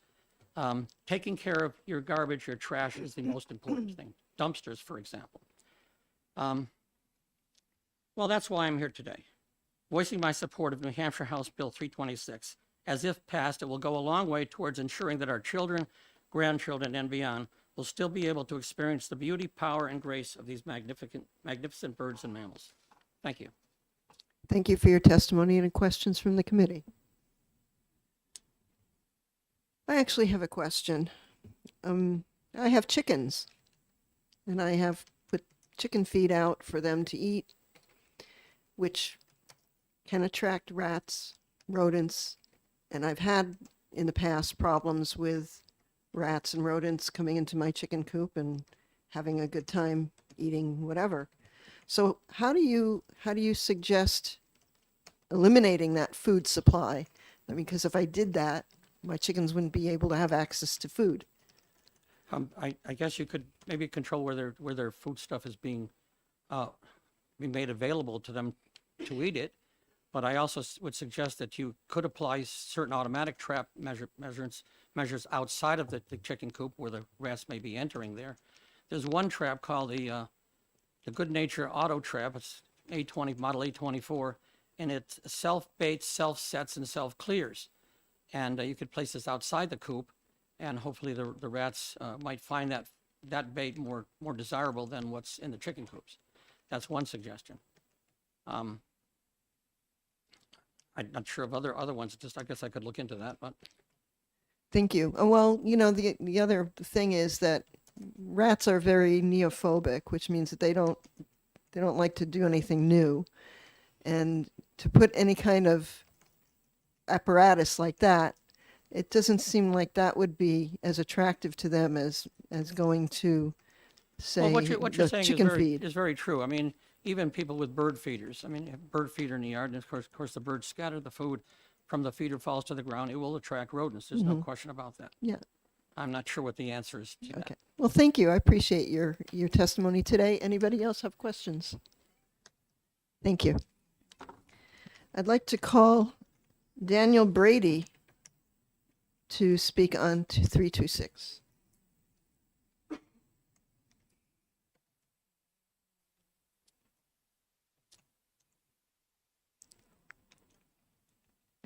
Thank you, Madam Chair and the committee. My name is Daniel Brady. I'm the co-owner with my brother of Anchor Pest Services. We're located in Manchester, New Hampshire, but we service from the Lakes region down to the seacoast, over to Peterborough and the border. So most of the population of the state. I'll try to avoid some of the topics just because we're not repeating them ad nauseum, but our main clientele is residential. We stay away from the food factories. We stay away from these. We focus mainly on the home. Our charge as a pest control operator licensed by the state is to protect the health and wellness of the individual and the environment. We take that seriously. We have weekly training where we review best practices as well as label and compliance. We have regular spot checks on the technicians out in the field to make sure that they're applying. We have quality control checks at random with our clients to make sure that the stations are upkept and in good placement. Obviously, it does take a measure of IPM where you're controlling the environment with non-pesticide application methods. For instance, if you're on there and you notice that there's a bird of prey nest, we don't apply pesticides there, or especially rodenticides. You move it to other locations because, frankly, they're already doing, to her point, they're already doing some of the control for us. So we do work in tandem with environmental factors. That being said, though, some factors are not controllable. A single pair of rats can have over 1,250 descendants in a year. That's not sustainable with snaps. We have implemented and deployed the Good Nature, the A24 traps, and they're really cool, not super effective because it has to be constantly reset. You only get 99 shots out of a cartridge before it has to be replaced. The bait may not be palatable to them in whatever you choose. There's just a lot of barriers, and if you use those types of products, then if it doesn't work, you're out of luck. Same thing with the snap traps. We've employed those because people like when we can take the problem with us. The problem is just their rapid reproductive rates. And some of the other issues that we've found, especially with exclusion work, is preferred. I'd rather prevent a problem than try to solve a problem, absolutely. And our clients we do that as well. What we found this morning, I was speaking to our technicians during our regular weekly training meeting, and I asked, hey, how many of you have crawled under a mobile home or manufactured home this past month? All of them had raised their hand. and all of them reported rats. We have, since October, of just rat and mouse, so rodent only new calls, we've had 131 new calls for rodents only, not including our general calls that we're getting in addition. Of those, 27 have been in the higher popular or downtown of Manchester in the high density housing. You're going to get 11 of them in Nashua in the same population centers, and then spread out throughout Seabrook, Dover, Rochester, each of those about 5 or 6 apiece, and then sporadically throughout the rest of the state. And that is just since October that we've had, like I said, that over 131 calls.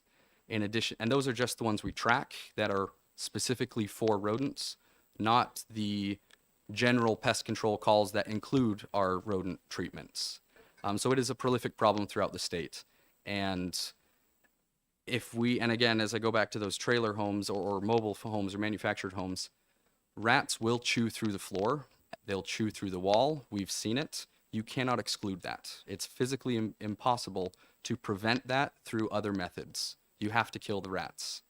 And so, yes, we can trap it, but it's prohibitively expensive. They cannot afford, more often than not, the additional visits that it would require to set that many, especially when you consider, like I said, up to 1,200 per food and environmental factors, up to 1,200 descendants per pair. That it's just a Herculean task to try to overcome that with just snaps alone. And especially the underserved and our lower income clientele, they just wouldn't be able to afford the required trip visits. So for that, and because there is a responsible use, there is a methodology and practice in place that we support, and we do adhere to the Department of Ags and Department of Pesticides rules and regulations and licensing. We definitely oppose this bill and support the existing organization as it is. Thank you for your testimony. Any questions, Representative Germana? Thank you, Madam Chair, and thank you for your testimony. So I think it's clear that one of the things that we're going to need is more accurate information, right, to tell us something about the extent to which these SGARs are ending up in predators and their lethality for predators. But my question for you is, do we, at least in some applications, do we end up putting ourselves kind of behind the eight ball in the sense that if we are doing damage to the predator population, right? If we think about the pest control that is done naturally by predators like raptors, right? At some level, are we making the problem worse? Because there is this question about why we're seeing a proliferation of rodents if we now have and have for quite some time had these pesticides which are so effective. So isn't there, at least in some applications, the danger of doing damage to natural predators who would be taking out a considerable number of those rodents if they were not affected by the pesticides? Well, yes, you could technically have that as an issue, but I mean, as Adam was mentioning, a house mouse, for instance, they don't leave a house. A lot of our clients, we do a lot of multiple occupancy dwelling in downtown Manchester. That's not an issue. That's not the problem, but that you can't seal, especially with like fire codes and all this other stuff. There's so many other limiting factors that our rodenticides aren't even placed outside of the property. But if they are responsibly used or responsibly used and placed, if it is a factor in the decline of predator animals, it's very far down the list of factors. I mean, I would say the fact that we're just building houses in their environment is driving more of them away, and driving them, just environment loss is going to be more of a factor than rodenticide use. So I don't think that it's enough to factor in, especially when weighed against, sorry for taking too long, but especially when weighed against the diseases and the problems that come from rats specifically. I mean, you see it in other states that have the banned, in a sense, this, and they're seeing increase, especially in population centers, of these rodent instances, but also the diseases that they transmit. which is, again, the primary function. We don't want to just kill stuff for killing's sake. The point is to protect the people, the residents of New Hampshire. That's who we focus on. Can I ask a quick follow-up? Sure. Sure. Thank you.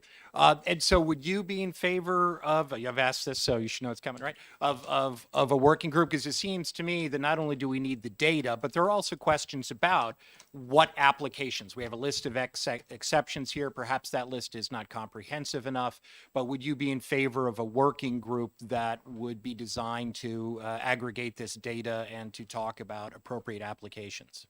I mean, who's ever going to be against more information and more knowledge? For that, we do have a wonderful board that is very robust and involved, and they're easy to get a hold of. They're easy to answer questions. And so if you want to add to that, if it's not undue burden, I don't see an issue with that, as long as it then follows the existing enforcement and rule regulating process. But I don't see an issue with more information ever being a problem. Thank you. Thank you, Madam Chair. Thank you. Representative Comtois. Thank you, Madam Chair, and thank you so much for coming.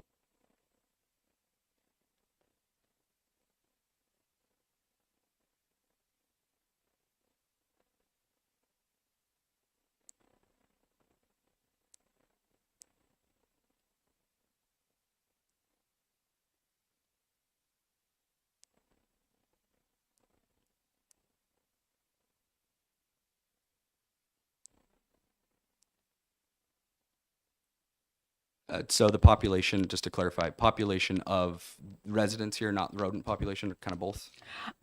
Yeah, so the population of people moving, Okay. Right, we've had a growth in our population of people into the state. I live in a rural area and notice that there's a lot more building going on, which concerns me how the wildlife is going to their normal tracks through the woods. They're going to have to divert and everything else. So with the increase of population, would that help contribute to the rodent growth? Yes and no. What we've noticed, so my brother and I, we've been in pest control for over a decade and a piece. And what we've noticed is that anytime they clear ground for a new neighborhood, we always tend to get increased phone calls in the periphery of that area where they've cleared, obviously as we're removing their habitat. So yeah, we're going to displace them and obviously force them into where we live. And commensal rodents, they live with humans. So yes, as we displace the populations, they'll move in with us, and they're very smart, and they'll adapt to live with us very quickly. But also sanitation is huge. The rats, as it was said earlier, have been around forever with us. We can think back to history. Some of the major plagues have been transmitted by them. And so they're very adept at living with us. So I wouldn't say that the population growth is fueled rats per se, but I would say that the poor sanitation, and especially with garbage removal and just food wastes, and we get a lot of clients where they have the bird seed and they have the chicken feed, and it's just, of course, it's easy just to throw it out and throw the bag and you'll get it in the morning. But it's the sanitation so much as not. People don't breed rats. They just like the same environments that we do, and they eat a lot of the same foods that we do. Thank you for your testimony. Any other questions, Representative Murray? Yes, Madam Chair, thank you for my question, taking my question. Thank you for testifying and taking my question. And just to be clear, is it the rodents themselves that are transferring the diseases, or is it also fleas and ticks and things like that may live on the rodent that are actually transmitting some of the diseases that you mentioned, like plagues and other tick-borne illnesses? My understanding is that primary way that tick-borne illness is transmitted is through the fact that they live on mice and they live on deer. So I guess to that point, is it the mouse and the rat themselves, or is it some of these other cohabitors? It really depends on the disease, but to your point, yeah, a rat doesn't transmit Lyme disease, but a tick that's eaten it can, or it's typical in the mice. But so depending on the disease, it can be on the other parasitic or other latch on, fleas, ticks, things like that. Or there are some diseases that are transmitted by the rodents themselves. So pick your problem, I guess. Thank you. Thank you for your testimony. Any other questions from the committee? Seeing none, thank you so much for coming this afternoon. I'd like to call Joan O'Brien to talk to us about HB 326.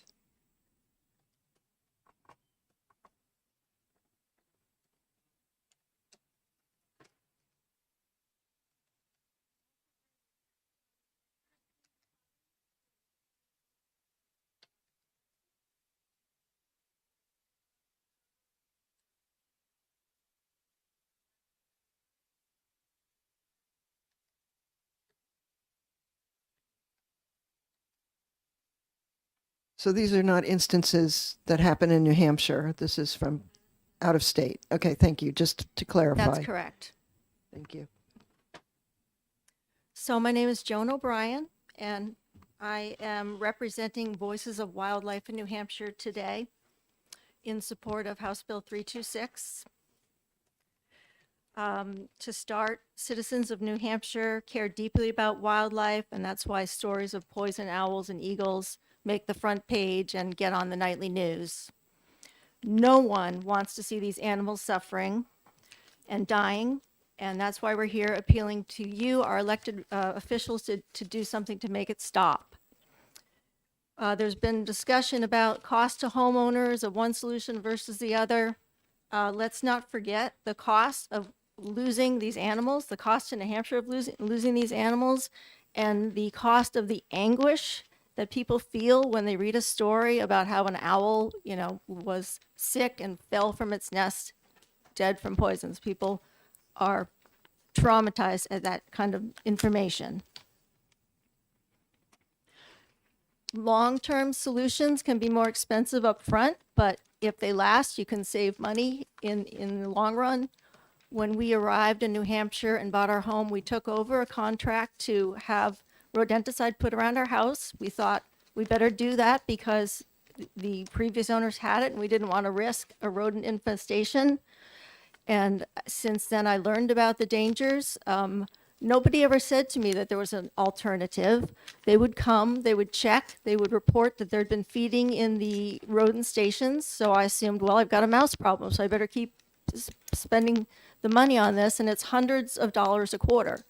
So you take that and put it into some, upfront solution, and then you don't have to pay, these quarterly bills, which is what I did. I used copper mesh and I mouse-proofed the house, and I haven't had a mouse problem since. It's well documented that these poisons have a negative impact on wildlife. We've gone through all the studies today. They're in your packet. One animal nobody has mentioned, I don't believe, is the northern harrier, which is a state endangered bird, which would also be, vulnerable to eating these poisons. And New Hampshire Audubon found just one nesting site in the whole state for the northern harrier. We don't want to lose that bird.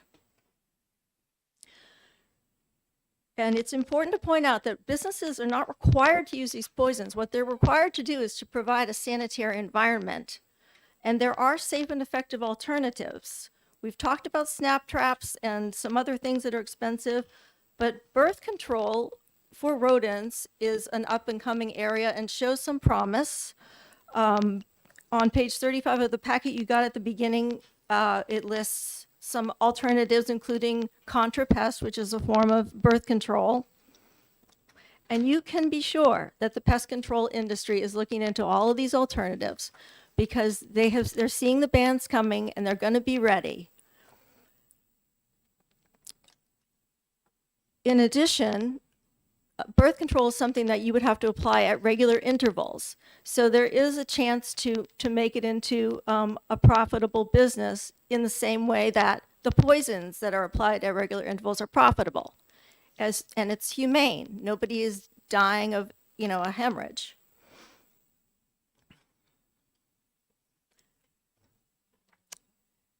And I just want to say one last thing is that British Columbia had a moratorium on these second generation anticoagulant rodenticides. They instituted a moratorium for 18 months, during which time they did a study.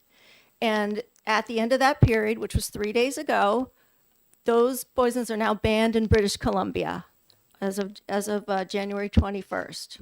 So I think we would find whatever they found if we did a study. I mean, animals are the same everywhere, and the poisons are the same everywhere. So thank you for taking my testimony.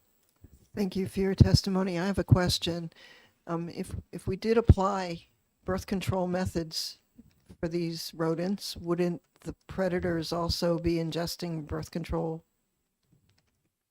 chemicals? I suppose they would, and I don't know about anything about what would happen then. Thank you. Any other questions from the committee? Seeing none, thank you for your testimony today. I'd like to call Kurt Ehrenberg from the Humane Society of the United States.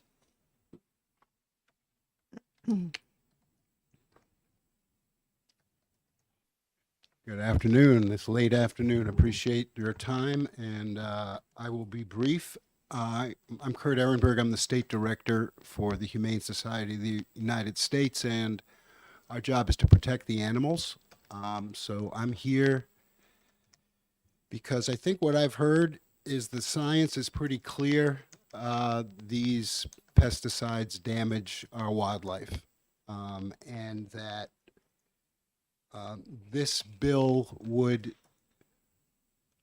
not allow these pesticides to be used, but I have not heard that that would be all that impactful in terms of the residential use of these former types of pesticides.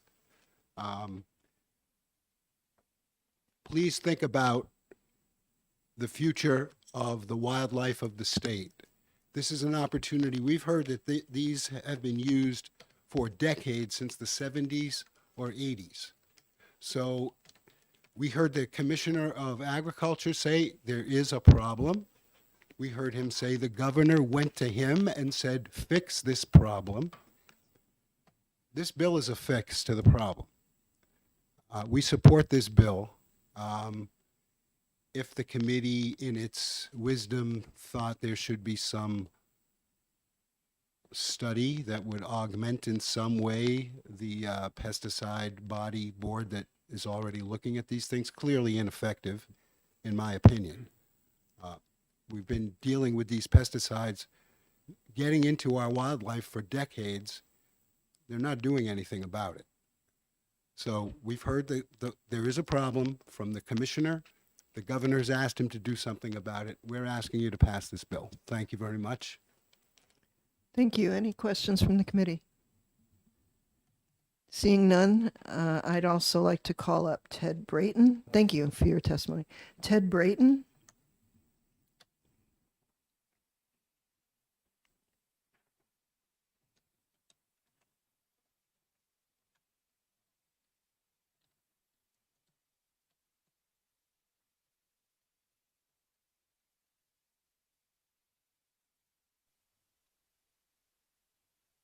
Put on your microphone. There you I go. thought I saw red from the back of the room. Well, Thank you. Welcome. Thank you, Madam Chair and members of the committee. I am Ted Brayton, the Public Policy Chair for the New England Pest Management Association, the trade association that represents all of the pest management professionals in New Hampshire, and I am here today to oppose House Bill 326.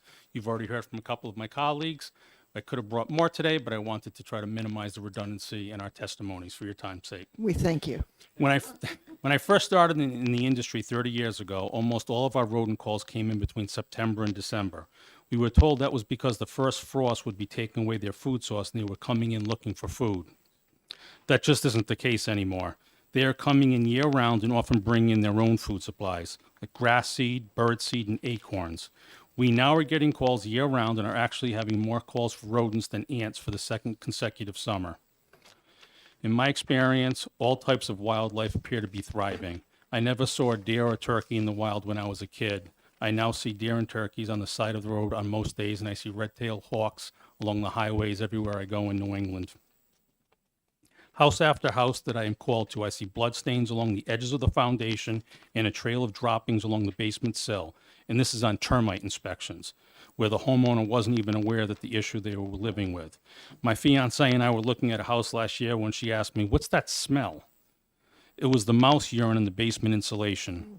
Rodents are destroying insulation, house wiring, jacuzzi motor wiring, wires and cards, and stored items in basements and attics of people's homes.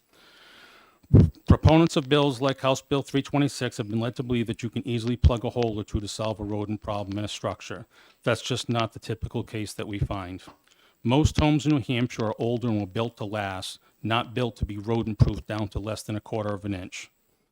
With low porches, ground-level decks, cinder block, brick, and rubble foundations, dirt floors, inaccessible crawl spaces, utility line cutouts, and finished basements, most openings aren't accessible even if you could find them. Most small business owners and tenants living in multi-unit housing have all of these challenges, plus shared utility lines and foundations to contend with. It is neither fair nor necessary to take away the most efficient and cost-effective rodent control materials, the second-generation anticoagulant rodenticides, and limit their options to slower, less effective, and more expensive options like traps and first-generation rodenticides. And the poor folks in the restaurant, hospitality, and tourism industries. Most have barely enough staff to keep their doors open. Have you gone to a half-empty restaurant lately only to be told it's a 25-minute late? They are also lacking the staff to do things to help battle rodents and insects, like rotating stock and improving sanitation. They are only a couple of negative reviews away from having to close their doors permanently. Let's not make it any more difficult on these struggling business owners. The EPA is in the process of finalizing some new rules regarding SJARs that will increase training requirements and restrictions on licensed structural applicators like ourselves that apply over 90% of our rodenticides inside the structures, not out and near the fields and the woods. They are also severely restricting rodenticide access to homeowners for agricultural applications where I would think the intersection of wildlife is much more likely to be happening. I ask that you not get ahead of the science in New Hampshire and continue to leave the pesticide regulations to the EPA and the Division of Pest Control within the Department of Agriculture, Markets, and Food. As for an update from California, I have several colleagues in California. I believe this rule has been in place for about a year.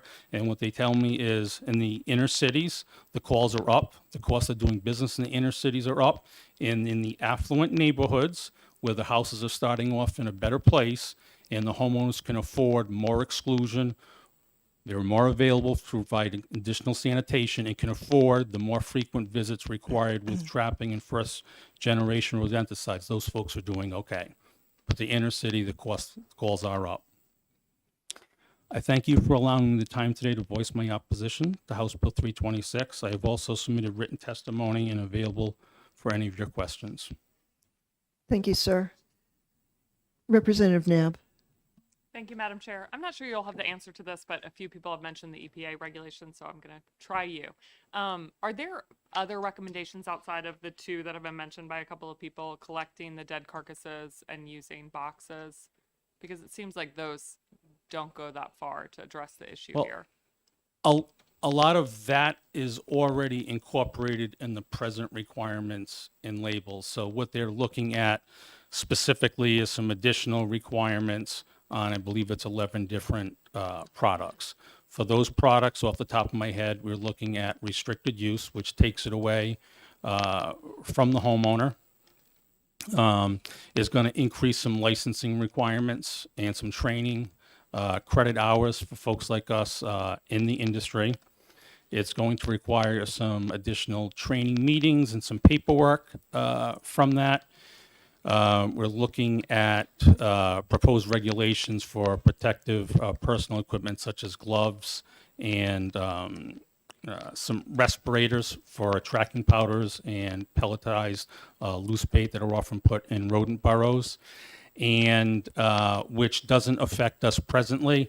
They have some more stringent requirements that they're proposing in place in areas where they have documented endangered species, where they are much more restrictive as far as what can be used, how long it can go out, and then regular documented rodent carcass searches. And obviously that's the bulk of it between now and what's being proposed. Any other questions from the committee? Seeing none, thank you for your testimony. Thank you very much for your time today. I actually have an extra question for Mr. Rousseau. and his colleague. And that is just a personal, question with regard to the chemicals that have been used, or the chemicals that we're talking about. I'm wondering, is there any kind of chemical that could be combined with these rodenticides that would result in the rodent being unpalatable to a predator? Do you know of anything like that? Great question.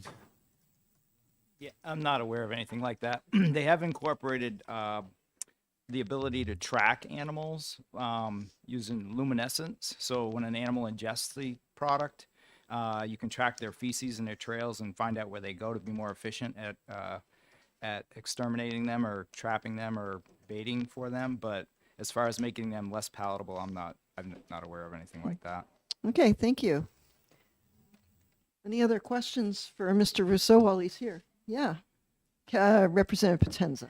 I'm so glad she brought you back up. So, I'm for, of course, less government, all of that. I don't want encroachment on businesses. That's my core. But when listening to all of this testimony, it just seems to me, I think that the bill could be written so much better.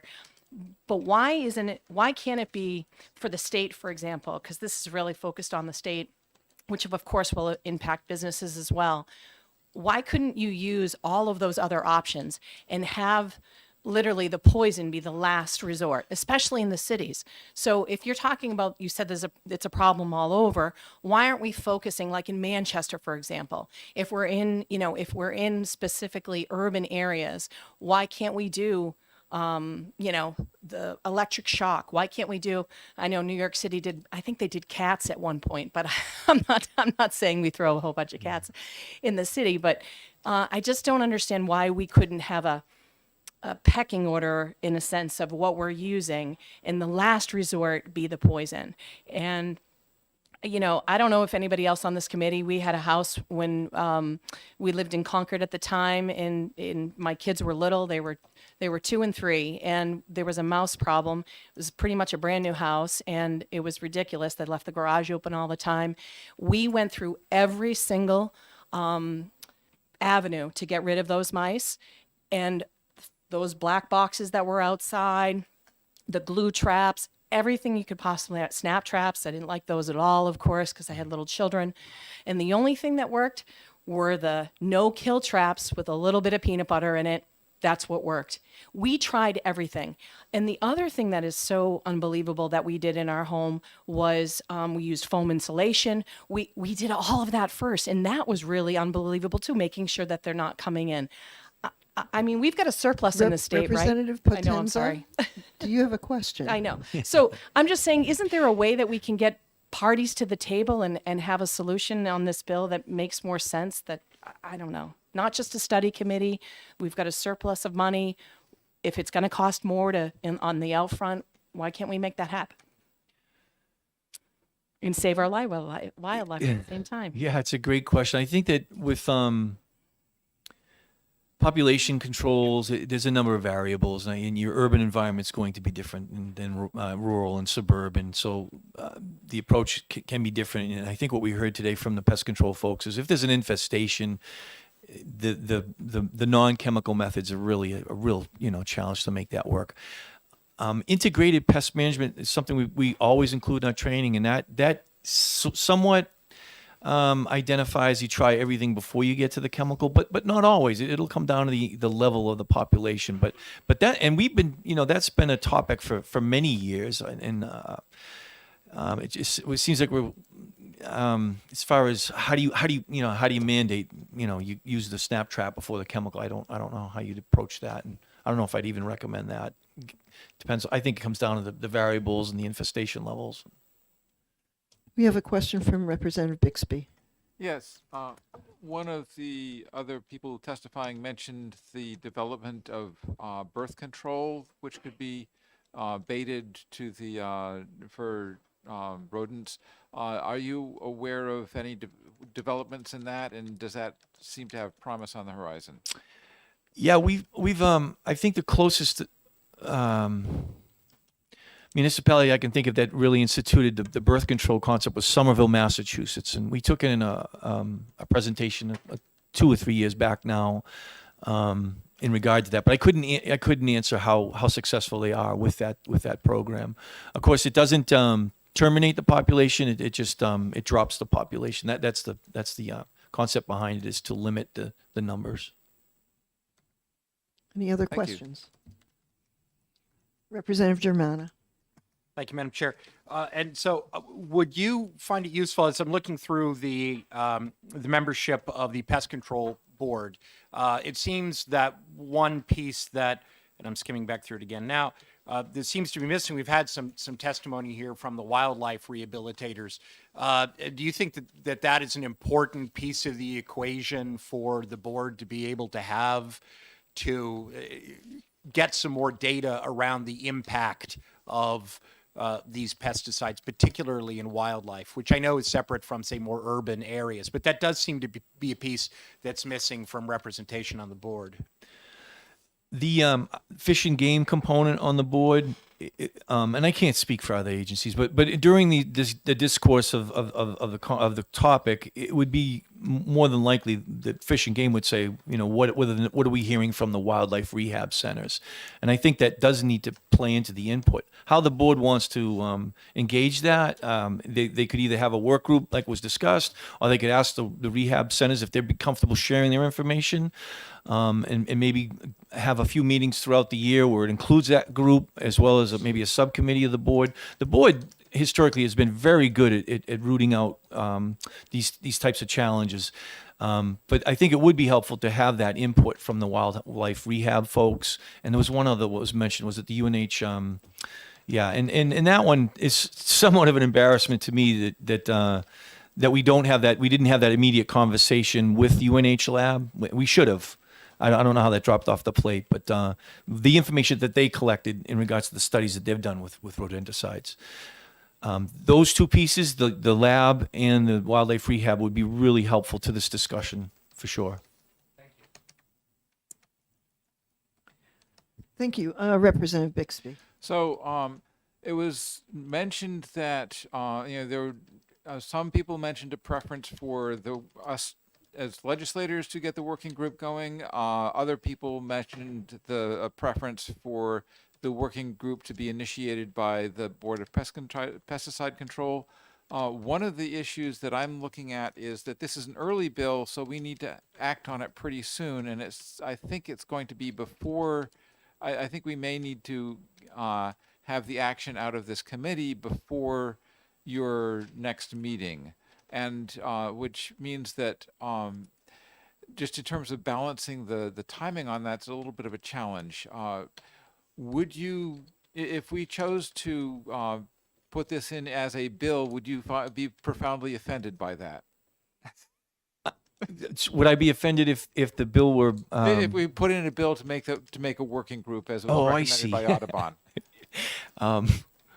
It's going to happen. There'll be an action by the board, whatever they determine as far as the work group itself. And as I mentioned, the board meeting's coming up on February 6th, and they're aware of what's going on here, and they'll probably want to include that information from the other groups. I mean, that's how they go about their businesses. They try to gather as much information as they can to address the concern. So yeah, I don't know if they'd be offended. I don't know if I could answer. I'm not on the board, so okay, yeah, I don't know. Yeah. Thank you. Representative Murray. Thank you, Madam Chair. I did just have one follow-up question with regard to sort of the communications between whether it's UNH, Fish and Game, yourselves. I know that when study committees are formed in this body, or there's other working groups that oftentimes other departments are carbon copied on those types of things. Is that a best practice thing, or is that something that is outlined in statute to you all to ensure that is facilitated so that nobody's sort of missing one another in the future, that sort of these communications for studies like you mentioned with UNH aren't missed and you do receive them? Yeah, I'm not quite sure I understand the question of but we typically, when a pesticide issue comes up, we are notified a study, especially if it's within the state. And I'm not faulting, whatever the whatever the communication breakdown was. I think it was an opportunity that came up. There was some money available offered to Fish and Game to have that study conducted, and I think the lab just happened to be the best place for the I don't think it was a situation where someone just didn't take the time to say, oh, we got to pull pesticides in this discussion early. So no, we're not always obligated to, whenever we do outside topic work, to immediately contact, other agencies. We do it as a practice, and I think we're darn good with it in this state, actually. But that one fell off and I think it fell off the table because someone was trying to do the best they could. They had an opportunity. I really believe that. Sure, Representative Murray. Thank you very much. And to be clear, that's what I was just trying to make sure, that there wasn't something that needed to be stipulated so that you all could talk to one another or something like that. Thank you. Representative Nab, you have a question.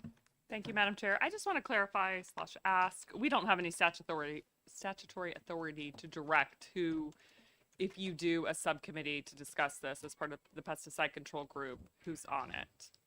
Like, is there a way for us to say, hey, could you make sure you include the Audubon Society and, a wildlife rehabilitator, outside of creating a separate working group that is sort of gonna, in a lot of ways, overlap what you're already doing? Yeah, I don't even think I could answer that about statutory authority and the specifics of a work group. I think if you pass a law, I mean, we have to abide by it, but I don't know how that would work. But you're with the board. amenable to having such groups on a subcommittee? Again, I'm not on the board. I would recommend that to them, and typically when the division recommends, especially a study, they're pretty amenable to bringing that as part of the discussion. And earlier, a discussion of birds was mentioned, and we did pull in people from outside, and that's pretty much standard practices. You go to the experts, and if the wildlife rehab folks are seeing this on occasions that they mentioned, then I think it's fair game to say, what does that look like? How many animals and whatever other information they have. So I can tell you right now, I'm going to say this to the board on February 6th, that we ought to invite, wildlife rehab representative and UNH lab to this discussion and go from there. Thank you. Thank you for your testimony. And we are out of pink cards. If anybody else would like to make sir, back there, please fill out a pink card and pass it up front and have a seat. You can fill it in after he testifies. Yeah, you can fill it in after you testify, but please state your name and where you're from. Yes, thank you. I'm Paul DeBoe, Grafton County, New Hampshire Fish and Game Commissioner. I'm on the legislative subcommittee with that group, and they asked me to come today because I'm actually a wildlife control operator. I don't use these baits. I seal up houses like the guys were talking about, the exclusion process. So I'm very familiar with that. My squirrel work does not cover mice. I never give a warranty on mice because they just show up, and they continue to show up. Our subcommittee talked about this at great length, not quite 3 hours, but we talked about this at great length. And we chose not to take an side on it because we're certainly worried about the chemical traces that are showing up in the predators. And we understand the difficulties of controlling agricultural pests and health and safety pests. And we went back and forth on it and decided the Division of Pesticides is on a working group with it already, and EPA is working on it. So we'd like to kind of ride it out and see how it goes before we come back to it. The study from Fish and Game, I'm quite familiar with it. And I apologize, Madam Chair, for laughing out loud when you asked about predator populations, because there is a special interest group in this state that feels like the foxes are dying off because the trappers are over-trapping them. And we have a reduction in trappers. We've had a poor fur trade. And so that study was actually because there was a good information that there was a strain of distemper going through the fox population. So an individual raised money, and the lab at UNH was excited about having samples, and they were testing for a whole bunch of stuff. And so these traces of anticoagulants came up kind of as a sidebar and wasn't really part of this study. They were looking at distemper and the prevalence of it in Fisher, gray fox and red fox. And I actually contributed a few animals to that study because I'm a trapper. So that's kind of the background on it. It was kind of a side thing that came up. I don't know if Fish and Game was officially doing a study. It's just that their biologists had a relationship with the UNH lab. And so, you know, and as science goes, it was a one-off. You know, science likes to repeat things. So it wasn't like a formal paper. It was just a summation. And you'll see in that article that was provided, they found trace amounts with no continued research as to whether or not it had anything to do with fecundity or reproductive behavior and anything like that. So that was the background, and that may be why it did not get transferred over to the pesticide board. So that's the background I have for that. Thank you so much. Any questions? No questions. So thank you for that. Thank you. And Anybody just else? in passing on the foxes, being so many foxes, there's a lot of foxes. And with my sister owns a feed and grain store. And during COVID, she got sold out of all the chicken feed, the bird feeders. I think during COVID, we had a lot more bird feeders come along, and our transfer stations are understaffed. I think there's a reason we have a lot of rats. Yeah. And I don't necessarily know it's because we don't have foxes. So just as a question I had asked earlier, have you found that there's a decline in the predator population? I personally have not seen that. The way that the state tracks it is by fur reports provided by fur trappers. And the number of fur trappers have gone down significantly. In the age of fur trappers, you've got the elderly guys that do it a little bit, and you've got a lot of young guys that aren't as experienced. There's a lot of things and dynamics why that curve looks the way it looks. So the special interest groups wants to stop trapping foxes, but we see them all around our houses. We've got bird feeders, we've got chickens. I mean, they're everywhere, but the trappers aren't chasing them like they used to, and that's a statement separate from the commission. That's my own kind of experience. So Thank you. thank you for this. Appreciate it. Any other person who'd like to speak? Ma'am?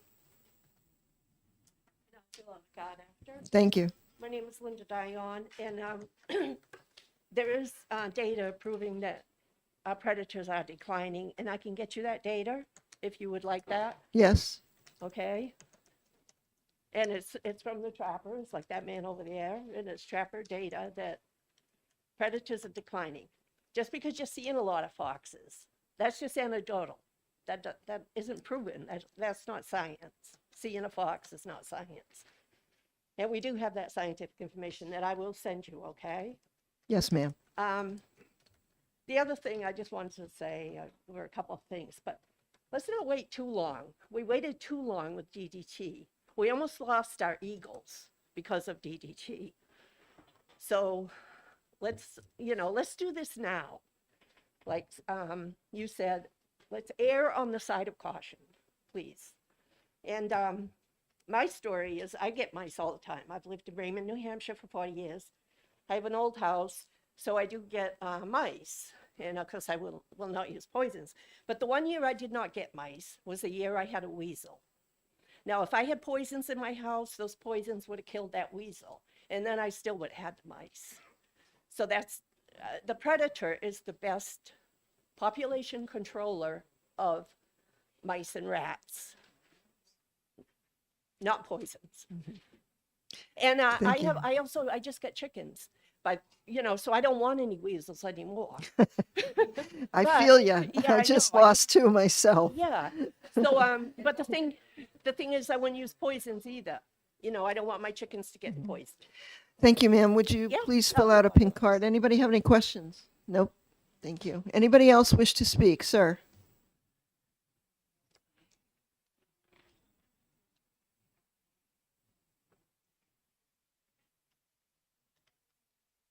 Please state your name, where you're from, and when you're done, fill out a pink card. Absolutely. Madam Chair and committee, thank you for hearing all of this today. My name is Jeff Trainer. I am a pest control business owner from the southern portion of the state. I reside in the town of Mount Vernon. I've already submitted written testimony to you guys, I believe yesterday, so I'll keep my points brief because I'm sure everyone wants to get out of here. I wasn't even going to testify, but I just wanted to round some things out that I've heard while sitting here today. When I first heard this legislation was coming, the first thing that came to mind after 20 years of doing rodent control was, do you want typhus? Because this is a good way to get typhus. We need to control our rodent populations. I have a very unique position here because in addition to being a pest control professional, I've also worked voluntarily as a citizen with the New Hampshire Fish and Game Department as a trapper, procuring and submitting carcasses from some of those animals that subsequently tested for these materials. Now, again, I could get into the dynamics of rodent control and the importance of it, but I just wanted to emphasize that one of my first rat calls was about 20 minutes from this building. And it was such an impactful infestation that the rats were actually nesting in a baby crib mattress while the child was sleeping there. Oh, dear. And again, my position in my job is not glamorous by any means. There's no joy in doing pest control. It pays the bills, but it's certainly not the most glamorous job. But the point I want to make with bringing that example up is the individual that lived in that house was attempting non-poison attempts for months and months before it got to that point where the state actually had to come in and mandate that they get some kind of professional pest control to deal with the situation.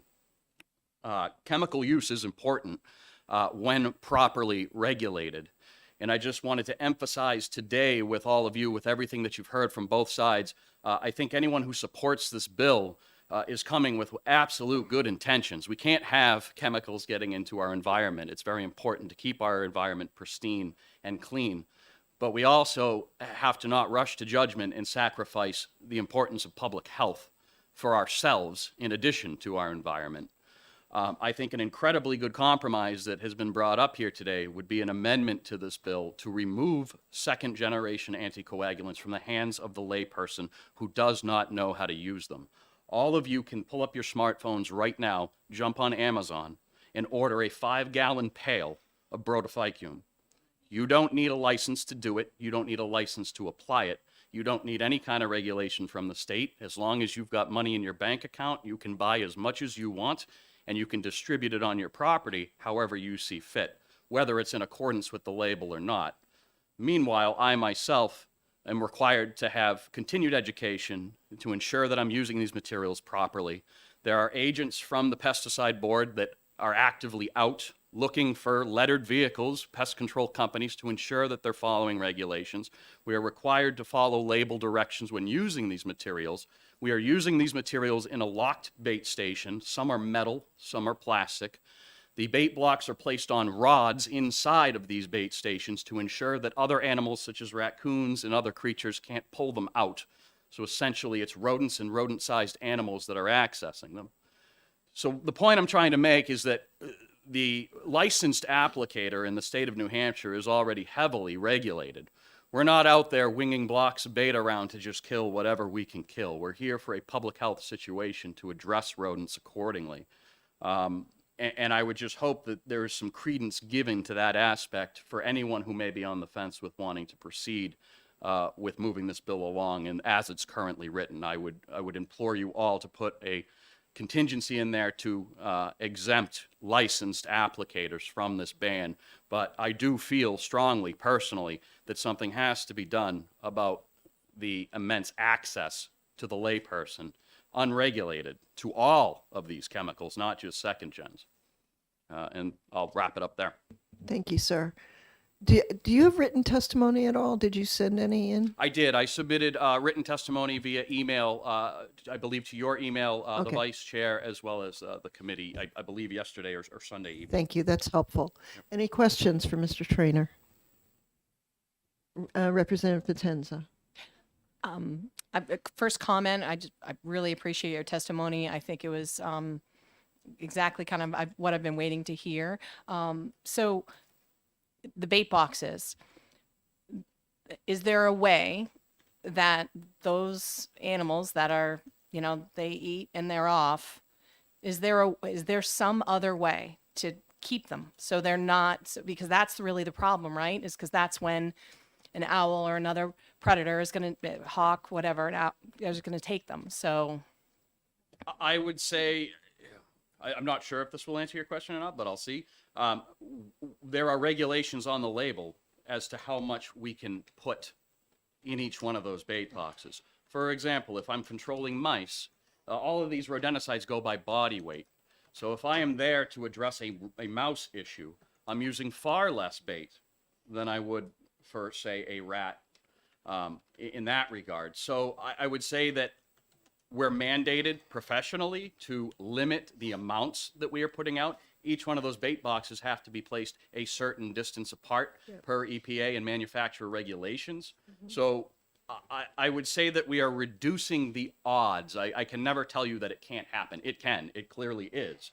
But the point being that in a professional standpoint, there's far more regulation on how we are distributing that material and where it's ending up, as opposed to someone that can buy the same exact bucket that sits on my truck. And let's face it, I'm a dad. First thing I do when I get a new stereo is throw away the directions and do it myself. I'm not reading instructions. Yeah, it's fine for a stereo, not so great for hazardous chemicals. And the fact that these things are just readily available to the public who has no experience or no regard, unbeknownst to them, I think is the bigger concern. So I guess to answer your question, we're regulated in how we're putting that stuff out to minimize the odds of that material getting out. Additionally, my company, we mandate with all of my technicians and myself, carcass cleanup. So when we go back to a rat infestation, if we find signs of dead animals or we visually see dead animals, we are picking them up and disposing of them accordingly in a bucket and then in a dumpster so that we don't have any contamination issues. Thank you. Any other questions from the committee? Seeing none, thank you very much for your Thank you for your testimony time. this afternoon. Anyone else? Okay, I think that we have talked this enough today. I appreciate everybody's time and attention, and I will call this hearing closed.